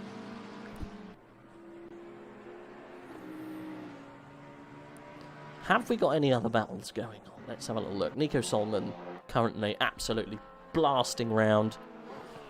284 laps led. Commanding the lead from the get-go. No one else has stepped foot in the top spot. This team, the 144 FTW. Racing with simtools.com. They are a class above the rest at the moment. 2 laps in the lead. They could have a pit and a half and they'll still be in the lead. Good stuff. Then we got the Don't Worry team. Don't Worry, we're second at the moment. 56 car with G. Sangrit currently in the car at the moment. He's a lap ahead from the guys behind as well. Alex Phillips doing a good job at the moment with the SOP Motorsport team. 7 seconds behind though, look. You've got Van Druten still coming at A. Phillips. Well, it depends on when Black Gold's... Oh! Jumping over the curb, launching the car. They'll get a warning for that. They can't keep doing that. They're obviously running out of tyres. We'll get Black Goldsaw back in the car in soon. I think that's probably what they're going for. So we'll probably see Black go for an absolutely banzai last session, I think, towards the end. 4 seconds now. Van Druten is back. I'll say it again, this 991 car is very competitive. He's been blasting round this whole time. I'm still quite surprised how close this GT3 field is. Even, you know, 10 hours in, we're still incredibly close at the top.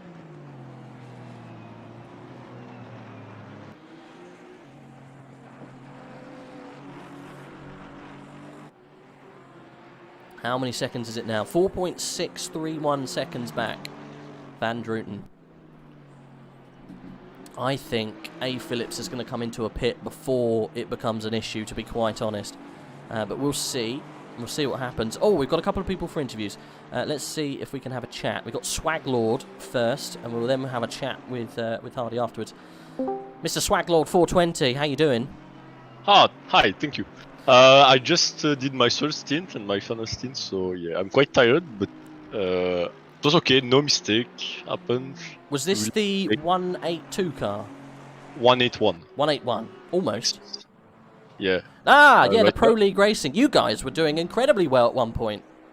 Yeah, and yeah, my teammate Chuchovic came in the car with 3 warnings, and yeah, he got the drive-through, which...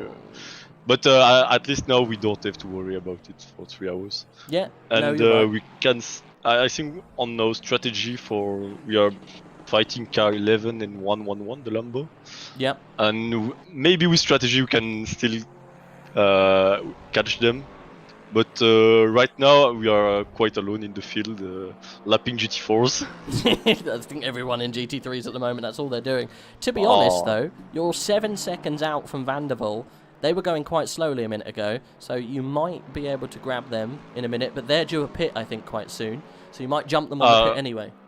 Didn't they just pit? Because I didn't, because we were just behind the Lambo, and then this car 11 popped up. Okay, and so so I think they pitted. They were due a pit, so they've obviously got it done. Yeah. So they got passed by Van Druten, who's just blasted off, and is now actually a threat to P3. Shortly, so things are going to start opening up. Lots of people were off pit strategy. There's loads of people doing different things at the moment. So you guys have just come in for a pit. So you're committed. You're committed now to doing another 2. Yeah. So 2 stops. Yeah, so you'll do this one more, and then maybe a splash and dash at the end, right? Yeah, that's. I'm saying the strategy on live. Shit. No, I'm joking. So... I mean, what can you do against that? It's perfect. It's like mastermind. Yeah, but it's crazy to see we were fighting 991 and to see where they are. Like that team has really done well. Yeah, because every time I was in the car, I was fighting Shu, the driver, and he was the slowest. So every time his 2 teammates are really fast, so we were losing ground. Then I jump the car, I get him, then they jump us. Oh my god, it's crazy. Yeah. It's really cool. They've done very well. To be fair, you've done very well as well. You were right up there a minute ago. I think just your off strategy on pit slightly. Obviously, you had to do that penalty. That's cost you a little bit of time. But yeah, I wouldn't be too disappointed. You're still in 8th. You started in 8th? No, we started 11th. Okay, sorry. You were in 8th last time, though, when we last spoke. Yeah, it's our first endurance race, so we are already surprised to just be in pro class, because those guys are really quick. Yes. It's not like random league racing. It's just when you are driving and you're in the car and you see how much this guy is pushing, trying to overtake. It's really, you cannot take a breeze. So it's really cool. They are very quick. It's pretty clean. Yeah. So you dropped a second or so to Vanderbilt then. So yeah, you're right. He has come in and pitted. So he's obviously got he's got new tyres on. So he's. Yeah, but the gap, I'm watching it right now. It's quite close. So he has the same pace as us. Maybe a bit faster, but they are off in strategy. So I don't know how much that. Well, you never know what's going to happen with the 111. Yeah, exactly. Lambo. Yeah. Yeah, I had a good fight. I left the pit just like 3/10 in front of him. Then I was lucky with traffic. I had 5 second lead. Then he was 2 seconds behind me. Then again traffic. It was not a fight directly because it was not just on my bumper, but still every time I was catching a GT4, I was like, will I get lucky with? Will he get lucky? Will I get lucky? It's a bit tricky. I mean, yeah, you're about 9 seconds. You haven't dropped too much, to be fair. I mean, where would you like to finish? What was your aim? Do you think? Yeah. So today, yeah, the 1-1-1 to beat them. To beat the 1-1-1 car. And the 1-1. And one, yeah. car. Okay, so 2 places. Hopefully, you can. That team is very quick. They haven't got their fastest driver in yet. The 11 team. Yeah, but I saw they got penalties. Wright got penalties, I remember. So maybe he can. If he wants to get penalties, we are happy to take them. Yeah. Fingers crossed. Yeah. On road pace, they are really fast. They are quick. McLaren. Although we might see a change at the top in a minute. Van Druten getting very close to Phillips. They're gonna, I think. Yeah. There's gonna be a move. That 991 car is doing very, very well. It's a shame you guys couldn't stay with him because you'd be right up there. Yeah, I think to be fair, your penalties not helped you. Yeah, but to be honest, those Aston are flying. You can actually. It's such a quick car. Yeah. You see Porsche first. I think the Porsche is really fast, but it's really tricky. That's why there's not a lot of Porsches. But those are pros, so they don't care. They are very good. But the Aston is quite easy and fast. I mean, the Lexus is a bit the same. It's easy to drive. There's just a little bit less of pace, but otherwise it's a quite easy car also. Because you need an easy car, because if you are fighting every lap for 300 laps, you will do a mistake at one point if you're not comfortable. I mean, there's enough laps, right? 289 laps so far. It's very easy to make a mistake. That's why we saw a lot of Aston in the front on quali, but now they drop because hot lapping is not the same as like, for example, I hated the qualifying hot lapping for 20 laps to get one good lap. I prefer the endurance and the long stints. I mean, yeah, like you say, the race pace is a completely different kettle of fish. Yeah. That's why we see some of the Aston dropped. Like, hot lapping is not the same. Well, at the moment. You dropped another second. Never mind. The guy behind. Yeah, you're cursing us. Yeah. Yeah, you're right. The guy behind is in the pit now, so I think you've cemented your position. Yeah, from behind I think we are quite safe, but with strategy we can maybe get 1-1-1. We are Hopefully. not sure. Hopefully, okay. Because I was watching him a bit and I saw him, he was drifting, and I drove the Lambo in one league, and I know. Oh, it's bad on the tires, so we are hoping they get some tire wear. You never know. The Lambo. Yeah. The Lambo's very quick though. That's the only problem. It's really quick car. The V10. Yeah, I'm not sure what engine it's got in it. Yeah, it's V10. I'm pretty sure. Jesus. Yeah, I know it's good on the straights, but it's not too good on the corners. So there are some opportunities to make. Look it's the only Lambo anywhere. There's no other Lambos, so they're doing quite well. I think there's another Lambo, right? There wasn't. No, you are right. Oh, they dropped? There was another Lambo, yeah. Unfortunately, in silver, but they dropped. They've dropped, yeah. It was an all-Chinese team. Really? Oh yes. Shit! What time is there? I know. What time is it there? No idea. I spoke to the team manager. He was a lovely guy. Yeah, all Chinese, and they had to use VPNs to race. Oh, poor guys. Yeah, but really cool though. He was really upbeat guy to talk to. Yeah. I remember when I was watching the qualifying grid, I saw Chinese. I was like, what? What? Yeah, different, isn't it? Very different, but good to see. Really good to see that it's opened up to lots of different people to come and race. You dropped another second, by the way.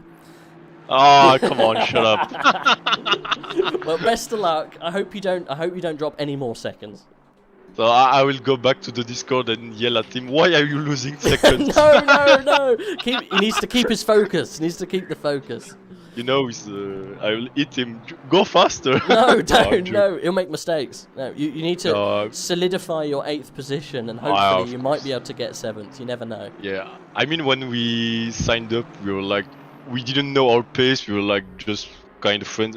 I told them, let's do this race, and we don't care where we end up, just for fun. But now that we are in the pro category, we're like, oh shit, we need to perform. We need to do well, and you are doing very well for your first outing in 8th position in the pro split. That's very good. Honestly, it's really good pace. So don't even if you come across the line in 8th, mate, I would definitely not be disappointed with that. Nice. Because these guys are very quick.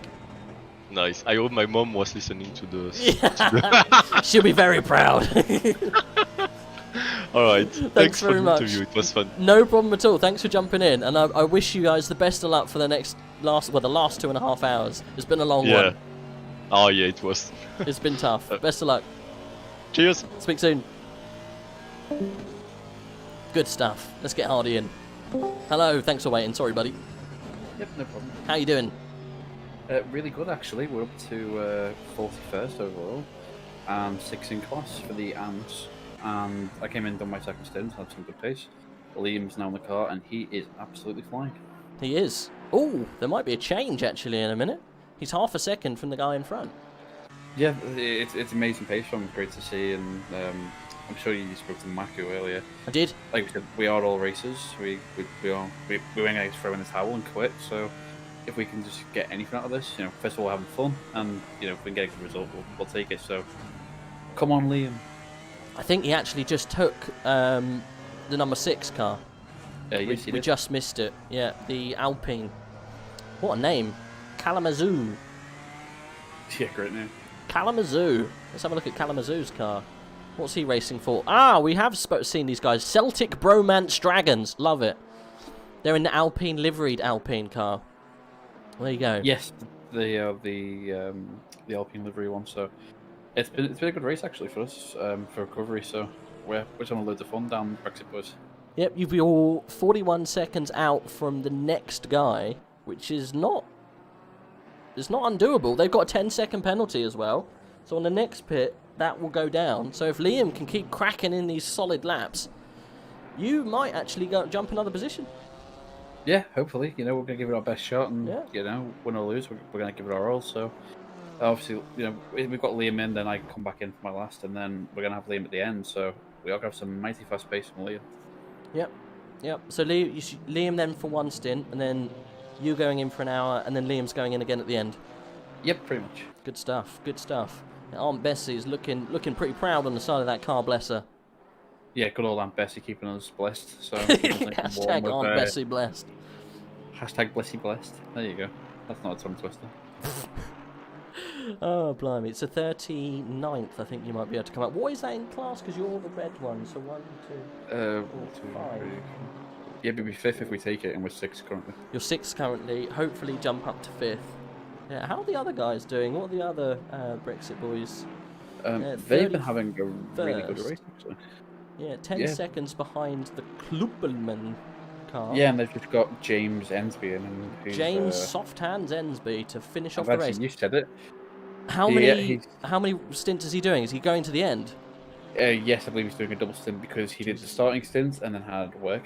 So they've saved the best till last and brought it back the last couple of hours or so. Save the best James till last. Why not? We'll best keep an eye. have to utilise them, so we'll keep an eye. Ooh, I was gonna say Liam just missed someone coming into the pits. A little bit. How much time has he got to make up? Still 40 seconds. It's gonna be tough. Who's it? Langvin? Who's that? Jacob Langvin. Oh, it's the Jolly Roger team. They're on the grass, and all right. So you might get a little bit of time back. You are fighting actually, the Jolly Roger team and the Savannah team. We've been chatting to all of them actually. The last person we had in a minute ago was one of the guys towards the top, but before that it was one of the Savannah guys, and then one of the Jolly Roger guys who you're actually coming up to now. There are a bunch of American and Canadians. Oh yeah, they've been great to race with as well. We've had a few good battles with them. Captain Morgan's livery, innit? Yes. It's good stuff. Very nice livery. So, and they've been solid to race with. It's just been really fun actually. So, great stuff. How far? You got 1, 2, 3, 4, 5. Yeah, mate. I think you've, considering what happened in the pits when you had all of those incidents, coming away with how well you're doing is definitely not to be sniggered at. To be fair, just to finish one of these races is hard enough. Yeah, we're just hoping to get to the end because, like I said before, it's our first 12-hour endurance as a team with those 12 drivers. So it's a huge achievement. I'm proud to race with these guys and the team, Brexit Boys, and win or lose, we've had a great event, and we'll carry on. What's the longest endurance that you've done? The one personally for me was the 9 hours of Paul Ricard. Ah, the full oh, race that I've done. was So tough. this that is was tough. That was very tough. It was rainy, wasn't it? Raining for the entire session. Yeah. So, and I had to go out on used tires by accident as well. So that was another hour on them, which didn't feel great. But we had a good race though. So yeah. Well, I wish you the best of luck. I'm sure Brexit Boys Blue will come across the line with a big smile on their face, with Aunt Bessie pounding those Yorkshires together on the side. I'm sure you may be able to get up to the back of the Jolly Roger boys. I wish you all the best of luck to try and do so, though. It's going to be tricky. yeah, thank you so much. We'll try and do what we can, and hopefully have a nice spicy race. Hope so. I'll be keeping an eye on the pace, buddy. You've gained another second. You've got another 39 to go. It's going to be a long finish. Well, we're prepared to fight to the end, and to the other teams, I say bring it. Bring it on. Thanks, buddy. Anytime. Catch you soon. Oh, we got another guy from the other side of the Brexit Boys marquee. Let's see if Dan wants to chat. How you doing, Dan? I'm good. I'm very good. Can't hear you. Oh, there you go. I can hear you now. You've Sorry, come I'm to not join on me my- and keep me sane. I mean, hasn't the ship already sailed on that one? Maybe. Depends on how sane. Whereabouts are we? I'm just... James is in the car. Jesus. How fast is he going? His last lap was a 2:06.1. Okay. Still So- pretty good. Pretty quick, yeah. At the end of that last stint, I was doing 2:06.6 or so when I was not in traffic, so he's warming up nicely. Lovely. I'm just keeping an eye on the top end of the grid at the moment because we were getting some people getting very, very close, actually. Oh, yeah, look, 10th and 9th are very close. Let's see, Total Performance Racing. Half a second out. I think he might have actually overtaken. Let's double check. No, I think he's coming up to the back of the Porsche. It's a cool liveried Porsche, this. How have you found juggling the GT3s? It's a nightmare. Put it politely, it's a nightmare. It's uncategorical disaster is awaiting every corner. They at the beginning of the race they were great, and then it's been rapidly downhill since then. Do you think the night sky has not been much of a help? I don't think they're just being really aggressive. I think it's getting close to the end of the race. There's a lot of position stuff going on, and I think they're just like, get out of the way. I mean, they're so close at the moment. Everyone from, say, 4th back is on the same lap currently at the moment until you get all the way back to, well, 4th to 9th are on the same lap. I think 10th is almost... Everyone's just so close. Yeah, I mean, you usually get a list mentally of cars that are a bit more aggressive than others anyway when you're doing these long races. And we were running through that with James when he got back. Car. And at one point we realised we were pretty much just listing the whole grid. So, but you know, I mean, it's not been too bad. To be fair, it's just getting, like, you know, the gaps are small and they want to win. Yeah, we're on board actually with James at the moment. He's coming close to the Ginster's Ginetta, like really close, inside of 4 seconds now. But I've just noticed as well that Ginster's Ginetta is very close to the 969, which is currently, what team is that? The Harway Racing team. That is another Ginetta. Is that the green Ginetta? Yeah, oh God, you got the Ginetta party coming up soon, and James is right at the back. He's going to be knocking on the back door of that. Yeah, and so at the beginning of my first stint, as he goes off, getting overexcited, calm down. At the beginning of my first stint a couple of hours ago, they were pitting 10 laps or so after us, and we were pretty convinced they were trying to stretch it to go long and lose a stop at the end. So it's really good news for us that after a stop and a driver change, we've clawed back enough time to be right up with them. So we're now, you know, 4th is looking quite good for us, and then it's just a question over 3rd. It's probably a bit of a reach, but you never know. You never know what can happen. To be fair, like you say, with the suicidal kamikaze GT3s, anything can happen. Yeah, I mean, we've had a few deaths right in front of us. Yeah, I've noticed a couple of GT3s go... Oh my God, we almost got a Chevy being sent to the nether regions. But luckily, the SOP car manages to squeeze through. That was incredibly close. This is what we're talking about. They're just taking risks left, right and centre to get past. And you know, I feel bad for the GT4s just having to put up with it because it's very, very close. We're on board at the moment with Jones and the SOP car, arguably one of the prettier looking liveries. He's got 2 seconds to make up on Vanderval. They've been battling for quite a while. This Vanderval, Van Druten pair, all of them have been doing very good. P12 for Savannah. Let's go. Hell yeah! This is what I want. I want the GT4s to get in this. This is going to be good. Let's hop down and see what's going to happen then with Ensby. He was making up time. There's a whole load of GT4s there. He's now inside of a second. It was 3 seconds a minute ago. You can see the 2 Ginettas ahead. Look. I pity any GT3s that come across this lot, actually, to be fair. This is going to be hard work to get through. Earlier on, there was a host of GT4s. It was probably about 6 cars thick. They were all out of position, so none of them were racing. So none of them were racing each other.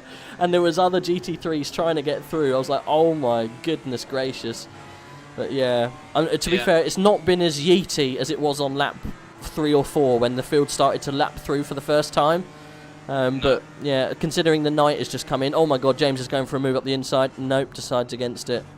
Yeah, I mean, one of the things we've had more problems with in the GT3s has been GT4 backmarkers just not helping at all. Well, they don't have to. They've been told at the beginning of the race, you don't have to move. Yeah. But they end up costing everybody time, so, you know, I mean, it's a bit Ivory Tower, right? Or yeah. Glass House. Don't you throw them stones. But, you know, I've got some rocks piled up, so, you know, but it's very difficult to get past them, and, you know, they are just doing their own race, but it doesn't make it any less frustrating at the time. Definitely not. Did you plan a barbecue for this evening? No, I didn't. It's a bit chilly. Sadly, I've got one tomorrow, though, so... Wow. Which barbecue are you using? Are you going for a full grill system, or are you using coal?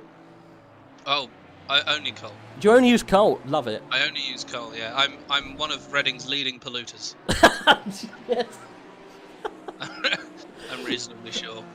Last time we were talking about barbecues, someone said, who in the chat, that you had 8 of them. I did at the time. Okay. Yeah, have you got rid of a few? You thought 8 was too many. 2 have moved on to better homes or newer homes. So you've now only got 6 barbecues. I think it's 5 now. Okay. Well, unashamedly, you've still got 5 barbecues. Yes. Are they all in use though? So I'm assuming you've got different barbecues for different times. Yeah, pretty much. Yeah, I've got a big ceramic one which I use all the time. I've got a smoker for really long, low, slow stuff. Although I'm looking to get rid of that, I think. I've got 2 portable ones and a pizza oven. Okay, a pizza oven. That's good for summer pizza. Yeah, it's all good. They're all good. Why are you getting rid of the smoker? Do you just not use it enough? Well, the big ceramic one I've got, I can use that as the smoker. So you don't need a separate multi-purpose. A separate smoker. Well, I just noticed actually that the Mercedes that was being raced by Schumacher just absolutely yeeted off the side of the track. I think he's okay. I think he only lost a couple of seconds. Good news! One of the Ginettas just came in for a pit, so you don't have to overtake him on track. I think that's Kloppelman, 420. But you have got David Schwabe to still take on track. Yeah, Kloppelman. He's quick as well. They've both been very quick at various points. They have. They have. So I won't count them out. It's only it's going to be 40 seconds gap, I think. Something like that. Well, I think at one point James was probably one of the faster GT4s on the track at the beginning of the race, so there's no reason why he can't put in some absolutely stellar laps now. What was his last lap? Let's have a look. It's a 207. 207, still pretty damn good. Yeah, and in the time we've been speaking, he's done a 205.1. Right. Which is faster than his... No, it's very close to his quali time. So 205.1 is actually the fastest time you guys have put in so far. Yeah. The leaders were doing 204.9s. Second position did a 204.9. So, yeah. Arguably, you guys should be much higher up than you are, right? Yeah, I mean, I, for lack of a better phrase, completely messed it up. No, I don't think you did. My first stint with a drive-through and a stop-go, but I mean, it would have been touch and go. The BMW in P2 has just been like lightning since the end of the first stint. So I mean, don't take it too hard on yourself. I think it's... I think to be consistent and penalty-free for 12 hours is next to impossible. There's going to be things happening. It's happened for everyone. Even the guys leading have had drive-throughs and penalties. So they just have a very good team. They're a coach academy-style team, so they're fast. Coach Eric? Yeah, I have no idea who that is, but Coach Eric sounds amazing. I love Coach Eric. Why not? I've never heard of him, but still. I wonder if it's Flat Eric, right? What's that, sorry? It's a very 90s mascot. Oh, I've never heard of him. Oh, Janetta, good news! He's in the pit. You don't have to pass him on track. I'm just waiting for the Dacia Sandero GT4. Yeah, oh, but that would be amazing, right? Dacia Sandero. Unbelievable. Why not? I don't think it fits Dacia's remit, to be fair. No, it doesn't. As what, old rebadged Renaults? Yes. Are they though? I think I think they're like the generation old Renaults. I know the Sandero is just a Renault Clio. Is it? Different badge, yeah. I'm pretty sure anyway. I say I know, like I know what I'm talking about. I've heard it. I've read it on a website. It must be true.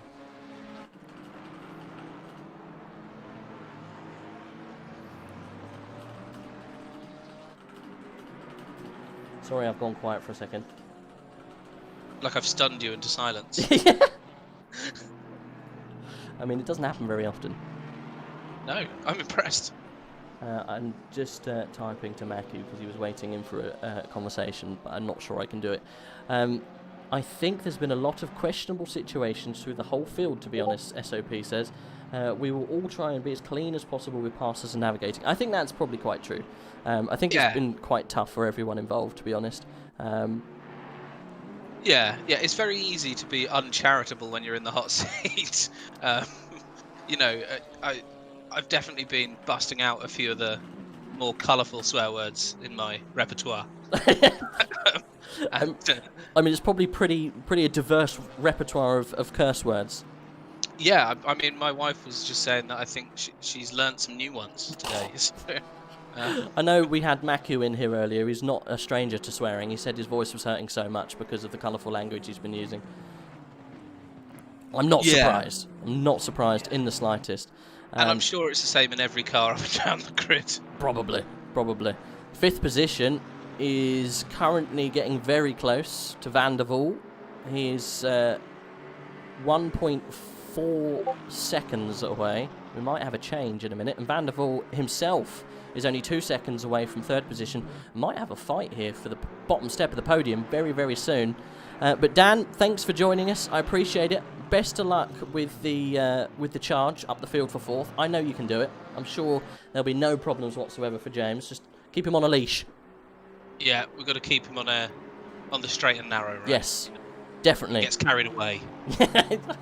Keep him on the straight and narrow. I'm sure you'll be absolutely fine. Well, have a good end of race. Yeah, I'll try. I've just got to keep consciousness. It's ever increasing its difficulty as well, isn't it? Right? Exactly. I've run out of Coca-Cola as well, so it's going to be really tough. Oh dear. No, right? The sugar low is coming. I know that Steph is bringing me a McDonald's momentarily, so hopefully all will be fine. She is a hero. An true hero. Literally, no heroes have ever come closer to that right there. Well, enjoy. Thank you very much. Best of luck. Cheers. Heiko. Good evening. Welcome. How are you doing? I am good, thank you. And how are you? Very good, very good. Do you have a team racing in this this one? Well, I myself am not racing, but as the GOAT teams are the team that I am usually part of, we've got a couple of teams running, yeah. You've got GOAT team Polar Bear in the GT4s currently, doing their polar exploration. Who else have we got GOAT teams? We had, is it the 888 Ferrari that was running round towards the back at the moment? I think they've had a bit of a mare. Can't quite find them at the moment. Yeah, we've got indeed the Ferrari and the 888. Yes, and then we still have, we also still have the Drunk Canary team. Yes, great name. That's in the second split though, right? That's indeed in the second split. Brilliant. Sam says, I keep getting tricked by the Discord beeps coming from the stream. Well, I'm so sorry. I need to know things when they're coming in too. Sorry, Sam. I'll try and keep them to a minimum. But yes, it must be very tricky. So, you wanted to come in and have a little chat about certain things AOR. Very, very true. Very, very true. Let's have a look. So what did you want to explain to everyone listening? Well, what I actually wanted to sort of announce, since people again have been asking, which is what they have been doing for the past week, is about Season 7. And the announcement is that sign-ups will open within 72 hours. Oof. So that means if you want to get in for Season 7 of AOR's GT3, then you've got 72 hours to get your stuff together and ready. Exactly. So you can do it on the new portal, can't you? Yes. You guys are using. Yeah. Same as last season already, where we tested it. Mm-hmm. Of course, in the meantime, we've changed a couple of things. We've also changed a couple of things about the rules and about the way the website works, for example. Another thing is a sign-up cap, which we see ourselves forced to implement due to the crazy amount of sign-ups that we had in Season 6. And we had, I believe, in total, including pre-season and during the season, we had over 600 sign-ups. Jesus. Yeah. That's a lot of racy boys wanting to race.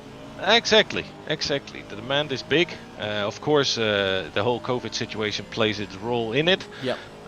But since we are right now, most countries still are in the same situation as before Season 6. We do expect a big amount of people to either return or to sign up as a new driver. So we do see ourselves forced to limit the amount of signups this time. It's not going to be a limit that will be very, very easy to reach, but might as well just say it. I mean, the limit will be 420 drivers. Mm-hmm. Last season pre-season we had about 500 signups. And the people that drove with us before do not need to worry. We will allow the first 420 people into the league, and returning drivers who, after this 420 limit has been reached, still sign up, will still be guaranteed a spot as main driver. So how does that work then? So the people who raced last season, they've got a guaranteed spot for next season? If they sign up, if they decide to sign up, then they basically have a guaranteed spot for this season, yes. Okay, so if they sign up and say 600 people also sign up, then they've guaranteed they don't have to necessarily worry about being, not invited in. But I'm assuming they'll still have to do their split bits and pieces. What happens if they're not on the pace? Like, we basically have, during the placements for every season, we take in account the performance of the last seasons, but they do not guarantee, for example, a spot in the tier that they were in previous seasons. Sure, okay. So, if they are this time not on pace, they have become slower because, for example, they've changed to a better and a newer wheel, and this has cost them some time because they are still getting used to it, whatever. They will just simply be placed based on their performance right now. Yeah, I get it. And obviously if they improve during the year, then that's to their benefit. So pretty much, if you're new to AOR and you want to place in the Season 7 GT3 League, you better get in quick, because there's going to be guaranteed seats for people who were there last year, is what you're saying. If they apply. Yeah. Oh, exactly. We had a crash. Sorry to interrupt you. Fourth just went into the back of a GT4 into turn 1. He was chasing the 991 car, and I think the 99 of Jones, the SOP car, went into the back of him, trying to stop. That was a pretty pivotal crash there. Sorry, we got a fight for third. It's getting pretty spicy. Oh yeah, it is indeed. 3 cars within 3 seconds. Yeah, and what, we're 10 hours in, we still got cars that close. It's ridiculous. But that's also the nice part about such a long endurance race. Yes, definitely. You can drive on your own for a couple of stints, and then all of a sudden, you're behind the guy right in front of you. It's not a guaranteed, like, once you drive alone, you will be driving alone for the rest of the time. No. Oh no, definitely not. Different people and different strategies on different pace all work their way out. I know that both these teams, actually, that we're watching right now, Vanderbilt in the Van Wall Simsport team and also the SOP team, have been battling pretty much the whole race. They were battling literally as the lights went out, and they're still battling when the lights have completely gone out 10 hours later, which is great. Turns out their average skill level is pretty similar then. Yeah, but they're all pretty speedy boys, these guys. C. Jones, I haven't seen him in the car so much as yet. Oh, we got a car off. I think he's a back marker. Didn't interfere, luckily. So who did we pass just a minute ago? Oh no, Seedle is the guy who was shot off because he didn't crash into turn 1. So he's got himself a couple of seconds breathing space. Right, so let's get back to what we're talking to. So pretty much announcement then, big announcement, 72 hours you've got if you want to take part in the Season 7 of GT3. Well, it's 72 hours for them to ready up, getting ready to sign up. The sign-up period itself will be running for a while. If I am correct, 12 days. Okay. So, but if you want to guarantee that you've got yourself a position, you want to be, if you haven't taken part, that is, before, you want to get in your sign-up as soon as possible so you're on the top of that list, right? Correct. Yeah, I'm assuming that's how it's going to work. First come, first serve, if you haven't taken part in AOR before. Correct. Good. Well, like you say, you're reducing the amount of people coming. It's 600 or so, applications last time. Gee, that's a lot of people. Like you say, COVID comes into play. Of course, yes. And another factor is the amount of people that we have. Of course, we are a group of, let's say, 15 people, all coordinators and people who help out, not only with coordinating, but also, for example, creating the webpage. Shout out to Duce.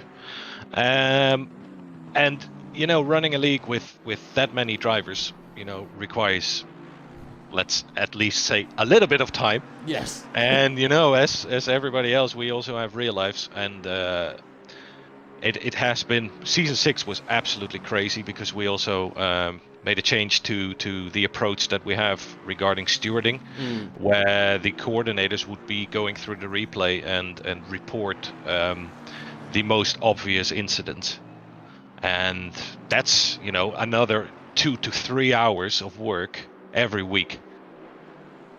So do you have a select group of stewards that go through everything, or do you have, say, a steward per split? No, we have on a weekly basis we have stewards per tier. But let's say you and I both are a steward. One of our coordinators creates an overview of the stewards and tells them which tier they are supposed to be judging increase for this week. Then when the next race has taken part, then it can happen that, for example, in the first week you are judging increase from tier 1, and the next week you are doing it for tier 8. I get you. Okay, so you're not stuck to one tier, so everyone chips in and does different tiers. So you can't really argue that one person is, say, more biased than another, because everyone helps out in different places. Exactly, and also to prevent, that the steward recognizes names and is like, yeah, that guy has already been involved in 3 incidents in 2 races. They Give can him a create harsher some sort penalty. of bias. Exactly, and this is something we want to avoid. So that's why we change the so-called steward allocation every week. It's a good idea. That keeps things fair, and it keeps people, makes people realise that different people are going to have different opinions on different things. And like you say, you don't get favoritism, or you don't get prejudice towards other drivers because of incidents that might have occurred. Yeah, good way of doing it. Exactly. Yeah, and also, some drivers may get the feeling after receiving a penalty twice that, the stewards are after him or her. And, we can simply say that the ones from the previous week weren't the same stewards as the next week. So they were a different group of people who judged both incidents. So they can never say like it's the group of stewards that does something wrong every week, because it's different people. I don't think people understand as well having to... How many splits did you have for GT3 last season, for Season 6? We had 10 tiers. Yeah. And every tier has 42 main drivers. Jeez. And an additional, I believe we had sometimes obviously none, but other tiers had about 5 to 6 reserves. So let's say average per tier, including the reserves, you have 45 to 46 people. So times 10, that's about 450, 460 people. Yeah, it's a lot. It's a lot to keep a hold of, and it's a lot to manage throughout the season. Exactly. So that's why for this upcoming season, we've decided to, you know, make some sort of cap to 420. And then, you know, add some people as reserves and end up with about the same amount as what we had last season, because we are very much aware that this is our limit of, you know, reasonable time that the coordinators can and want to invest. You're at capacity. Exactly. Yeah. Well, there you go. I appreciate you coming in and giving us an insight to what's going to happen. So you got 72 hours, I'm assuming from now, until the sign-ups open, and then you've got 12 days to make sure you get your sign-up in. But like we were saying, if you're new to AOR and you fancy joining the GT3 League, get in soon, because there's limited spaces for new drivers. Obviously, if you've driven with us before, then you know, pop in your application as soon as you can, I guess. Very much true, but it doesn't automatically mean that new drivers will become reserves, because we don't know. We cannot estimate the amount of returning drivers that we will have. You might only have 380 people come back and say that you want to drive. You know, exactly. I highly doubt that. It always normally you get lots of people interested. But cool, yeah, you're correct. Everyone's been asking about Season 7. When's Season 7 coming? So it's good that you've taken the chance now to give it a shout. Exactly. Cool. Thought it would be a good place and time. Definitely a good time and place. Right, well, I appreciate you joining us. I'm going to take a short break because I need to eat something, because otherwise I haven't eaten anything and it's nearly 9:30. So we'll end the little chat now, and we'll go quiet for a little bit, but I will keep 5th place currently up, maybe even 4th place, because he looks like he's going to get really close to 3rd in a minute, and I don't want anyone to miss anything. So thank you, Haiku, for jumping in and having a chat. My pleasure. We'll speak to you a little later on. All right, talk to you later. Right, so as I say, I'm just going to take a small break. Like I say, I keep the stream up. I think the SOP car is probably the closest battle that we've got. 4th, 5th, and 3rd are very close on track, so this is probably the one you want to see. So I'll just be 5 to 10 minutes.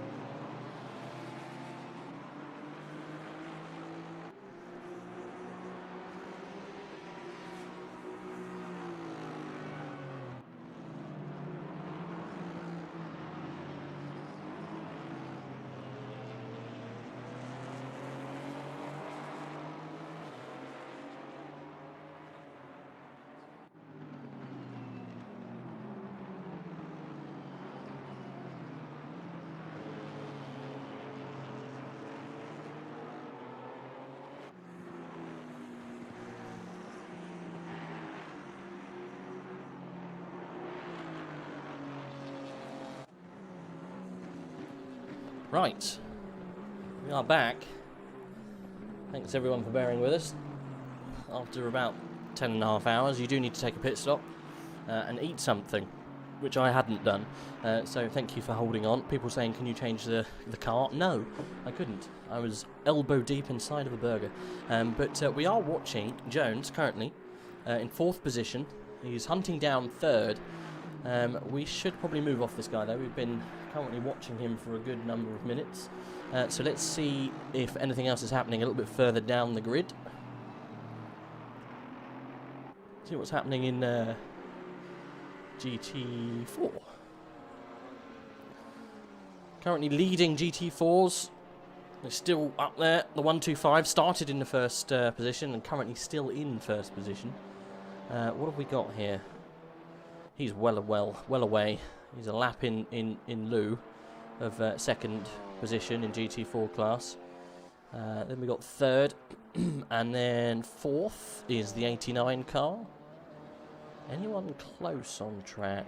R. Marquez getting close to S. Rees, 2 seconds out. Nothing dicing and spicy right now. Not as close as what's happening at the top, and what a lot of people want to see. The SOP car getting closer and closer for 3rd position. It would be nice to see if these guys do swap around, or if you know, we have a battle later on. M. Dixon in the 52 Bentley is doing some spicy stuff. Let's jump on board with them.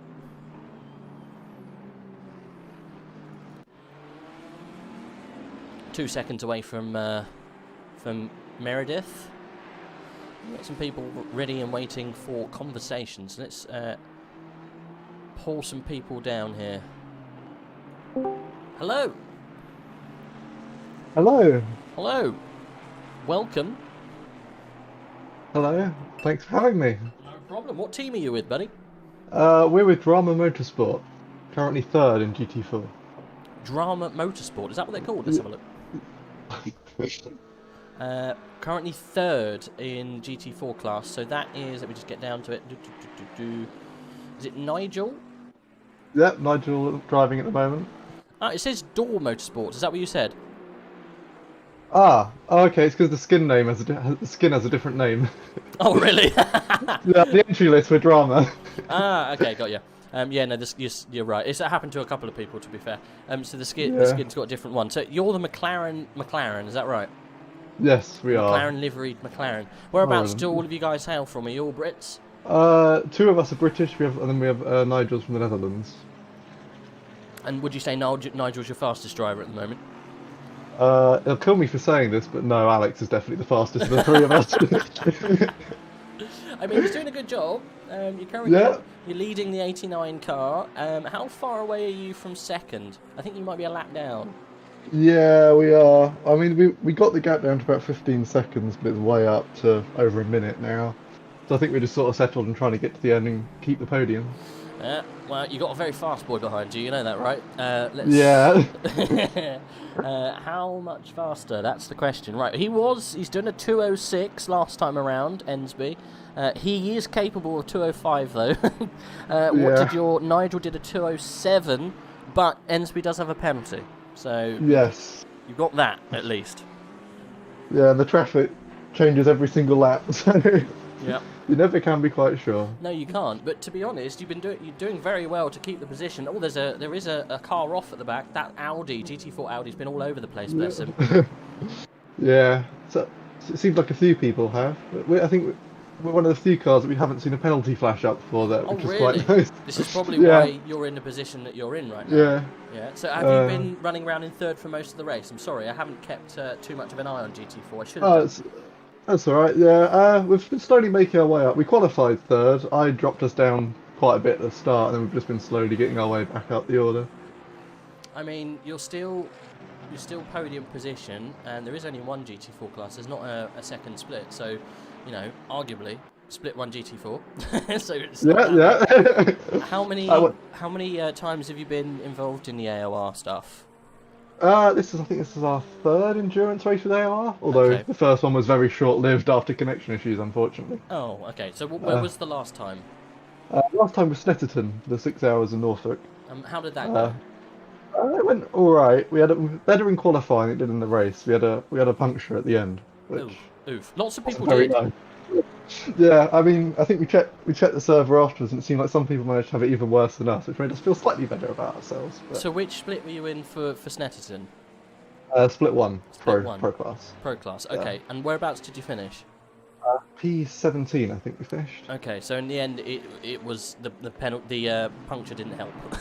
Yeah, just repeated off tracks. Pirelli tyres don't like that very much. Definitely not. Well, to be fair, a lot of people were really struggling with the graining on those tyres around Snetterton. Yeah. I never saw the issue. I saw one video that was posted in the Discord where someone had so much. They had almost they'd flat spotted the tyre so much that their car was just like jumping all over the place. I was like, how have you done that? We saw that one. We were also confused how they managed to do that. Though thankfully ours wasn't quite as bad. I'd never seen anyone do that to a tyre before in ACC. It's absolutely crazy. I thought they could only do that by turning ABS off, but... Well, is there ABS on the GT3? Sometimes. I know there definitely is, you're right. Maybe they had ABS just off too much. They had it down too little. And I was quite surprised to see that as well. I was like, oh my god, never seen that before. Absolutely crazy. But I mean, you fought your way up on merit to get to P3. I don't think you've got enough pace now or time to get any further up. No, but you'll be happy it with looks third. possible. You'll be happy. We'll be very happy. We're very happy with third. Well, that would be. Go on, Carol. Sorry, didn't interrupt. It's alright. That would be the best result for us as a team. So we've had so far. So that'd be good. Yeah, no, I think anyone would be very happy with the podium. The taste of champagne after 12 hours is not going to be. It's definitely not going to be snuffed at. I was going to say, you're probably talking to the wrong person in regards to the position behind you, because that's actually my team. Oh, is it? Yeah. The Brexit boys, yeah, they're currently 89 team. They're 29th, so one position behind you. Last time out, we did a race round. It wasn't with the AOR. It was on iRacing, so their event. We did Sebring for 9 hours and we came 4th. So if we come 4th again, I think they will be bitterly disappointed. But never mind. It's one of those things. You guys have done incredibly well. And like you say, you haven't got a penalty yet. Yeah, try and keep yourselves in the good side of the law, and you can come off with a really good position. Your team will have some good news in knowing that I've given us 3 track limit warnings, though, so we have to be very careful around track limits. Oh my goodness! Okay, so you could, technically, you could have a drive-through coming up if it happens. Very, very soon, yeah, possibly. I think we've had the 3 warnings for nearly 2 hours now. So. Oof, jeez. Okay.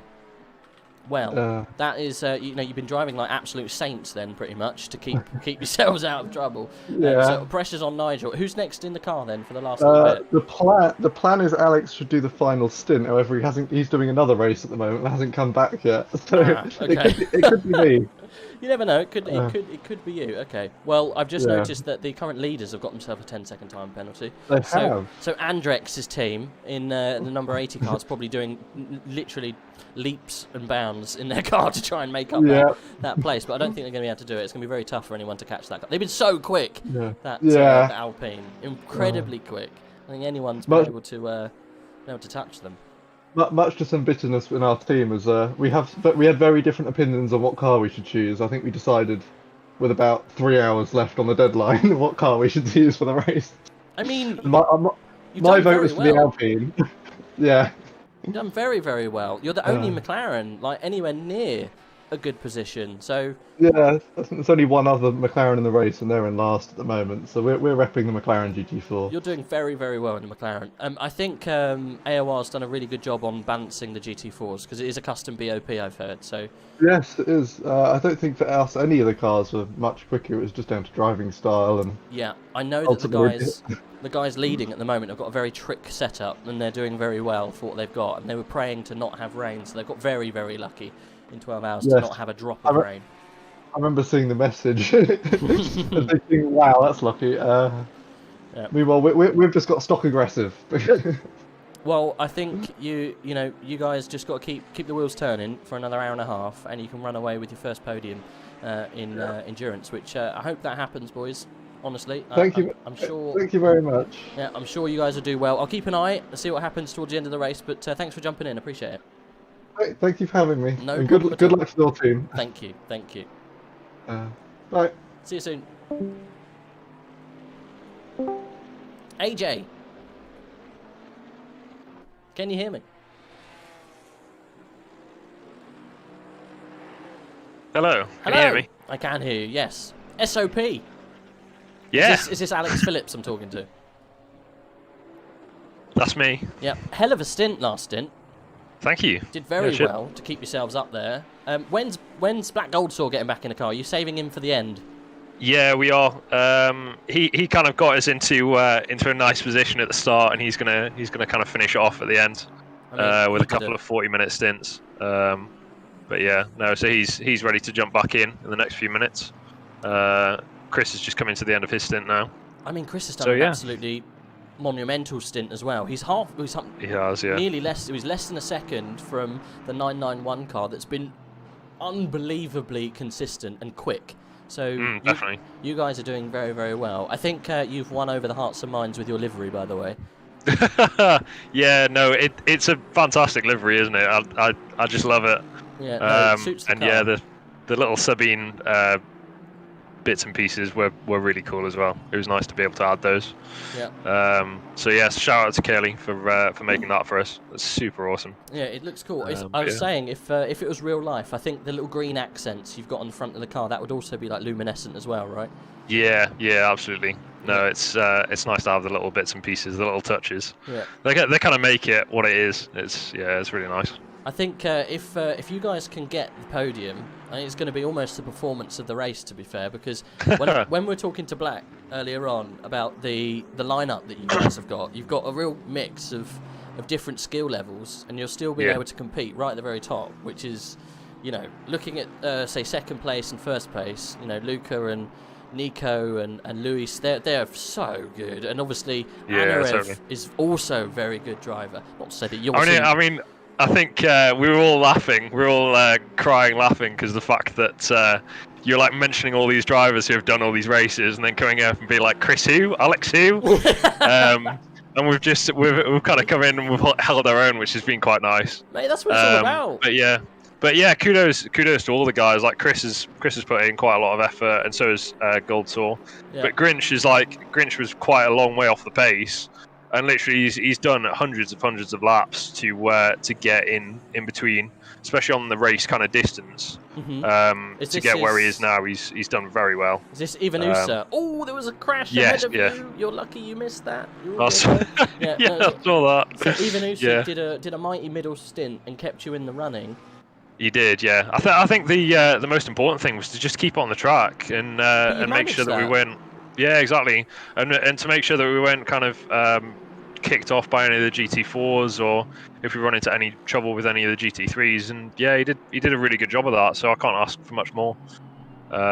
So we're just kind of hoping that Chris can keep Seidel honest for the last part of this stint, and then we'll see what Goldsaw can do for the end of the race. So how did you manage to collar to get Black Goldsaw to come on board with the team? Do you know him quite well? Have you raced with him a lot? So I haven't personally. That's all Simon's doing. So shout out to SOP for putting the team together for the esports team, because it's kind of a brand new endeavour that he's been pulling together. But no, I don't know him personally before this. I don't know whether Simon kind of got him on board by offering something. I've no idea. Okay, well, won't say any more about it. I won't go into contract details about how you managed to get him. Yeah, but I've no idea. But it's an absolute pleasure to race with these guys. It's been super fun to race this race. Felt like I didn't start racing until kind of 6 hours in, so I was kind of just twiddling my thumbs until I got behind the wheel, and it was kind of the nerves were growing and growing as kind of everybody else was doing their laps, especially Goldsaw at the start. I'm like, oh my god, how am I going to keep up with him? So yeah, but it's been super nice. Like everybody's just rooting for each other, and it's a proper like teammate atmosphere. Good. So it's awesome. Yeah, I was quite taken aback about how cool the little SOP outfit was. Like you say, it's a brand new team, a new endeavour, and you managed to get yourself a good signing like Black Goldsaw. He's current Split 1 champion with AOR. So he's pretty speedy. And I mean, it's funny because all of us started with PlayStation as well. We didn't start on the PC. Oh really? I mean, so Chris TSR, she started on the PS4 with me, and also Grinch. And yeah, we were kind of we've made our way over slowly since kind of last November. And we've kind of been doing more and more enduros because they're just so much fun with the driver swapping and the kind of longer stint times. That yeah, we've made it to here, and it's quite nice to be able to kind of keep some of the PC guys honest since we've come over as well. So yeah, no, it's been super fun. It's a hard bunch to try and keep honest. Some of these Absolutely. guys, Yeah.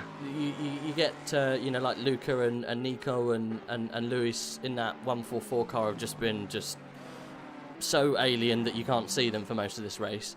Oh yeah, but honestly. You know, still, I think if you can beat that 911 car, which also has had an absolutely amazing race, because they were down in like 7th or 8th a while ago, as were you. Yeah, yeah. I think we've both kind of had moments where we've fallen back a bit and then come back forward. But yeah, no, it's been good at some parts and bad at others, but it's been kind of a complete kind of roller coaster ride all the way through. Yeah. But yeah, no, it's been absolutely brilliant. It's been so much fun. Good. So obviously you say like it's the first. It was the first foray with this team. But have you done any other AOR endurance before? So no AOR. I've been starting with. SOP have kind of teamed up with SimGrid, so I've been doing quite a few of their events. I've been doing some events for SRXP as well. I think you've got a few kind of teams for SRXP in this race actually. And that's kind of, I do sprint races for them, which are multi-class as well. So I think that's kind of where I've got to learn multi-class a bit more. It is a completely both in endurance and sprint. It's completely different. Totally. You know, totally. Trying to keep pace through traffic is, you know, you just think, oh well, I'm racing around with some GT4s, or I'm racing around with, you know, and vice versa, I'm racing around with some GT3s. But I was saying to some of the other guys, trying to keep pace in a pack that is either faster than you or you're faster than is really hard. It's a skill in itself. Like. Yeah, absolutely. No, totally. I think. Yeah, I mean, this is the first time that Grinch has done it. So Grinch, well, sorry, you know him as Ivanusa. This is the first time that he's kind of gone through multi-class racing, and also Chris. And Chris has just kind of absolutely like destroyed the GT4s so far. Or like, well, is that the wrong phrase to use? He's done really well to like it's all about confidence. I think confidence is the main thing. You can't dither behind a GT4. No, absolutely. You've got to get it done. Yeah, exactly. And yeah, he's absolutely showing his bottle here. So it's really good to see. But now we've got Gold in the car, so we'll see what he can do for the last couple of stints for us. But so you've got 2 40-minute blasts with Black Gold Saw to try and get yourselves on the bottom step of the podium. Yeah, absolutely. I think it's possible. You know, it's just going to be an almighty battle with the 991. But now you've got that guy in the car. It's going to be unstoppable force, I think. Yeah. So we'll keep an eye on the 99 car. But thanks for jumping in and giving us a shout. Like I say, the SOP have been getting loads of love in the chat, so you're doing something right. Yeah. Sorry? I said you're doing something right. Yeah, absolutely. No, and they're a brilliant community, so I fully urge anybody who's part of kind of any of these events to get involved with some of the SOP events. It would be lovely to see some of these guys over there as well. Because it's all about community at the end of the day. Yeah. Everybody to have fun racing with each other. Definitely. But yeah, no, they're class. They're really good fun. So yeah, they deserve it. Yep. Well, we'll keep an eye. Definitely, that's one of the races we're going to watch towards the end. We've got an hour and 20 to go, and you've got 2 positions to make up. So head down. Absolutely, definitely. Cheers. Well, thanks for jumping in. Appreciate it. Cheers. Thank you. Best of luck. You too. Bye. Well, there you go. That was Alex, just in the car a couple of stints ago for the SOP team. Currently in 5th position.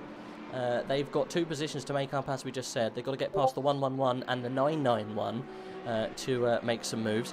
Let's just see how we're doing with GT4. We stayed with the 181 for a little while, guys, so we will come back. What's happening with these boys? James Bacon still leading. Still leading. That car's been absolutely heroic, I'm not going to lie. Then you've got William Cartson in the BMW. That's the Andrex team. It's not really, it's called Hive Mind Slow. I don't know if that's what it's called. Their team currently running around in 2nd position. Nigel then still in 3rd. And it looks like there's been a change for fourth. The Janetta of Howl Racing has overtaken the Brexit Boys purple team. And how long have they got? About 26 seconds they've got to get to the back of that car. A big ask, I think. And they're being chased by the Doggo, part of the Karambimba Racing team. 420 car.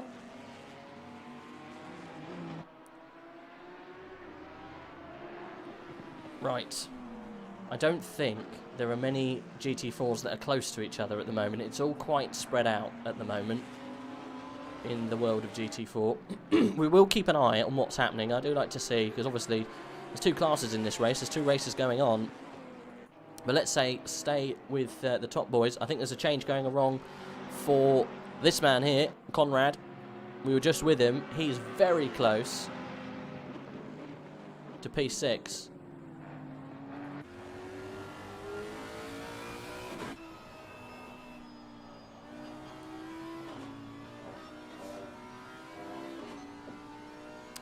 Hour and 16 minutes to go. Not long at all.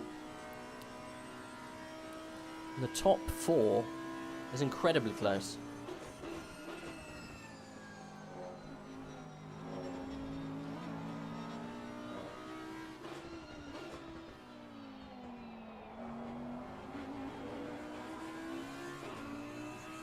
Right, we got in the pits then. Joins a Janetta. That's going to release the 181.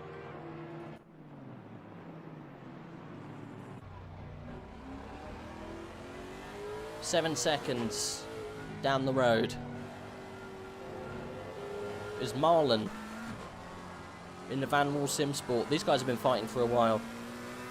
Got a couple of corners between each other, but not too far. We'll stay on board. Black Gold Saw in fourth position already, making mincemeat of everyone around him. Let's wait for the split time between Gold Saw and Sidel. Sidel's going to have to come in for a pit soon. Maybe he's on an hour stint time. We'll have to see what the gap is in a minute.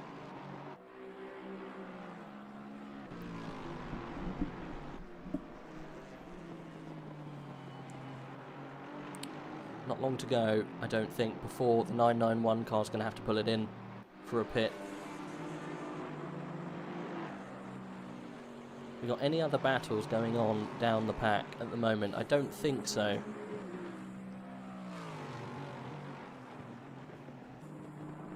Three laps, it says. So his Black Gold Saw has got the leader in between him and Cedo, I think. So that's why we're not seeing the true split pace. Where is he? So he's going down the back straight. And then his competitor, whereabouts is he? His nearest competition. Can't see where that is on track, you know. Ah, okay, so it's the fast left and right before you come down. Ooh, there's a bit of a gap. It's about 40 or 50, so this is a big gap. But there's going to be a pit stop for this guy. We think it's probably going to be in about 10 minutes' time if he's on strategy.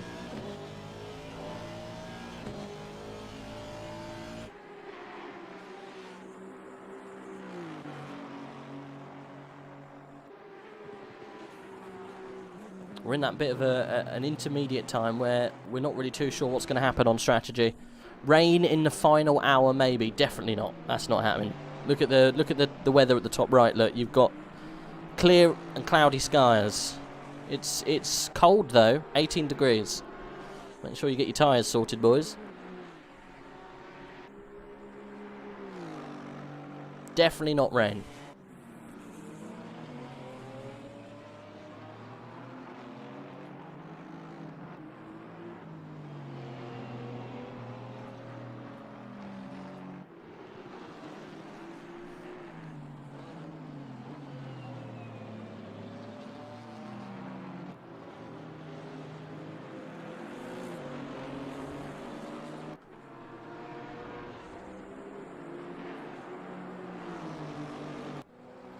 Right, so we were with this team a little bit earlier on. It's not called the Door Motorsport. I think they said they were Drama Motorsport, something like that, very similar.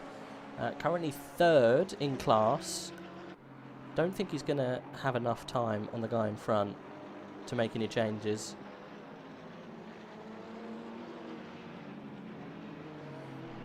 Problem is, GT4 is so spread out. It's very hard to find someone that's close on track. P17 looks reasonably close. Just looking at Rupert, 4 seconds away from the nearest driver. Let's stay on board with him maybe and see what he can do.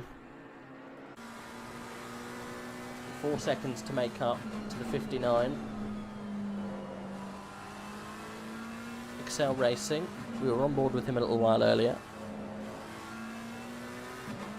We should see some cars coming into the pit soon, if they're on that strategy that we were talking about.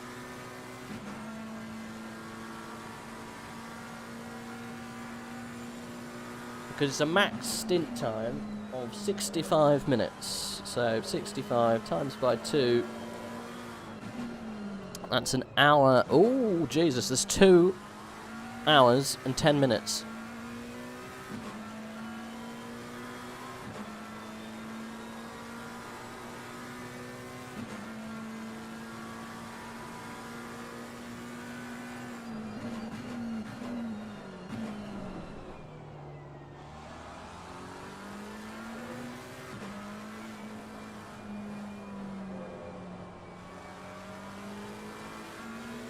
So Felix Rupert we're on board with now. He's chasing down a Porsche. We can't quite see the Porsche actually. It's 4 seconds away.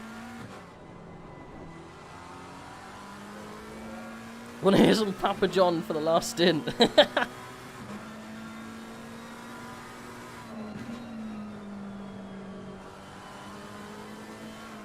I mean, your team is doing very well. Whereabouts are they?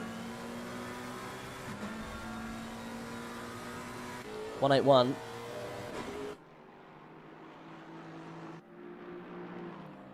Pro League Racing. How far away is he from another position? Anarev's in the pit. Pivotal time for pits now. That, though, is a dangerous time for pit. He's got... Ooh, it's going to be really close on time. Whether he's going to get his pit done before the stint finishes. That, to me, is too early.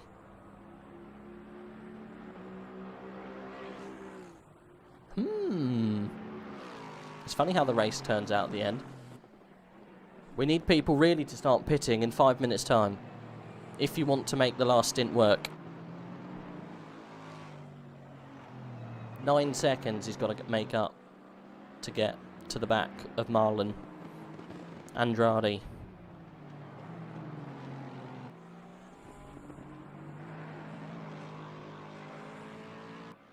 I mean, it's doable. It's a bit of an uphill struggle. So currently top 5, you've got Solman from Anarev, Sidel Black Gold Saw, and then Marlon Andrade. Is that how you say his name?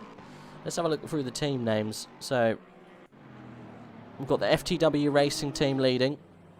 The Don't Worry team, I'm pretty sure that's not their name, in second position. And here we go. So they've come into the pit. That, to me, seems early. This might be an opening for Black Gold Saw's team. Let's stay on board with these guys, because I think that this might be a mistake. He's not going to have enough time in his stint at the end, because you've only got an hour and 5 minutes. So these guys are going to have to do 2 stops, because he's got an hour and 8 minutes left on his clock. He's not going to have enough time to do this whole stint. He will have to pit again, which is not good.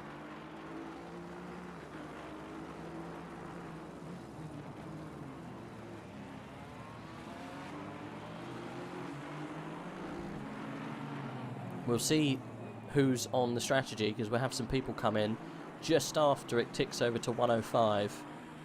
And that'll be maximising the pits. Obviously, if you're off the pit strategy quite only just, then you would do 2 small stints of, say, you know, 30 and 40 minutes each or so. It's game on, SOP. Exactly. Definitely. You know that, well, both of you are going to have to pit again. And you've overtaken. Oh my goodness, we missed it. It was in the pits. Yes, it's happened. Has it? I'm not sure. It has. It's been done. The 991 car has been passed. By quite a margin, I think. Black Gold Saw's really further up the track. Yes, by a way. Yes, he is. He's done him in the pits. But both of these guys are going to have to pit again. But I think Black Gold Saw's got him done. In the pit.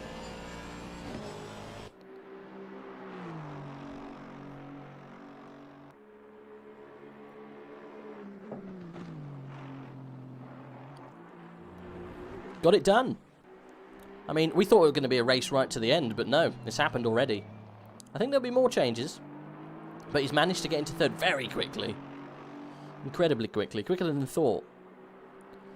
I mean, the guy's a wizard. He's a literal wizard. He uses a controller, don't you know? Right, P17, still very close. Felix Rupert. Incredibly close. He's on the back of that Porsche like a rash.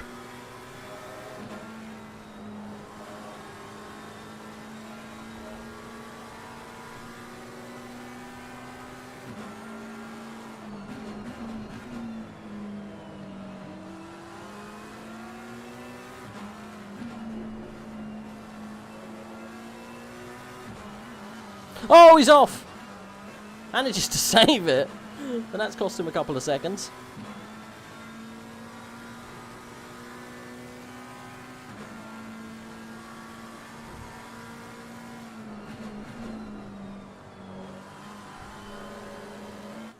Huge lag spike. That's definitely not the fastest way around that corner. Shall we have a look on board?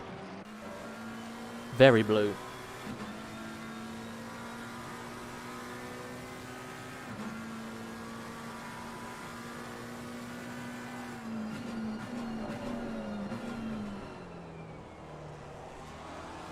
Dale Atkins is the slowest Atkins in PLR. Well, that's not very nice.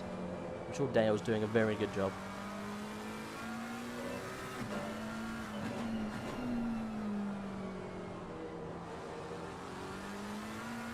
Rupert's managed to close up on the back of Siu quite quickly after that little excursion into the kitty litter. It's not hurt him too much.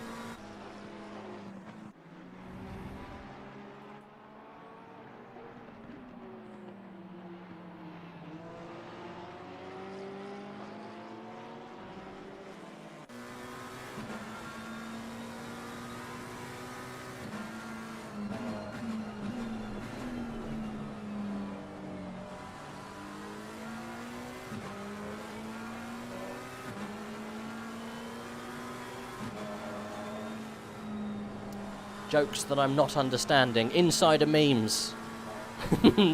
Final hour coming up soon, exactly. Now this is where the pit window opens. Anyone pitting now is bang on course.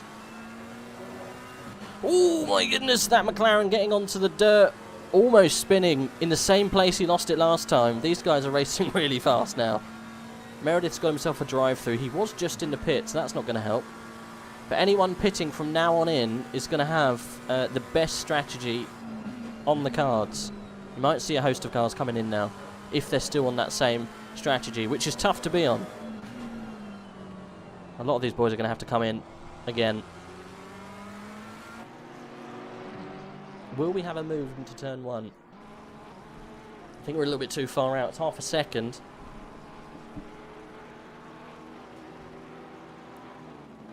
Got a Porsche flashing the GT4 frantically for him to get out of the way. Oh, the McLaren does get a better drive. The Porsche goes slightly wide. Rupert's hunting him down here.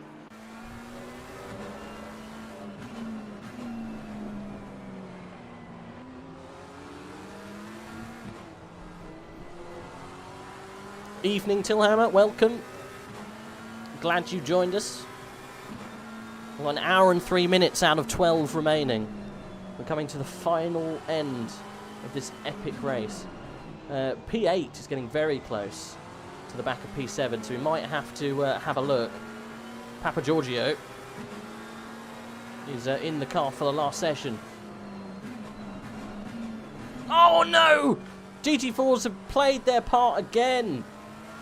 And Sue's been absolutely obliterated that. That poor Alpine absolutely punted off into the nether regions. Jesus. Has he got back onto the track? That poor little Alpine.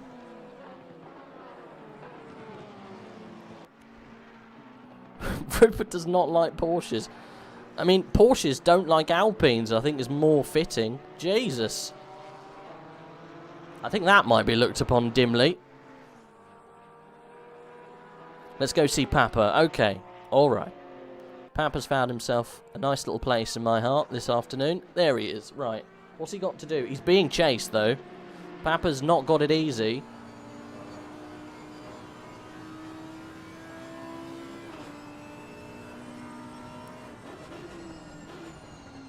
Great defence from Papa there.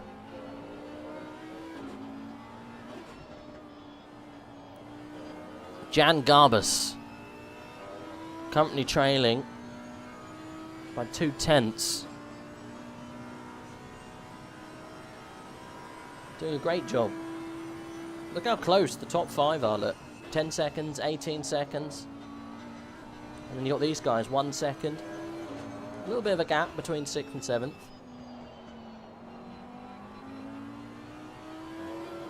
18th's getting very close to the back of Strojanowski. Strozewski. Excuse me. Papa is literally he's literally the nicest guy in sim racing. He did come across as as a really nice guy, I'm not gonna lie. It was really funny. I liked the combination of diversity. He's got a Greek name, he has a French accent, and he's from Belgium. I mean, what more can you ask for? That's multiculturalism all wrapped up into a lovely friendly package.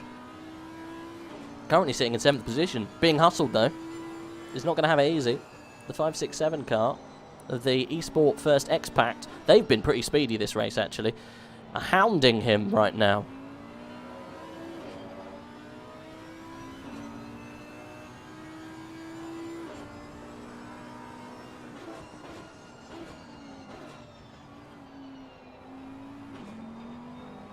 Got a couple of GT4s coming in the way. Hopefully they don't get yeeted off into oblivion. Don't stay away from Papa. You don't need no curse. Papa's his own man. He can handle the pressure. We're gonna watch Papa to the bitter end. He's doing well. 7th position. He's got a bit of pressure here. 59 minutes to go, and he's got Jan Garbus from the eSports X-Pact team right on his rear. Oh, sorry, Kakor. How you doing, buddy? Oh, hello. I didn't see you there. I'm sorry. We've got that's all right. We've got an incredible race going on. Yeah, you've been doing this for 11 hours, so it takes its toll. Yeah. This is your team, right? The X-Pact team? I'm like managing in the team, so it's alright. So I mean, I'm the driver, I'm the manager. Yeah. Some would say right now that they don't want your. There's mad love for the guy that you're trying to overtake right now. I hope you know this. He's very much loved in the chat. Old Papa Giorgio. Yeah, I can imagine. Oh, there was a move, like attempted move down the inside. Yeah. So I still got the lag, so can't really see in real time. The delays there, so it's all right. Till Hammer says, "Is Goldsaw in 30 still on a controller, or is he upgraded to a wheel?" No, he's 100% still on a controller, buddy. That just makes it even more random that he's in 3rd position. So fast. Talking fast though, Jan Garbus, is he one of your faster drivers? Yes, definitely yes. Because he is hustling right now. Yeah. He's doing. he's getting really close to Papa. Yeah, with strategy, we're here for like the last 2 stints that are going to be really quick. We decided that that's gonna be the best for the end of the race. There was a possibility for a podium, maybe, had we not made the mistakes that occurred in the last few hours. So that would be maybe not like 100%, but there was a chance for it. I mean, that's endurance racing, though, isn't it? Yeah, Balancing of those course. little issues that come. Yeah, of course, that's just how it is, and that's our debut. So being up there on P8, hey, we'll take it, right? I mean, you're possibly coming through for a P7, so not, you know, but try not to curse anyone here. yeah, exactly, but we have to make one more pit stop, and Papa doesn't have to, as far as I know, or does he? I'm not sure. I can't remember when he came in. Yeah, because I think that he came in just past the 1 hour and 5 minute mark. If he did, then he's all good to the end. Yeah, that's why we're not like very much focused on this one. So just bring it home, bring it safe, and not make too many mistakes. Because we've had off tracks, we've had collisions, we've had all sort of things. So hopefully this is not. This is also not the technical problems, because those are out of your. Oh my goodness! Nothing happened. Nothing happened. Okay. All right. Don't you look. Nothing happened. Okay, I'll just close my eyes. Close your eyes. Don't worry. Nothing happened. I think you're okay. You've lost a couple of seconds. I'm now in the turn 2, the stadium arena. Hold on. Yeah. Oh my god.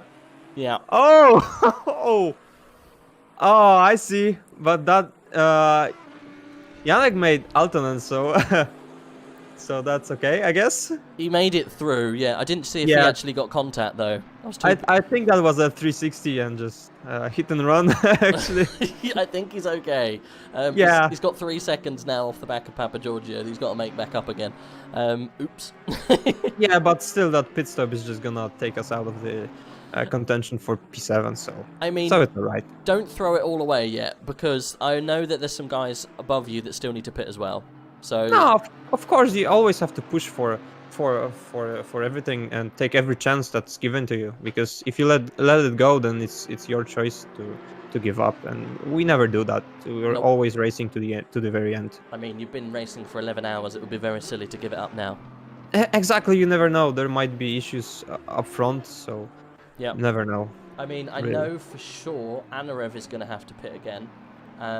Black Gold Saw's definitely pitting again. Yeah, Black Gold, so come on. he just literally just lapped you. Who else? I'm not sure if the 11 car's got to come again, or the 111.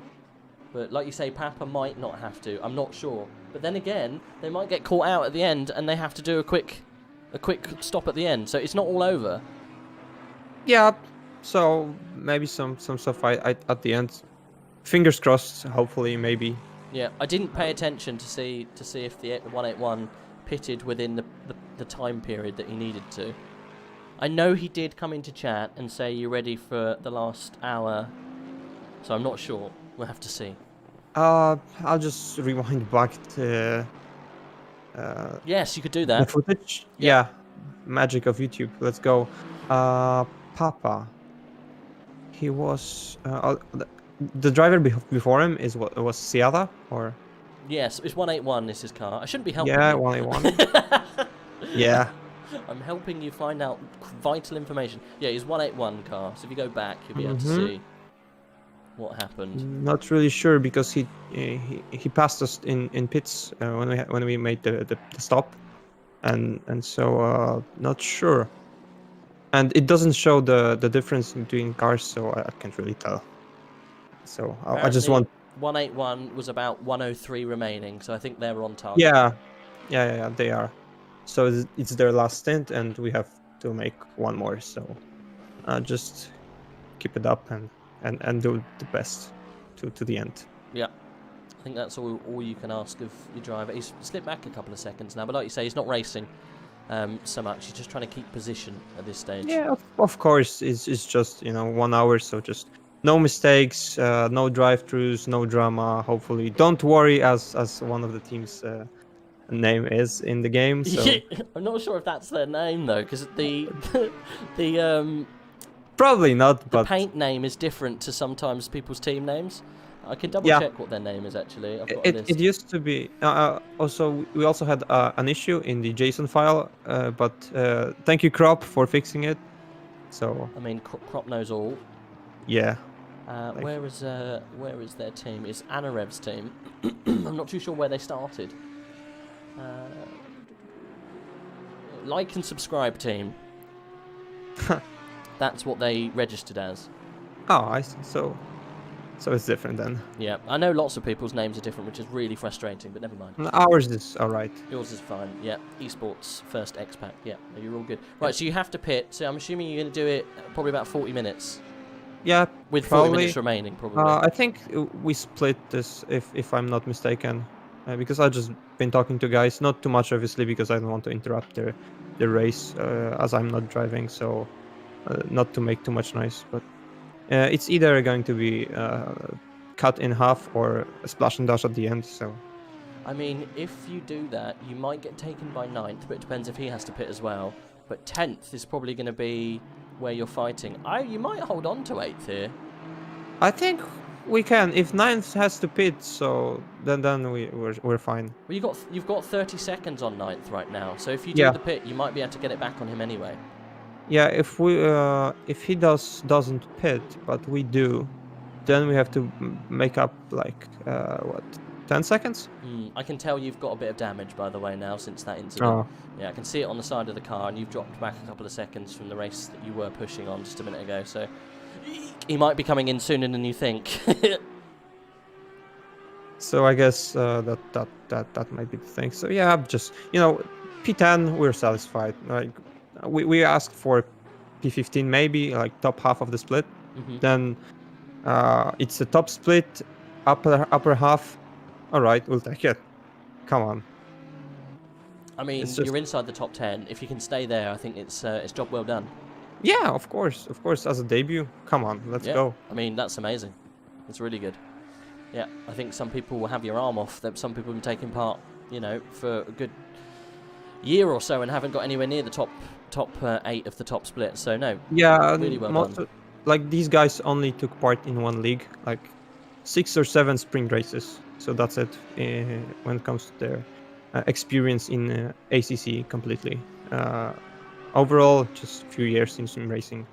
But I mean, that's really good. It's good performance. Yeah, the pace is built through years, not just through days or hours. You just have to grind it year by year and just improve. So I'm considering you've done reasonably well for your first outing in AOR. Do you think you'll be back to do another endurance with us? We'll see. Definitely, the guys are positive about doing it again in future, because as I talk to them, they are all just enjoying it really much. So definitely coming up again sometime in the future. Sure. Cool. Right. Well, it's great having an insight from the car from the get-go. So thanks for coming in so many times. I really do appreciate it. Yeah, thank you for having me. It's all right. I mean, I wish your car all the best. You're running well at the moment. I know you got a pit again, but I think you'll probably hold on to 8th. Yeah, let's keep the fingers crossed. Yeah. Nothing happens again, like the thing we've seen just a minute or two ago. Fingers crossed. Yeah, I'll get off the car so things no are one out of sees. your control. No one sees, and then nothing happens. You're all fine. Yeah, hopefully. Thanks very much for joining us again. Yeah, thank you very much. No problem. Best of luck.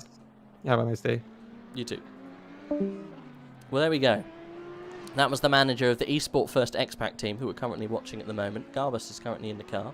He has to pit again, though, in the next 10 minutes. He's got a bit of damage, as you just saw when he punted some GT4s trying to get on the back of Papa. Papa was saved by some GT4s. They gave their life to save him. So everyone in chat will be happy to know that I think Papa might hold on to 7th. Might even go a bit further, because I know a couple of people do have to pit. Have we got any other people close on track? Black Gold Source currently solidly in 3rd. Van Dutren 9 seconds away from him. May have a move later on. I don't think we got anyone else that close on track. Let's double check the GT4s. It's almost like a balancing act with these boys. So James Bacon still in the lead by a whole lap. Of course he is. Andrek still in 2nd position. Doing very well. And then we've got Alexander Doricott, currently doing very well in this McLaren, keeping his nose clean. And it looks like Ensby has managed to come up a little bit. He was in 5th. He's got past Kluperman, the 420 car, the Ginetta. I think that is the, Kimambamba Racing team. It's a cool livery, that one. I think everyone in the chat, Flying Lizard, is cheering on the 181. Yeah, we will keep an eye on 181. What's happening here then? How far back are we from the top 4 in GT4? We'll wait for the splits to change. I don't think we've got anyone who's really, really close. I think it's all quite spread out. First, second, and third. We're all very, very close. Don't think we're going to see any moves going on from these boys just yet. Let's stay towards the top again. See if we've got any people coming in for pits. The last 40 minutes. Comment from earlier regarding controllers. A fella named Duct Tape. He's really good with keyboard and mouse. I mean, sure. The whole of PLR are in chat tonight. It's more active than Discord.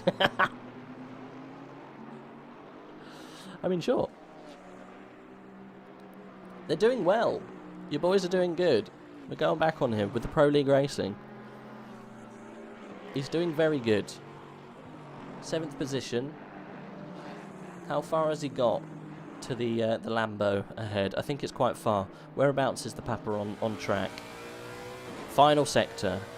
And his closest car is going through the first sector. I think it's going to be a stretch for the Papa to get any further on down the track. You never know, though. He doesn't have to pit again, so he just needs to hold it out. See what happens.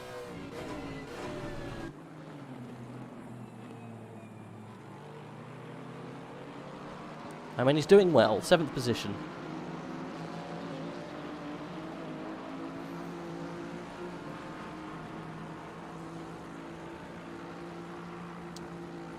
Don't think we've got anyone that close on track, to be honest. I hope we don't have a procession across the line.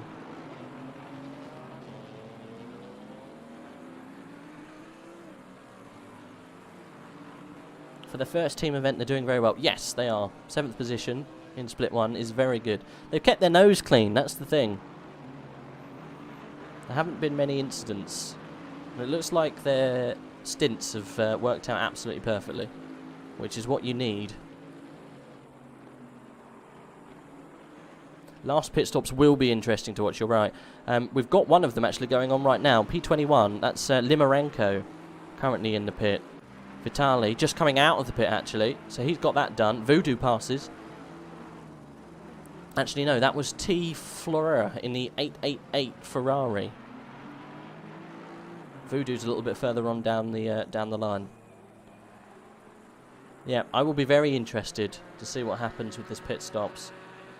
We'll stay in the top end of this grid because I want to see what's happening.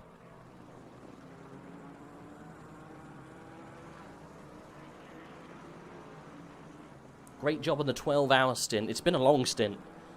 Hashtag go Papa.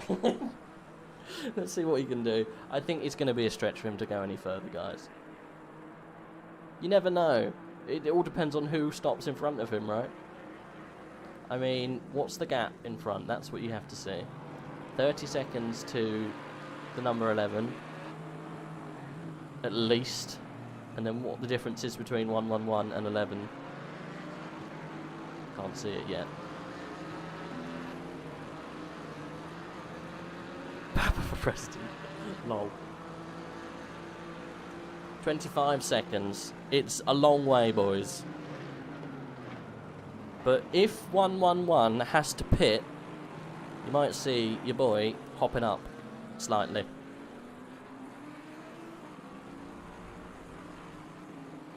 Definitely 99 and 991 need to pit again. You are right. However, they are a little way ahead, if not a lap ahead. Because the 99 car is currently there. So unless Papa literally turns into Linford Christie, I don't think he's going to be able to beat him.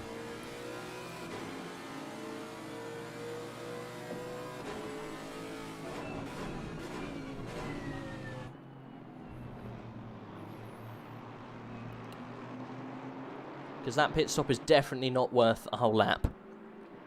it's worth about 40 seconds. Especially as it'll be a splash and dash. It won't be a proper full pit. They are 1 lap ahead. I know they are, that's what I'm saying. They're now more than that ahead.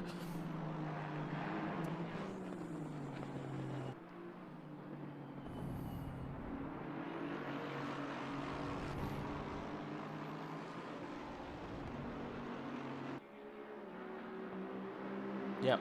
And you'll see the 991 come past again in a minute. The ones you need to be watching is 5th and 6th. These are the boys that would be in touch.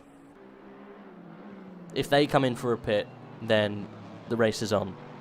Got some more pits coming on towards the back end of the grid. Voodoo comes in. Is that Strotsky coming in again for a pit? I swear he was just in.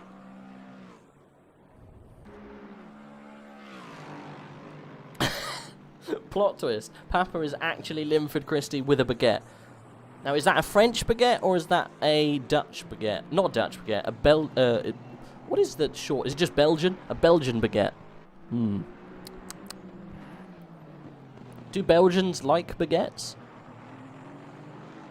Is that a thing?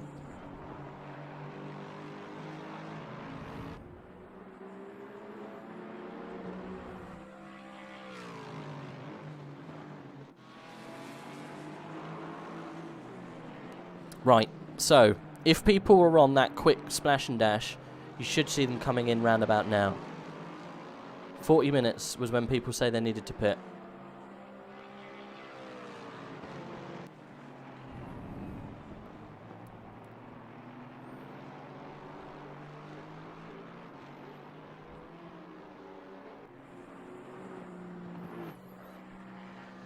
A Greek-Belgian baguette.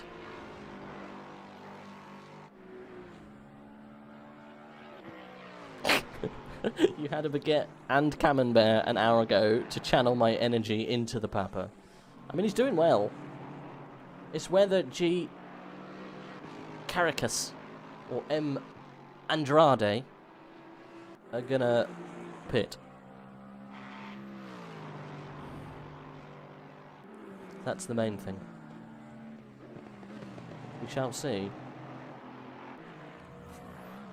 He narrowly missed being taken off by some GT4s just then, so... I mean, all of the attention that we're bringing to this guy is just adding to more pressure. The funny thing is, he doesn't know that we're watching him, that's the worst thing.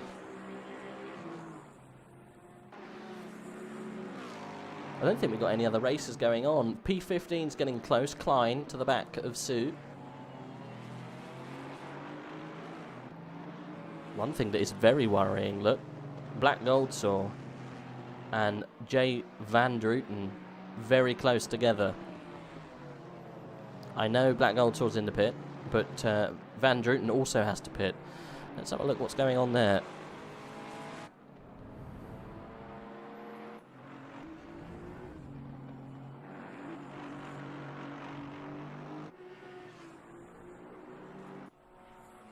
So he is stopped currently for the last splash and douche. Where is Jonas?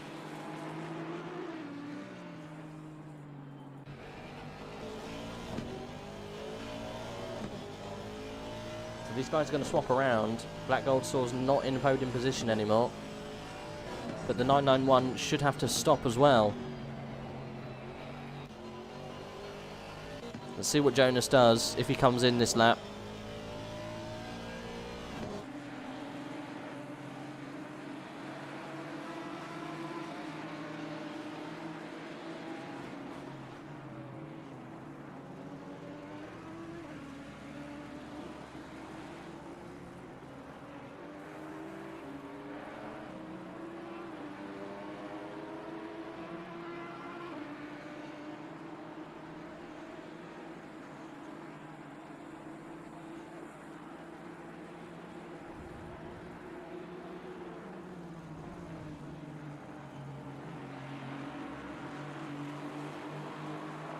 Oh, he's going round for another one. He's not coming in.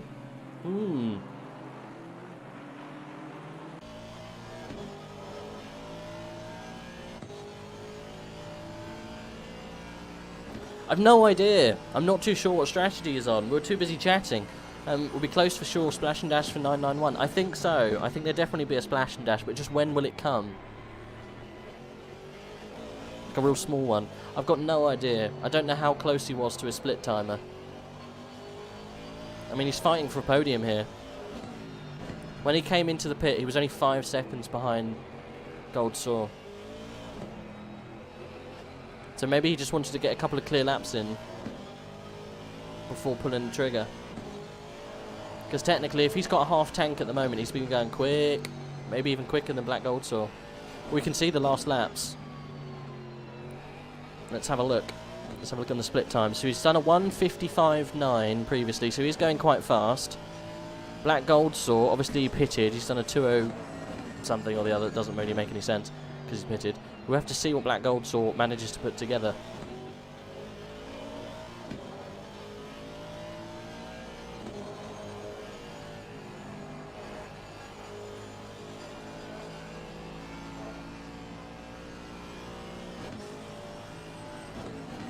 Flashing those GT4s out of the way like gnats. Jesus.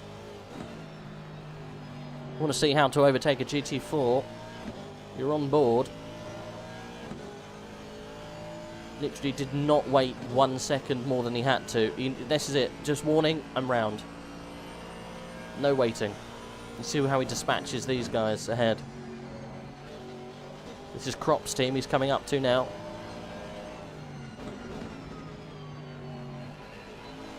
Possibly, I think you're right.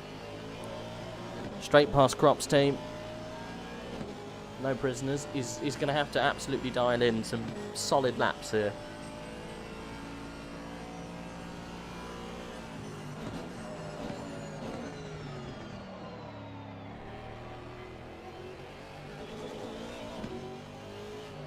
I think you're right. It'll be very interesting to the end to see what happens. 3/10 away from 15th and 14th. We haven't really jumped in towards the back end, so let's have a look. Samsu's been having a bit of a terrible time at defending at the moment. Decline's very close to the back. Is it the same car? Let's see.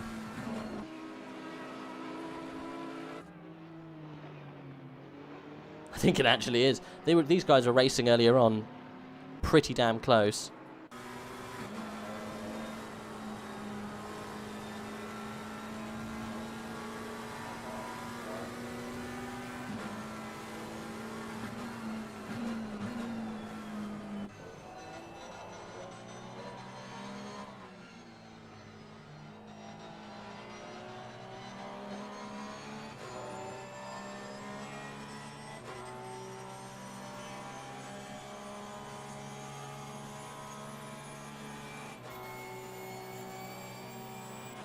Oh, he's just hunting for a gap.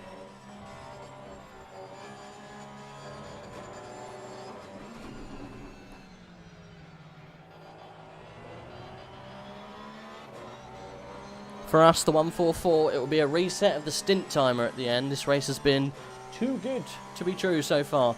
I mean, you've had it very, very, very, very easy, it seems. I'm assuming that's Luca that's joined us in the chat. You guys have been on another level this whole time. Absolutely pounding round. No one's been able to stop you, to be honest. We're on board at the moment with P14.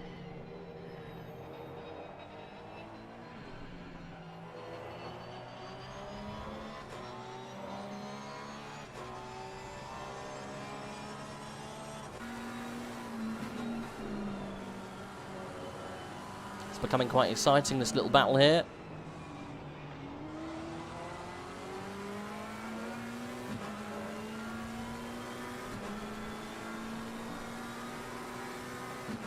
I think the McLaren's just that little bit faster. He's just got to pick his spot. Not make any silly mistakes.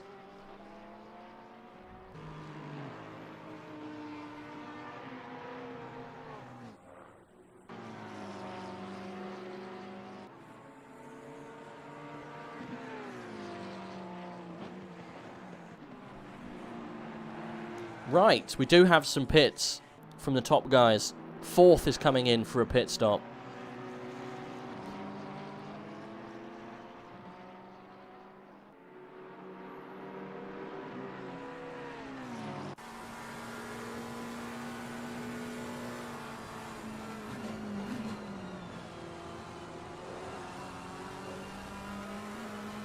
Jeston, it depends.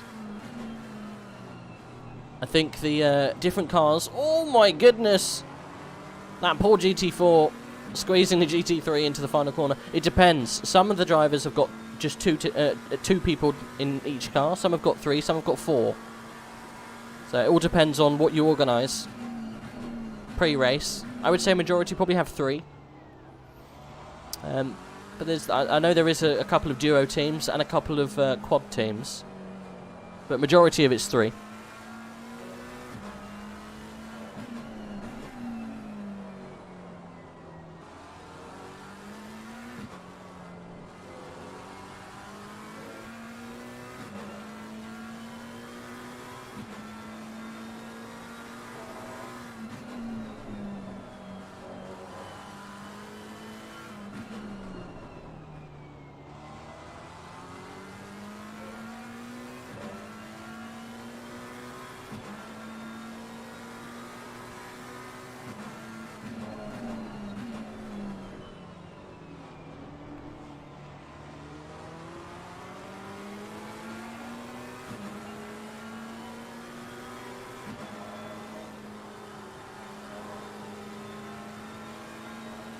Klein's being very patient here, just biding his time, waiting for the opening to come.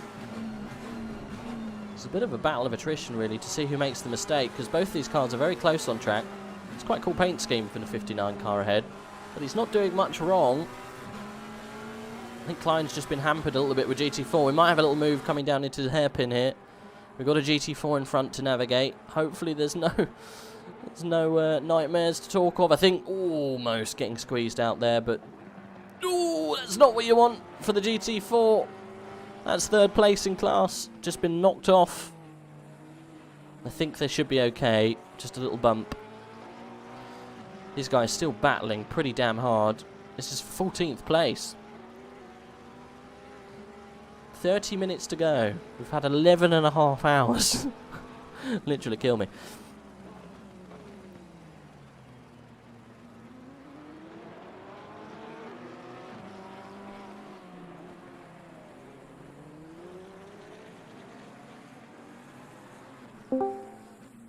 I didn't see you boys up there. I'm really sorry.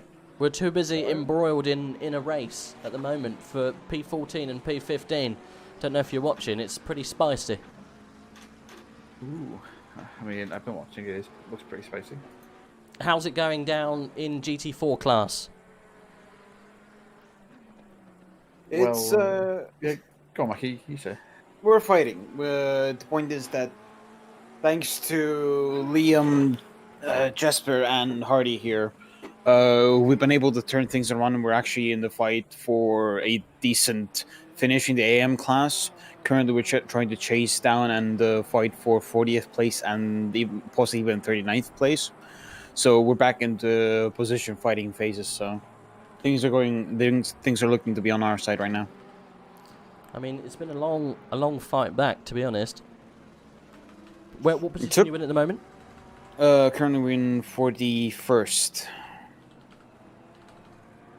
So 41st place right now. Yeah. How close are you from other people around? It looks like, hold on, I'll let you know right now.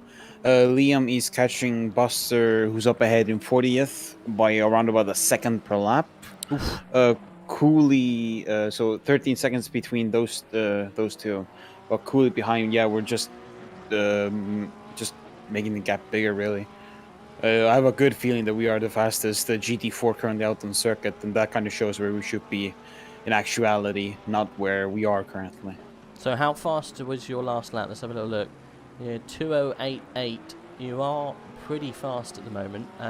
Who around you? There's some people doing 206s at the moment. True, but Liam has been putting in a beforehand already 206s and those kinds of times, and even on the verge of going under a 206. So Liam's pushing hard, and that is great to see. Speedy boy. He's a speedy boy. Speedy. P8 is getting very close to P7 as well. We've got some good fights going on at the top. There's lots of pit stops going on. How are you doing for pit stints? Is Liam, I'm assuming you've done now? Yep, we're done. We're on the last one. So, Liam to the end. Yep. There's a lot of confusion on the factor that because there is a limit on how long a driver can be in the car, being an hour and 5 minutes, or that around about that area.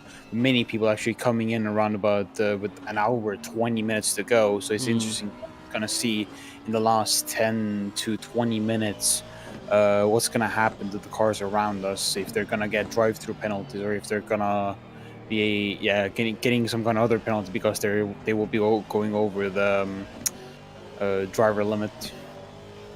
Yeah, lots of people didn't get their stints right at all, like you say, and had to come in. So yeah, it's tricky. It's tricky. Luckily, we have someone part of the team who helped us with our stints and that too, or made nameless. So, I mean, I got the hours wrong. I got the times completely wrong. Many things were gotten wrong. Many things were gotten wrong, but the point still stands. Oh Jesus! Almost a change for 7th position. Papa Giorgio though, blocking quite nicely. I think Garbus has got to do another pit though, so this is all theoretical at the moment. Black Goldsaw's in 4th, and he's 12 seconds. He's got to close in 26 minutes. It's going to be fun to watch. I'm not going to lie. Oh, on the outside, he's pushing hard. Yeah, but he's got another pit to do. The Audi of the X-Pac first team, or the first X-Pac team, sorry. They've definitely got another pit to do. I don't think they've done it yet. I'm pretty sure they haven't done it. Been watching them quite a lot towards the end. Is the Audi 4-wheel drive? You know what? I don't know. I would have thought so. Because Audi only makes front-wheel and 4-wheel drive, so... I mean, I would have thought so. If it was 4-wheel, right? I would have thought it's 4-wheel drive, yeah. I'd be surprised if it wasn't, if it was an Audi. In this kind of state that, it must be a 4-wheel drive.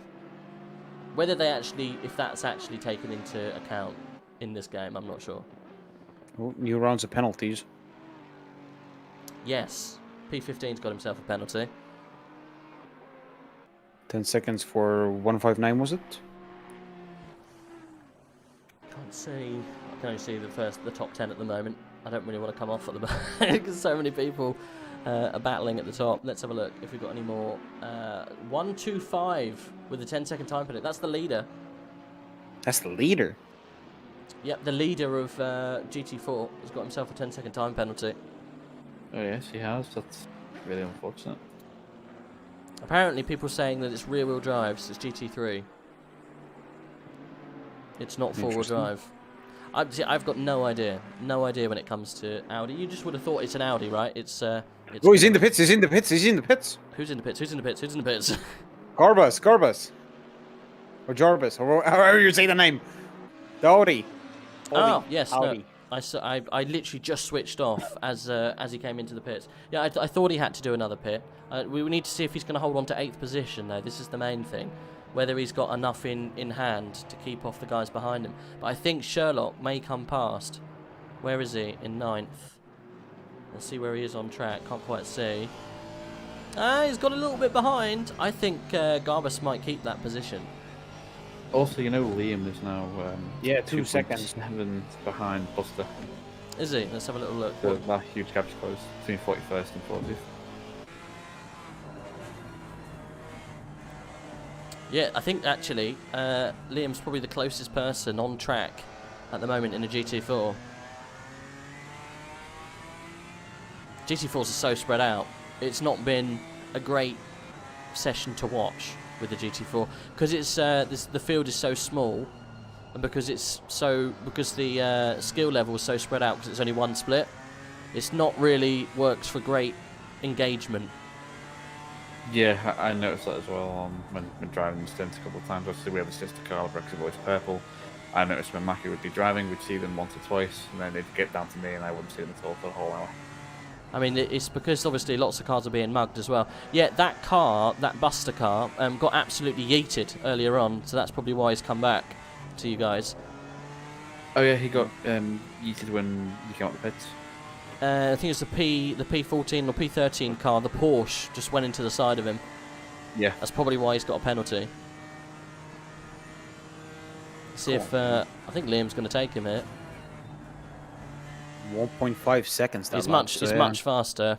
He's visibly faster. No heroics in the Sandavot, please. Here you go, down the back straight. He always pretty much let him pass, bless him. He didn't want any. He didn't want any any action there. I think Buster just gave him the position. He could see that he was faster. Maybe he's carrying some damage because of earlier. Like I say, Possibly, he did get absolutely yeeted. There has been talks about everyone having brake fade, massive brake fade towards the end of the race. Possibly, yeah. Luckily, our in Brexit Boy Blue, we've been able to. We've had the chance to change the brakes over midway throughout the race. Yeah, I heard. Yeah, it's funny though because we ended up changing them twice during this race. Oof. You changed them again. It wasn't an accident thing that. It was not an accident. We are totally professional. Yeah. Full Christian. It was all planned. Yes. Okay, so you left it ticked. Yes, Liam left it tick. That's fine. Oh, never mind. I mean, look at the pace he's got out of it. You know, yeah, he's managed to go really fast. Has he got brakes 1 on now? 2. Oh, okay, you could have changed to the 1 and probably would have got away with it. No, because the ones were ruined. Black Gold Saw. I don't think he's actually gaining on Van Druten for 3rd position. The podium might not be on here. 21 minutes to go. He's not making massive inroads on the 991. The 991 has come in and gone out, I think. We'll see. Because I know they swapped around a minute ago because Black Gold Saw pitted. Let's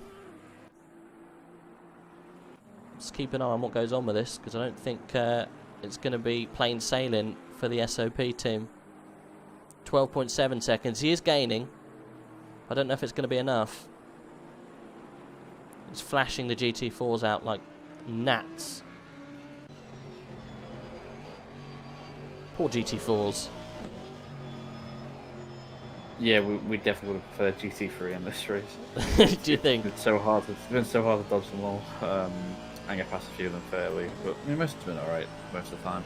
I didn't have any particular problems myself, but seeing some of them is a bit questionable.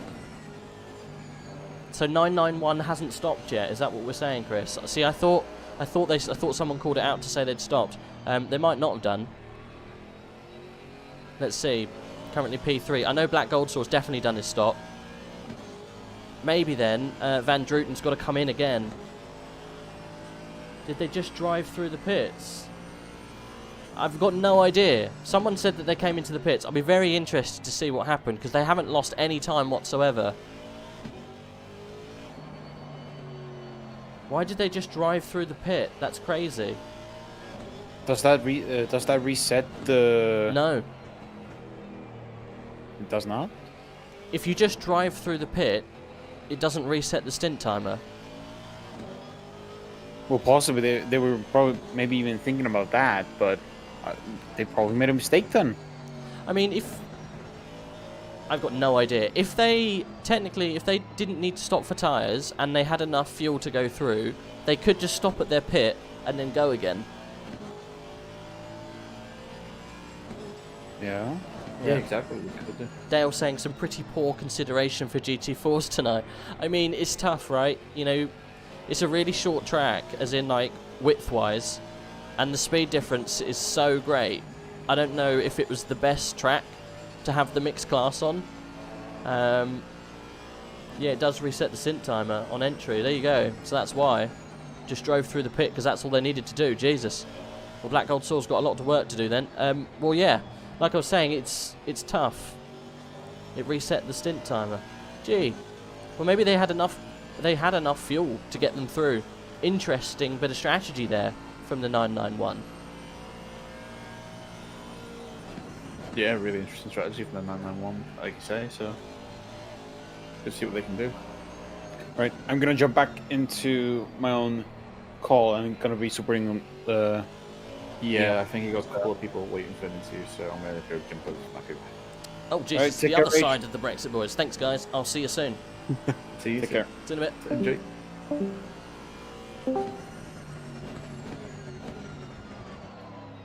Hello. Afternoon. How are you doing? Hello. Good. Who's in the car? Ellis, Jamie. Oh, I thought James was going to the end. He was, but we had a small mechanical issue, didn't we, James?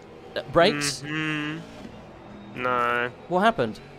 I thought I had a puncture because I had no front top speed. But actually my throttle got stuck. And you won't believe what was stopping my throttle from going all the way down. What happened? Have a guess. I don't know. A fish? No, a wine gum. So your brake got stuck because of a loose wine gum. Throttle. Your throttle, sorry. So that's dropped you 2 places.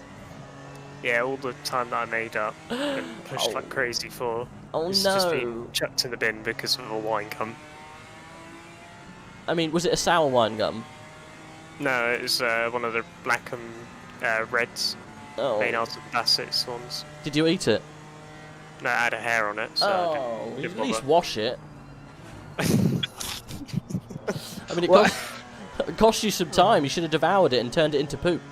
Oh no, but I thought there was something actually wrong with my pedal, and then I reached down and saw a squash. Made out of Bassett's, so I was a little bit pissed. A squashed wine gum. Yeah. Never mind. No, where's it put you down to? It's put you down to 6th. Yeah. I mean, you live and learn. I mean, Jay's on a charge, so I think P5 is still achievable. He's got 20 seconds to make up. Yeah, well, so Koppelman in the 420 car still has to stop. Oh, really? You sure? Yeah, he's got something like 54 minutes on this stint since their last stop, so he's not going to make it to the end without a stop go. We got some really interesting strategy going on at the top end of the grid. Yeah, so, the drive-through tactic, yeah? Drive through the pit, yeah, on his last stint, so he didn't have to stop. Yeah, so there was another racing league, the name of which I won't mention. Thank you.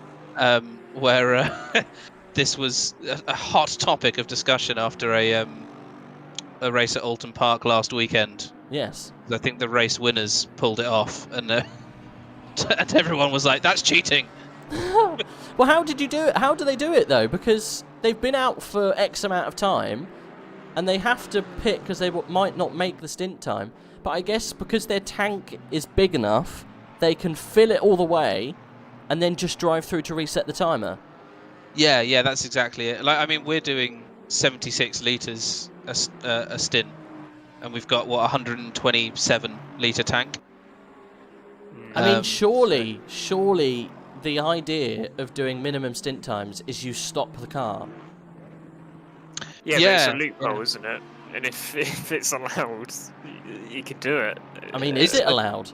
Yeah, and it's one that it's allowed in ITGC as well. I think the Bentley that won Kailami last year did it in real life. So I mean, this will be very interesting to see what people say in the 12 hours chat. Has anyone? I don't think it should be allowed. Has anyone actually mentioned it? I don't think so. We have mentioned wine gums a few times though. I mean, why not? I mean, I think next AOR endurance race we do is going to be a wine gum themed car. Oh, I think mate. they've already signed on it. I think you have to now. Yeah. Yeah, I think you absolutely have to. It's gonna be unfortunate. So yeah. Well, Live and learn. Thanks for the insights into the jumping through the pit situation, because I wasn't sure what was going on. I didn't know that was a thing. No, I was showing really good pace and really pushing, and then I just had no throttle, and I got very sad. I mean, at least it was just a wine gum, right? True. I don't have to spend another 100 quid on pedals, so... No, yeah. that's the main thing. That's the main thing. Yeah. Another good news. Only 13 minutes to go. Yeah. But slightly bad news. I don't think Black Goldsaw's going to get himself a podium because of that very sneaky pit. He's looking very spicy right now. He's incredibly spicy, but you know, Jay Van Druten, he's got that gap now. I don't think it's gonna work. That's a very cheeky strategy that on the last stint. Didn't really think about that. That's like top IQ thinking right there. It's very clever. Yeah, we would give it to him. we were tempted to give it a go ourselves, but we just didn't. We just don't know enough about how the tyres are working. And like, the worst thing would be is to try and pull that off, and then your tyres just disintegrate. Yeah. Like, well, bugger. I gave it a go, but never mind. Yeah, to quote Blackadder anyway. Yeah. I mean, with the Beamer being a bit of a slidey boy as well, it's a little bit. I think it munches its tyres a little, sliding. If I had to put money on it, I think we're about to see it again from the 420 Ginetta. Do you think? I reckon so. There's 12 minutes left to go. They must have just fueled it to the top, and they're just going to drive through. I mean, I'd be very surprised if they stopped. We've been talking about it now, so I'm assuming they know about the strategy. So yeah, maybe. If they're clever enough, yes. Well, if they didn't know about it and they haven't already fueled the car, then it would have, it's going to be a problem, eh? Yeah. Well, I mean, just in case they are listening, I have heard that you can exceed the driver stint limit on the last lap. It's fine. What, you just get away with it, do you? Yeah, you just get away with it. Okay. Yeah, I've heard that too. I've heard that Certainly not a stop go. Certainly not. 100%. Isn't it like 100%? Isn't it a massive time added to the end? Yeah, I think it's like the equivalent of 30 seconds. 30 seconds, yeah. It depends, I guess. If you've got 30 seconds to the car behind, why not? Yeah, that's very true. Yeah. I mean, if you've got 30 seconds to the car behind, you might as well pit, eh? Yeah. Yeah. Go for the fastest lap, get that extra point. Oh wait, it doesn't exist. We're on board at the moment with the Klupelmin car. I think that's how you say it. I think so. It sounds the right. Ginetta. Harold Klupelmin in the I'm not gonna Karambimba pronounce Racing. it. No. I'm gonna say that he's Dutch. Just a guess. Yeah. Seems likely. Just a guess. He's Okay, currently running around. Is he going to pull in? Let's see. No, he doesn't come in. Someone else does, though. That The is Alpine. Andrex coming Andrex in. is Let's see what Andrex does. He's not. Yeah, look. He's driving through. He's driving through. He's doing it. Cheeky Andrex.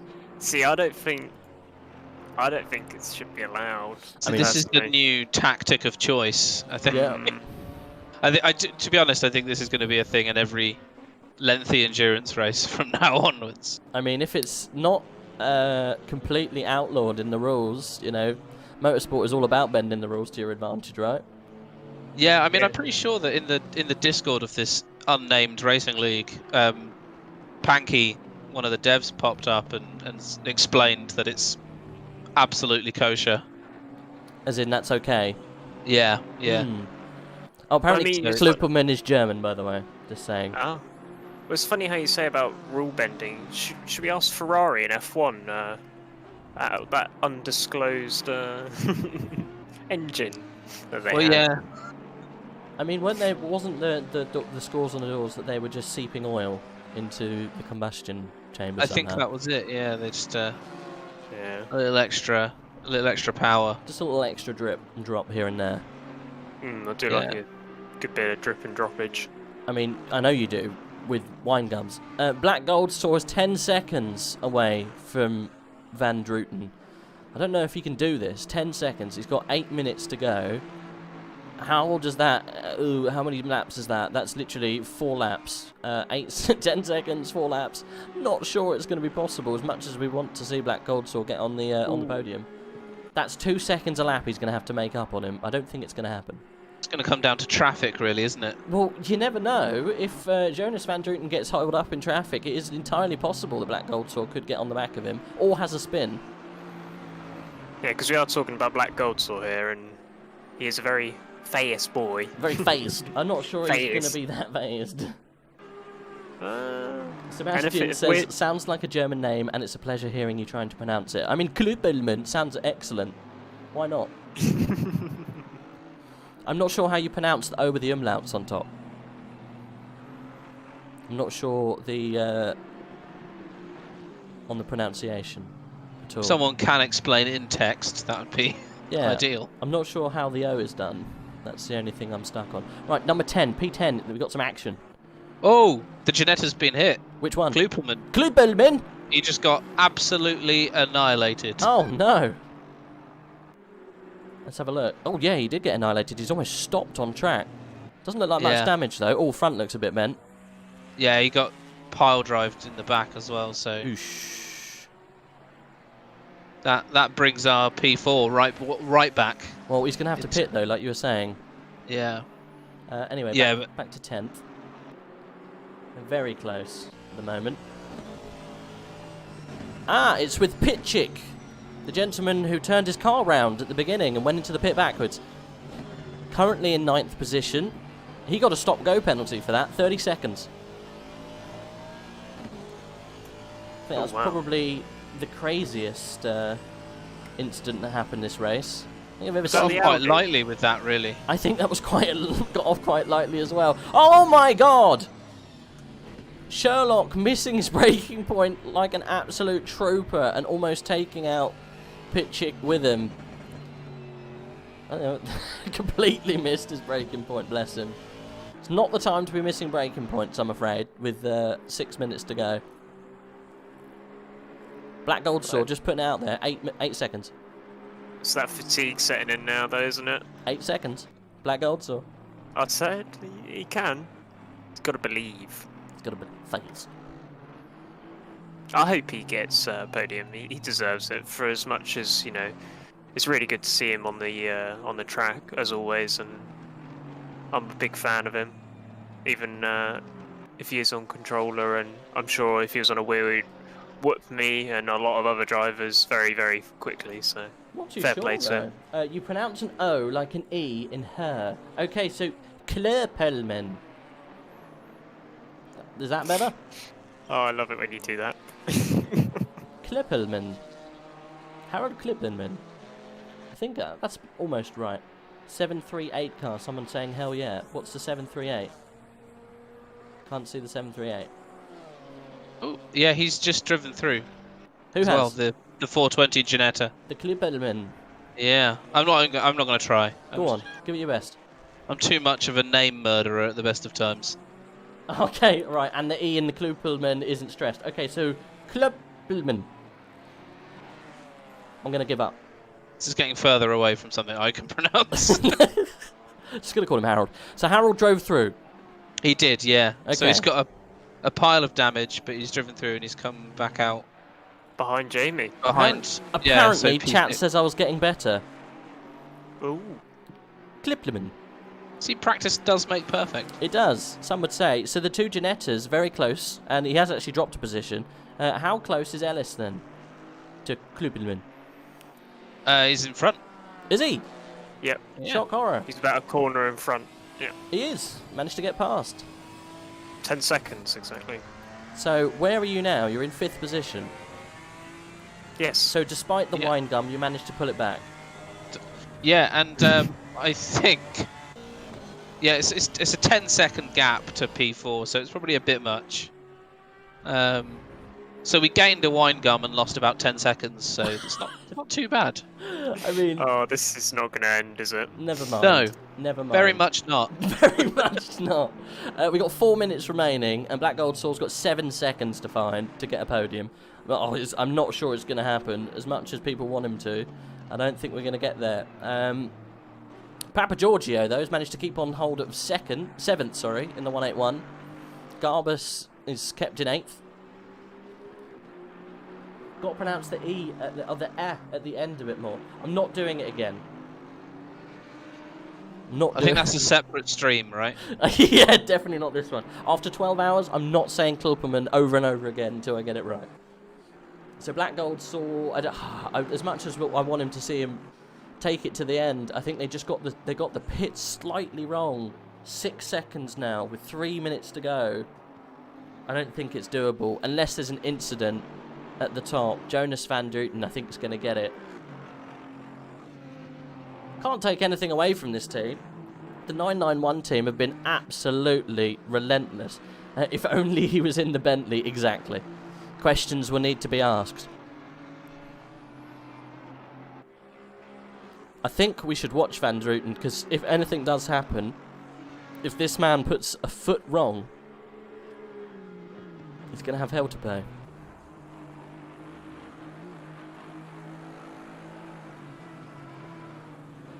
2 minutes to go. Right, boys, it's been a pleasure chatting to you.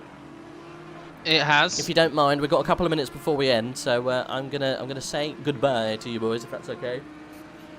And yes. you need to jump into whatchamacallit and wish Jamie across the line. Yeah, we do. Thank you very much. Oh, we'll catch you soon. Yes. Oh yeah. No problem. Thank you for the comms. It's all good. It's all good. We'll see you in a bit, boys. I'll come down and say hi once we're done. Okay. Yeah. See ya. Catch you in a bit.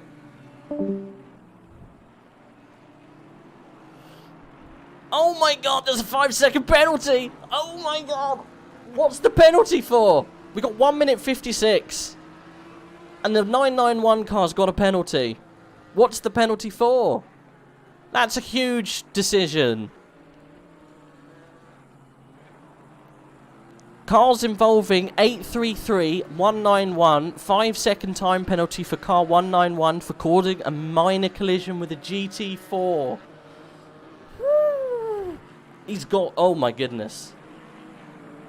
Black Gold Saw has got a second to make up here. He's got 1 minute and 20 to go. That is a ridiculous penalty.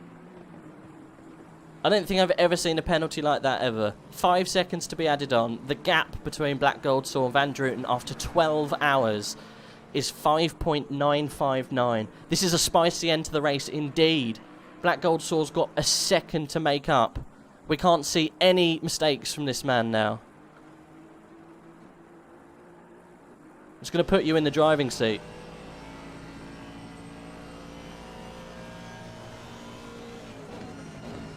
Half a second to make. His teammates must be on the radio saying, you've got half a second to make up. Look how quickly he's driving. Literally, scenario mode 7, indeed, Dominooo. He's catching, he is.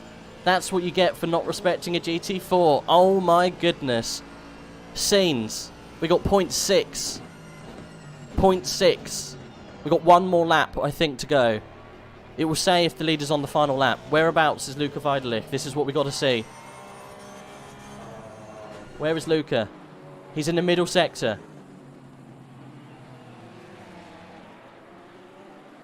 Oh my goodness, this is an intense finish to this race. Is Luca on the last lap? We're on 0-0-0. It doesn't say leader's on final lap. 0.5653 for Black Gold Saw. We're on board with him now.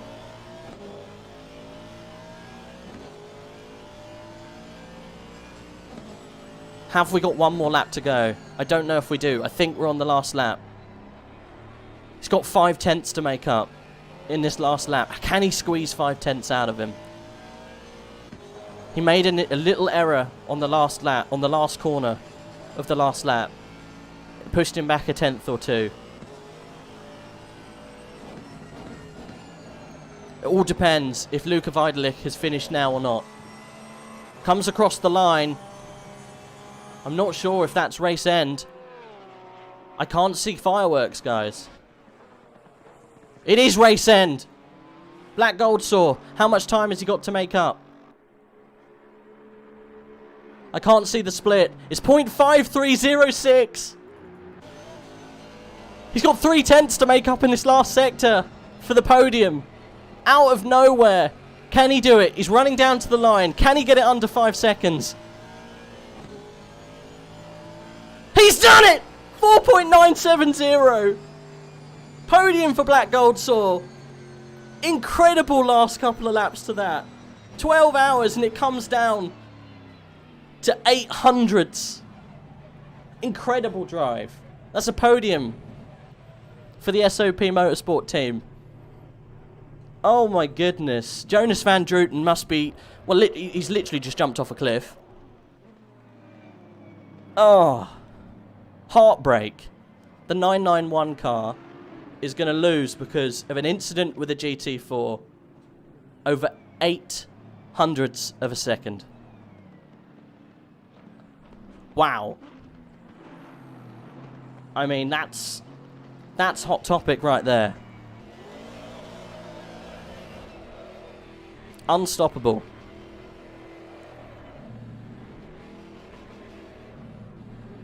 Let me just take a minute to realise the absolute concentration that must have got from this man to get across the line with that amount of time. He made up 3/10 in the last sector alone. Almost 4. Incredible. I mean, I'd just like to stop and take a second to congratulate everyone for getting through that, because that wasn't an easy race by any stretch of the mind. And let's not forget these boys, actually, down the back, because these guys have had it real tough in the GT4 cars. We've got the likes of James Bacon. Can't see we get him on the screen at the moment. The 125 car coming across the line in first. Andrex in second. And this little team here, the 72 car, Doricott, has done an amazing job as well in that McLaren. The only McLaren anywhere near the top 10. Crazy. Crazy stuff. Luka Vidalich's team, class of their own. Incredible stuff. Vasily Anarev coming through in second. Third position, Black Gold saw through the tiniest of margins. Whew. I mean, that was crazy. I still can't believe that's real. We're going to have to wait to make sure that he actually did that. He did, look. You can see it on the screen now. Whew.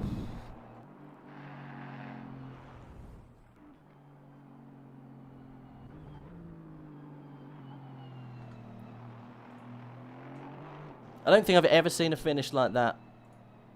Especially in this kind of race in forever. That's crazy.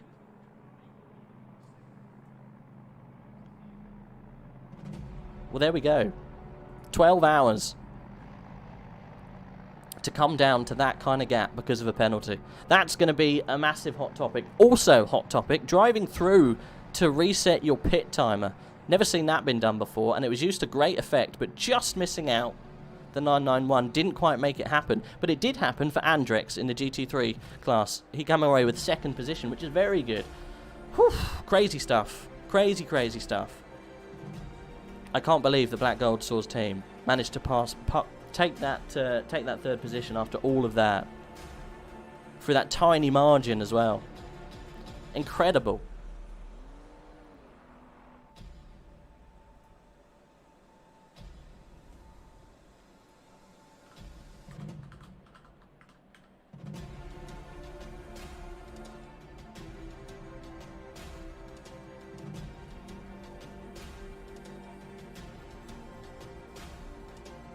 I know.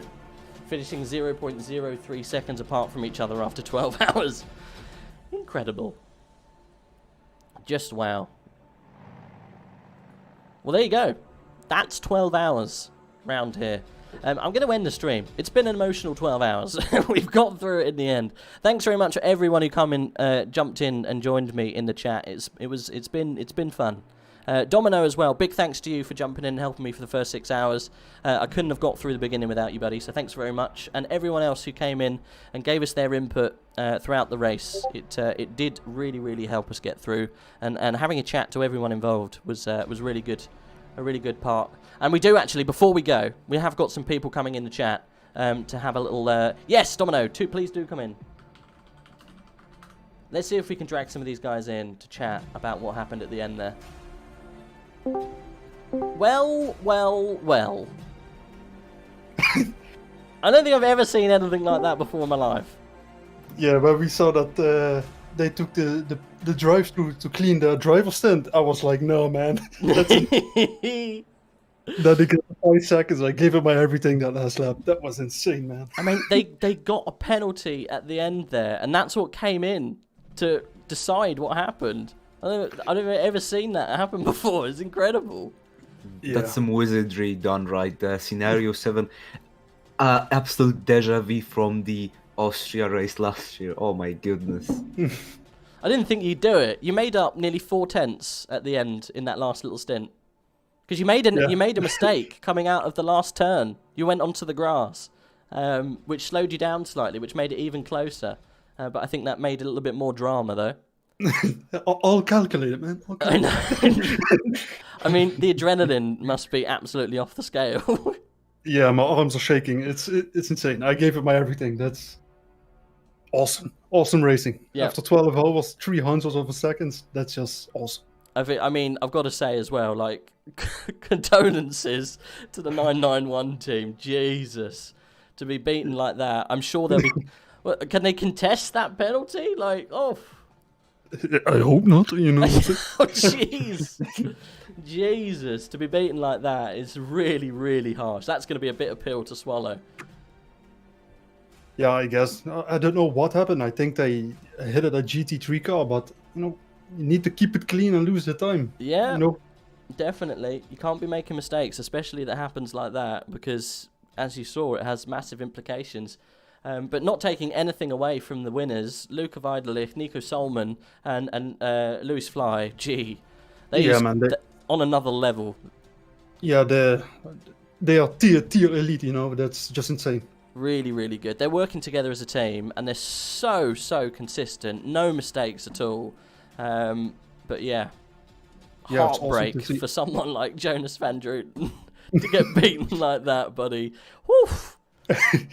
Jonas, if you're hearing us in the stream, we would love to have an interview with you as well. Please come in. I mean, will he want to after that?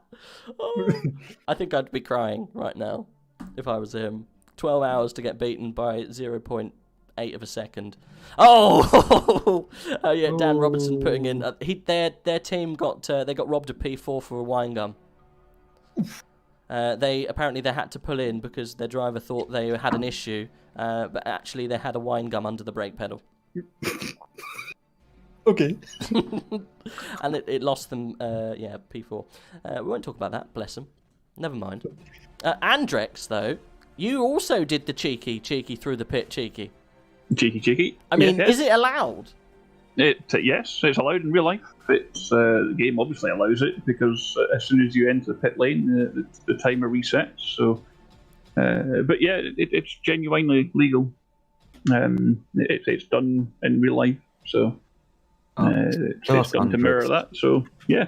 I'm interested in one thing. How was it not driving for the 95% of the race for one time?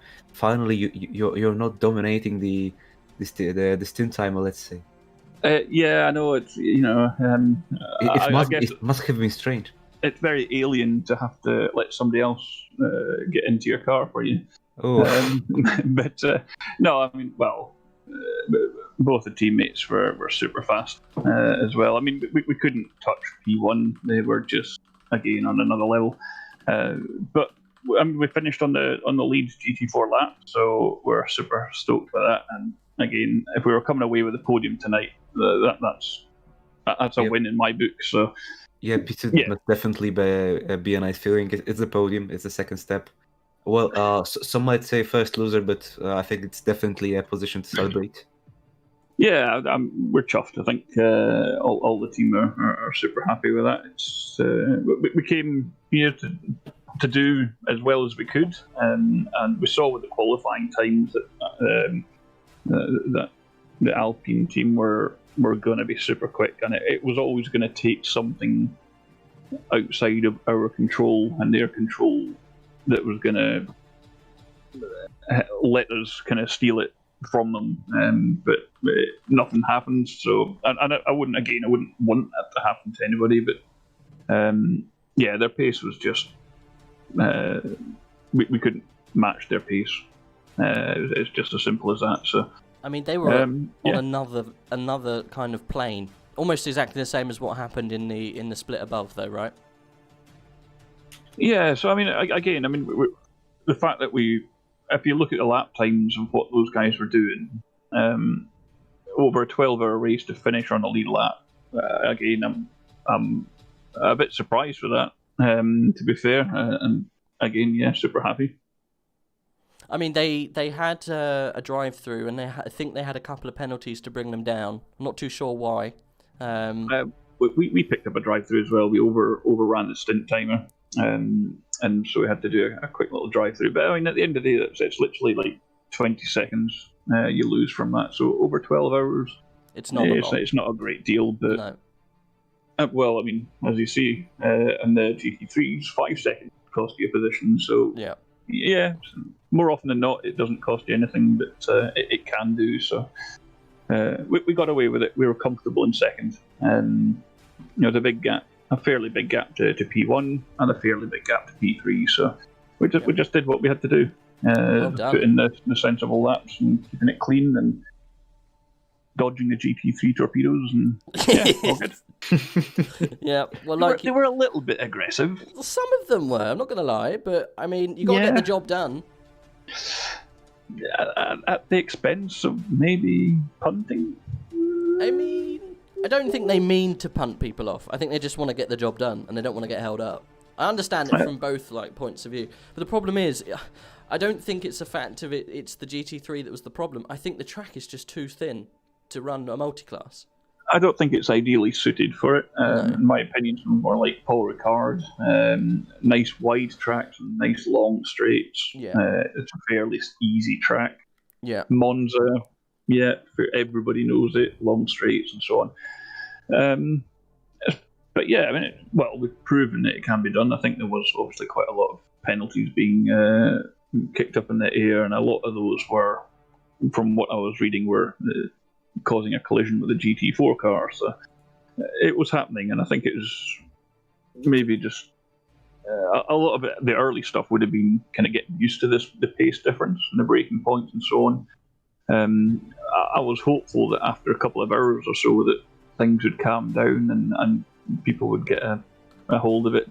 The thing is, I mean, you can get stuck behind a GT4 car for a couple of corners. You're going to lose time, but it's going to happen to everybody. It's all going to even itself out over the course of 12 hours. So you're not really losing an awful lot of time compared to the car ahead or behind. But a lot of the situations where they would kind of have a look up the inside and kind of not commit to going and get kind of stuck halfway and end up going too wide, which cost you both time. And that was the kind of scary ones. If they just kind of almost go full send and get and throw it up the inside, then at least you can kind of see it happening and they're there and they're going through. But when they hesitate, that's when it kind of starts to get a bit scary and go a bit wrong, because some of those corners, the GT4 cars are taking the apex and they don't have a lot of kind of room to take a slightly different line, a tighter line, or they take the full racing line. So I'm kind of glad that it wasn't wet, because some of the lines would have been different and we couldn't dodge, I guess. But I mean, wet would have been a disaster. I'm not going to lie. Well, it would take a bit more getting used to again. So it was. I was surprised that when I went through the Schumacher S's on one occasion, there's a nice Aston Martin that stayed behind us rather than sending it up the inside and going full send. And he stayed behind through that chicane and got a good run on the exit and went past safely, like how you should do it. Yeah. And it was like 30 minutes left to go, so it's taken everybody 11 and a half hours out of a 12-hour race to figure out the better way to go through people. Say that incident, that same scenario was to happen when Black Gold Source was hunting down that last position. You know, you're not in a position to wait for that. You've got to just go. You've got to get past people. Luckily, he had a clear track. Yeah, to an extent, I can understand it when there's a car that's maybe within 10-15 seconds in the final hour or so where you're closing somebody down. But a lot of these situations were like a minimum of 30-second gap to the car in front or behind. There was no real need to be that aggressive. It's just putting themselves and somebody else at risk, really. And I mean, I'm not going to go on it because overall it was still pretty decent, and we didn't get punted. But I'm just aware that other people did. So I mean, I think in comparison to, say, a mixed lobby group, a mixed field like on iRacing, where you've got LMP2s and GTEs and GT3s. I mean, I've seen some terrible things round Daytona. In comparison to that, this was pretty subdued. Yeah, and again, it does take a little bit of getting used to, and the track's not ideal for it. I think there's better tracks that could be used for it in the future, hopefully. But it's still a fantastic race. Not just because of getting a good finish and a good position at the end, but just overall it was a very enjoyable race. Yeah, you guys did amazingly. Well done for second position, GT4. Thank you. Yeah, I don't think you can be too disheartened by that, even though there was a couple of torpedoes, like you're saying. Talking of P2, we've been joined by Soldatov. Your team, I think, was a combination of you, Vasily Anarev, and one other that I can't quite put my finger on right now. And you managed to come across in second position in the top in GT3. Am I right? All right. Hello, guys. Welcome. Congratulations. I mean, trying to get anywhere near the leaders, I think the 144 FTW team were just on another level, right? Yes, absolutely. Their pace will absolutely incredible for us.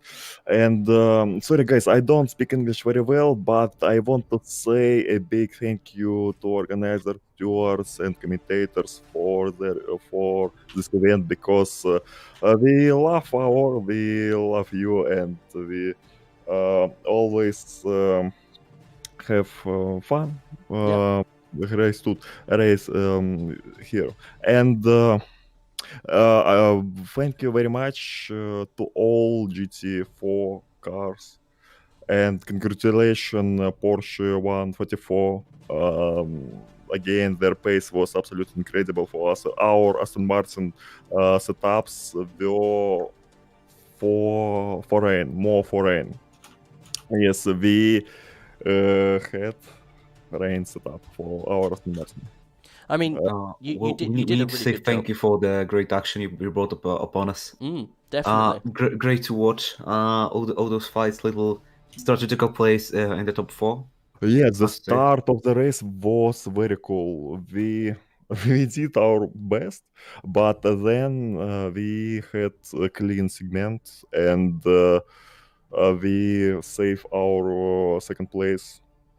And we haven't had any major incidents. No, I think you kept your nose clean, and that helped you. And obviously, you guys I think you just had a little bit more pace than the SOP boys who came in just behind you through a bit of a lucky, a very lucky set of events at the end of the race.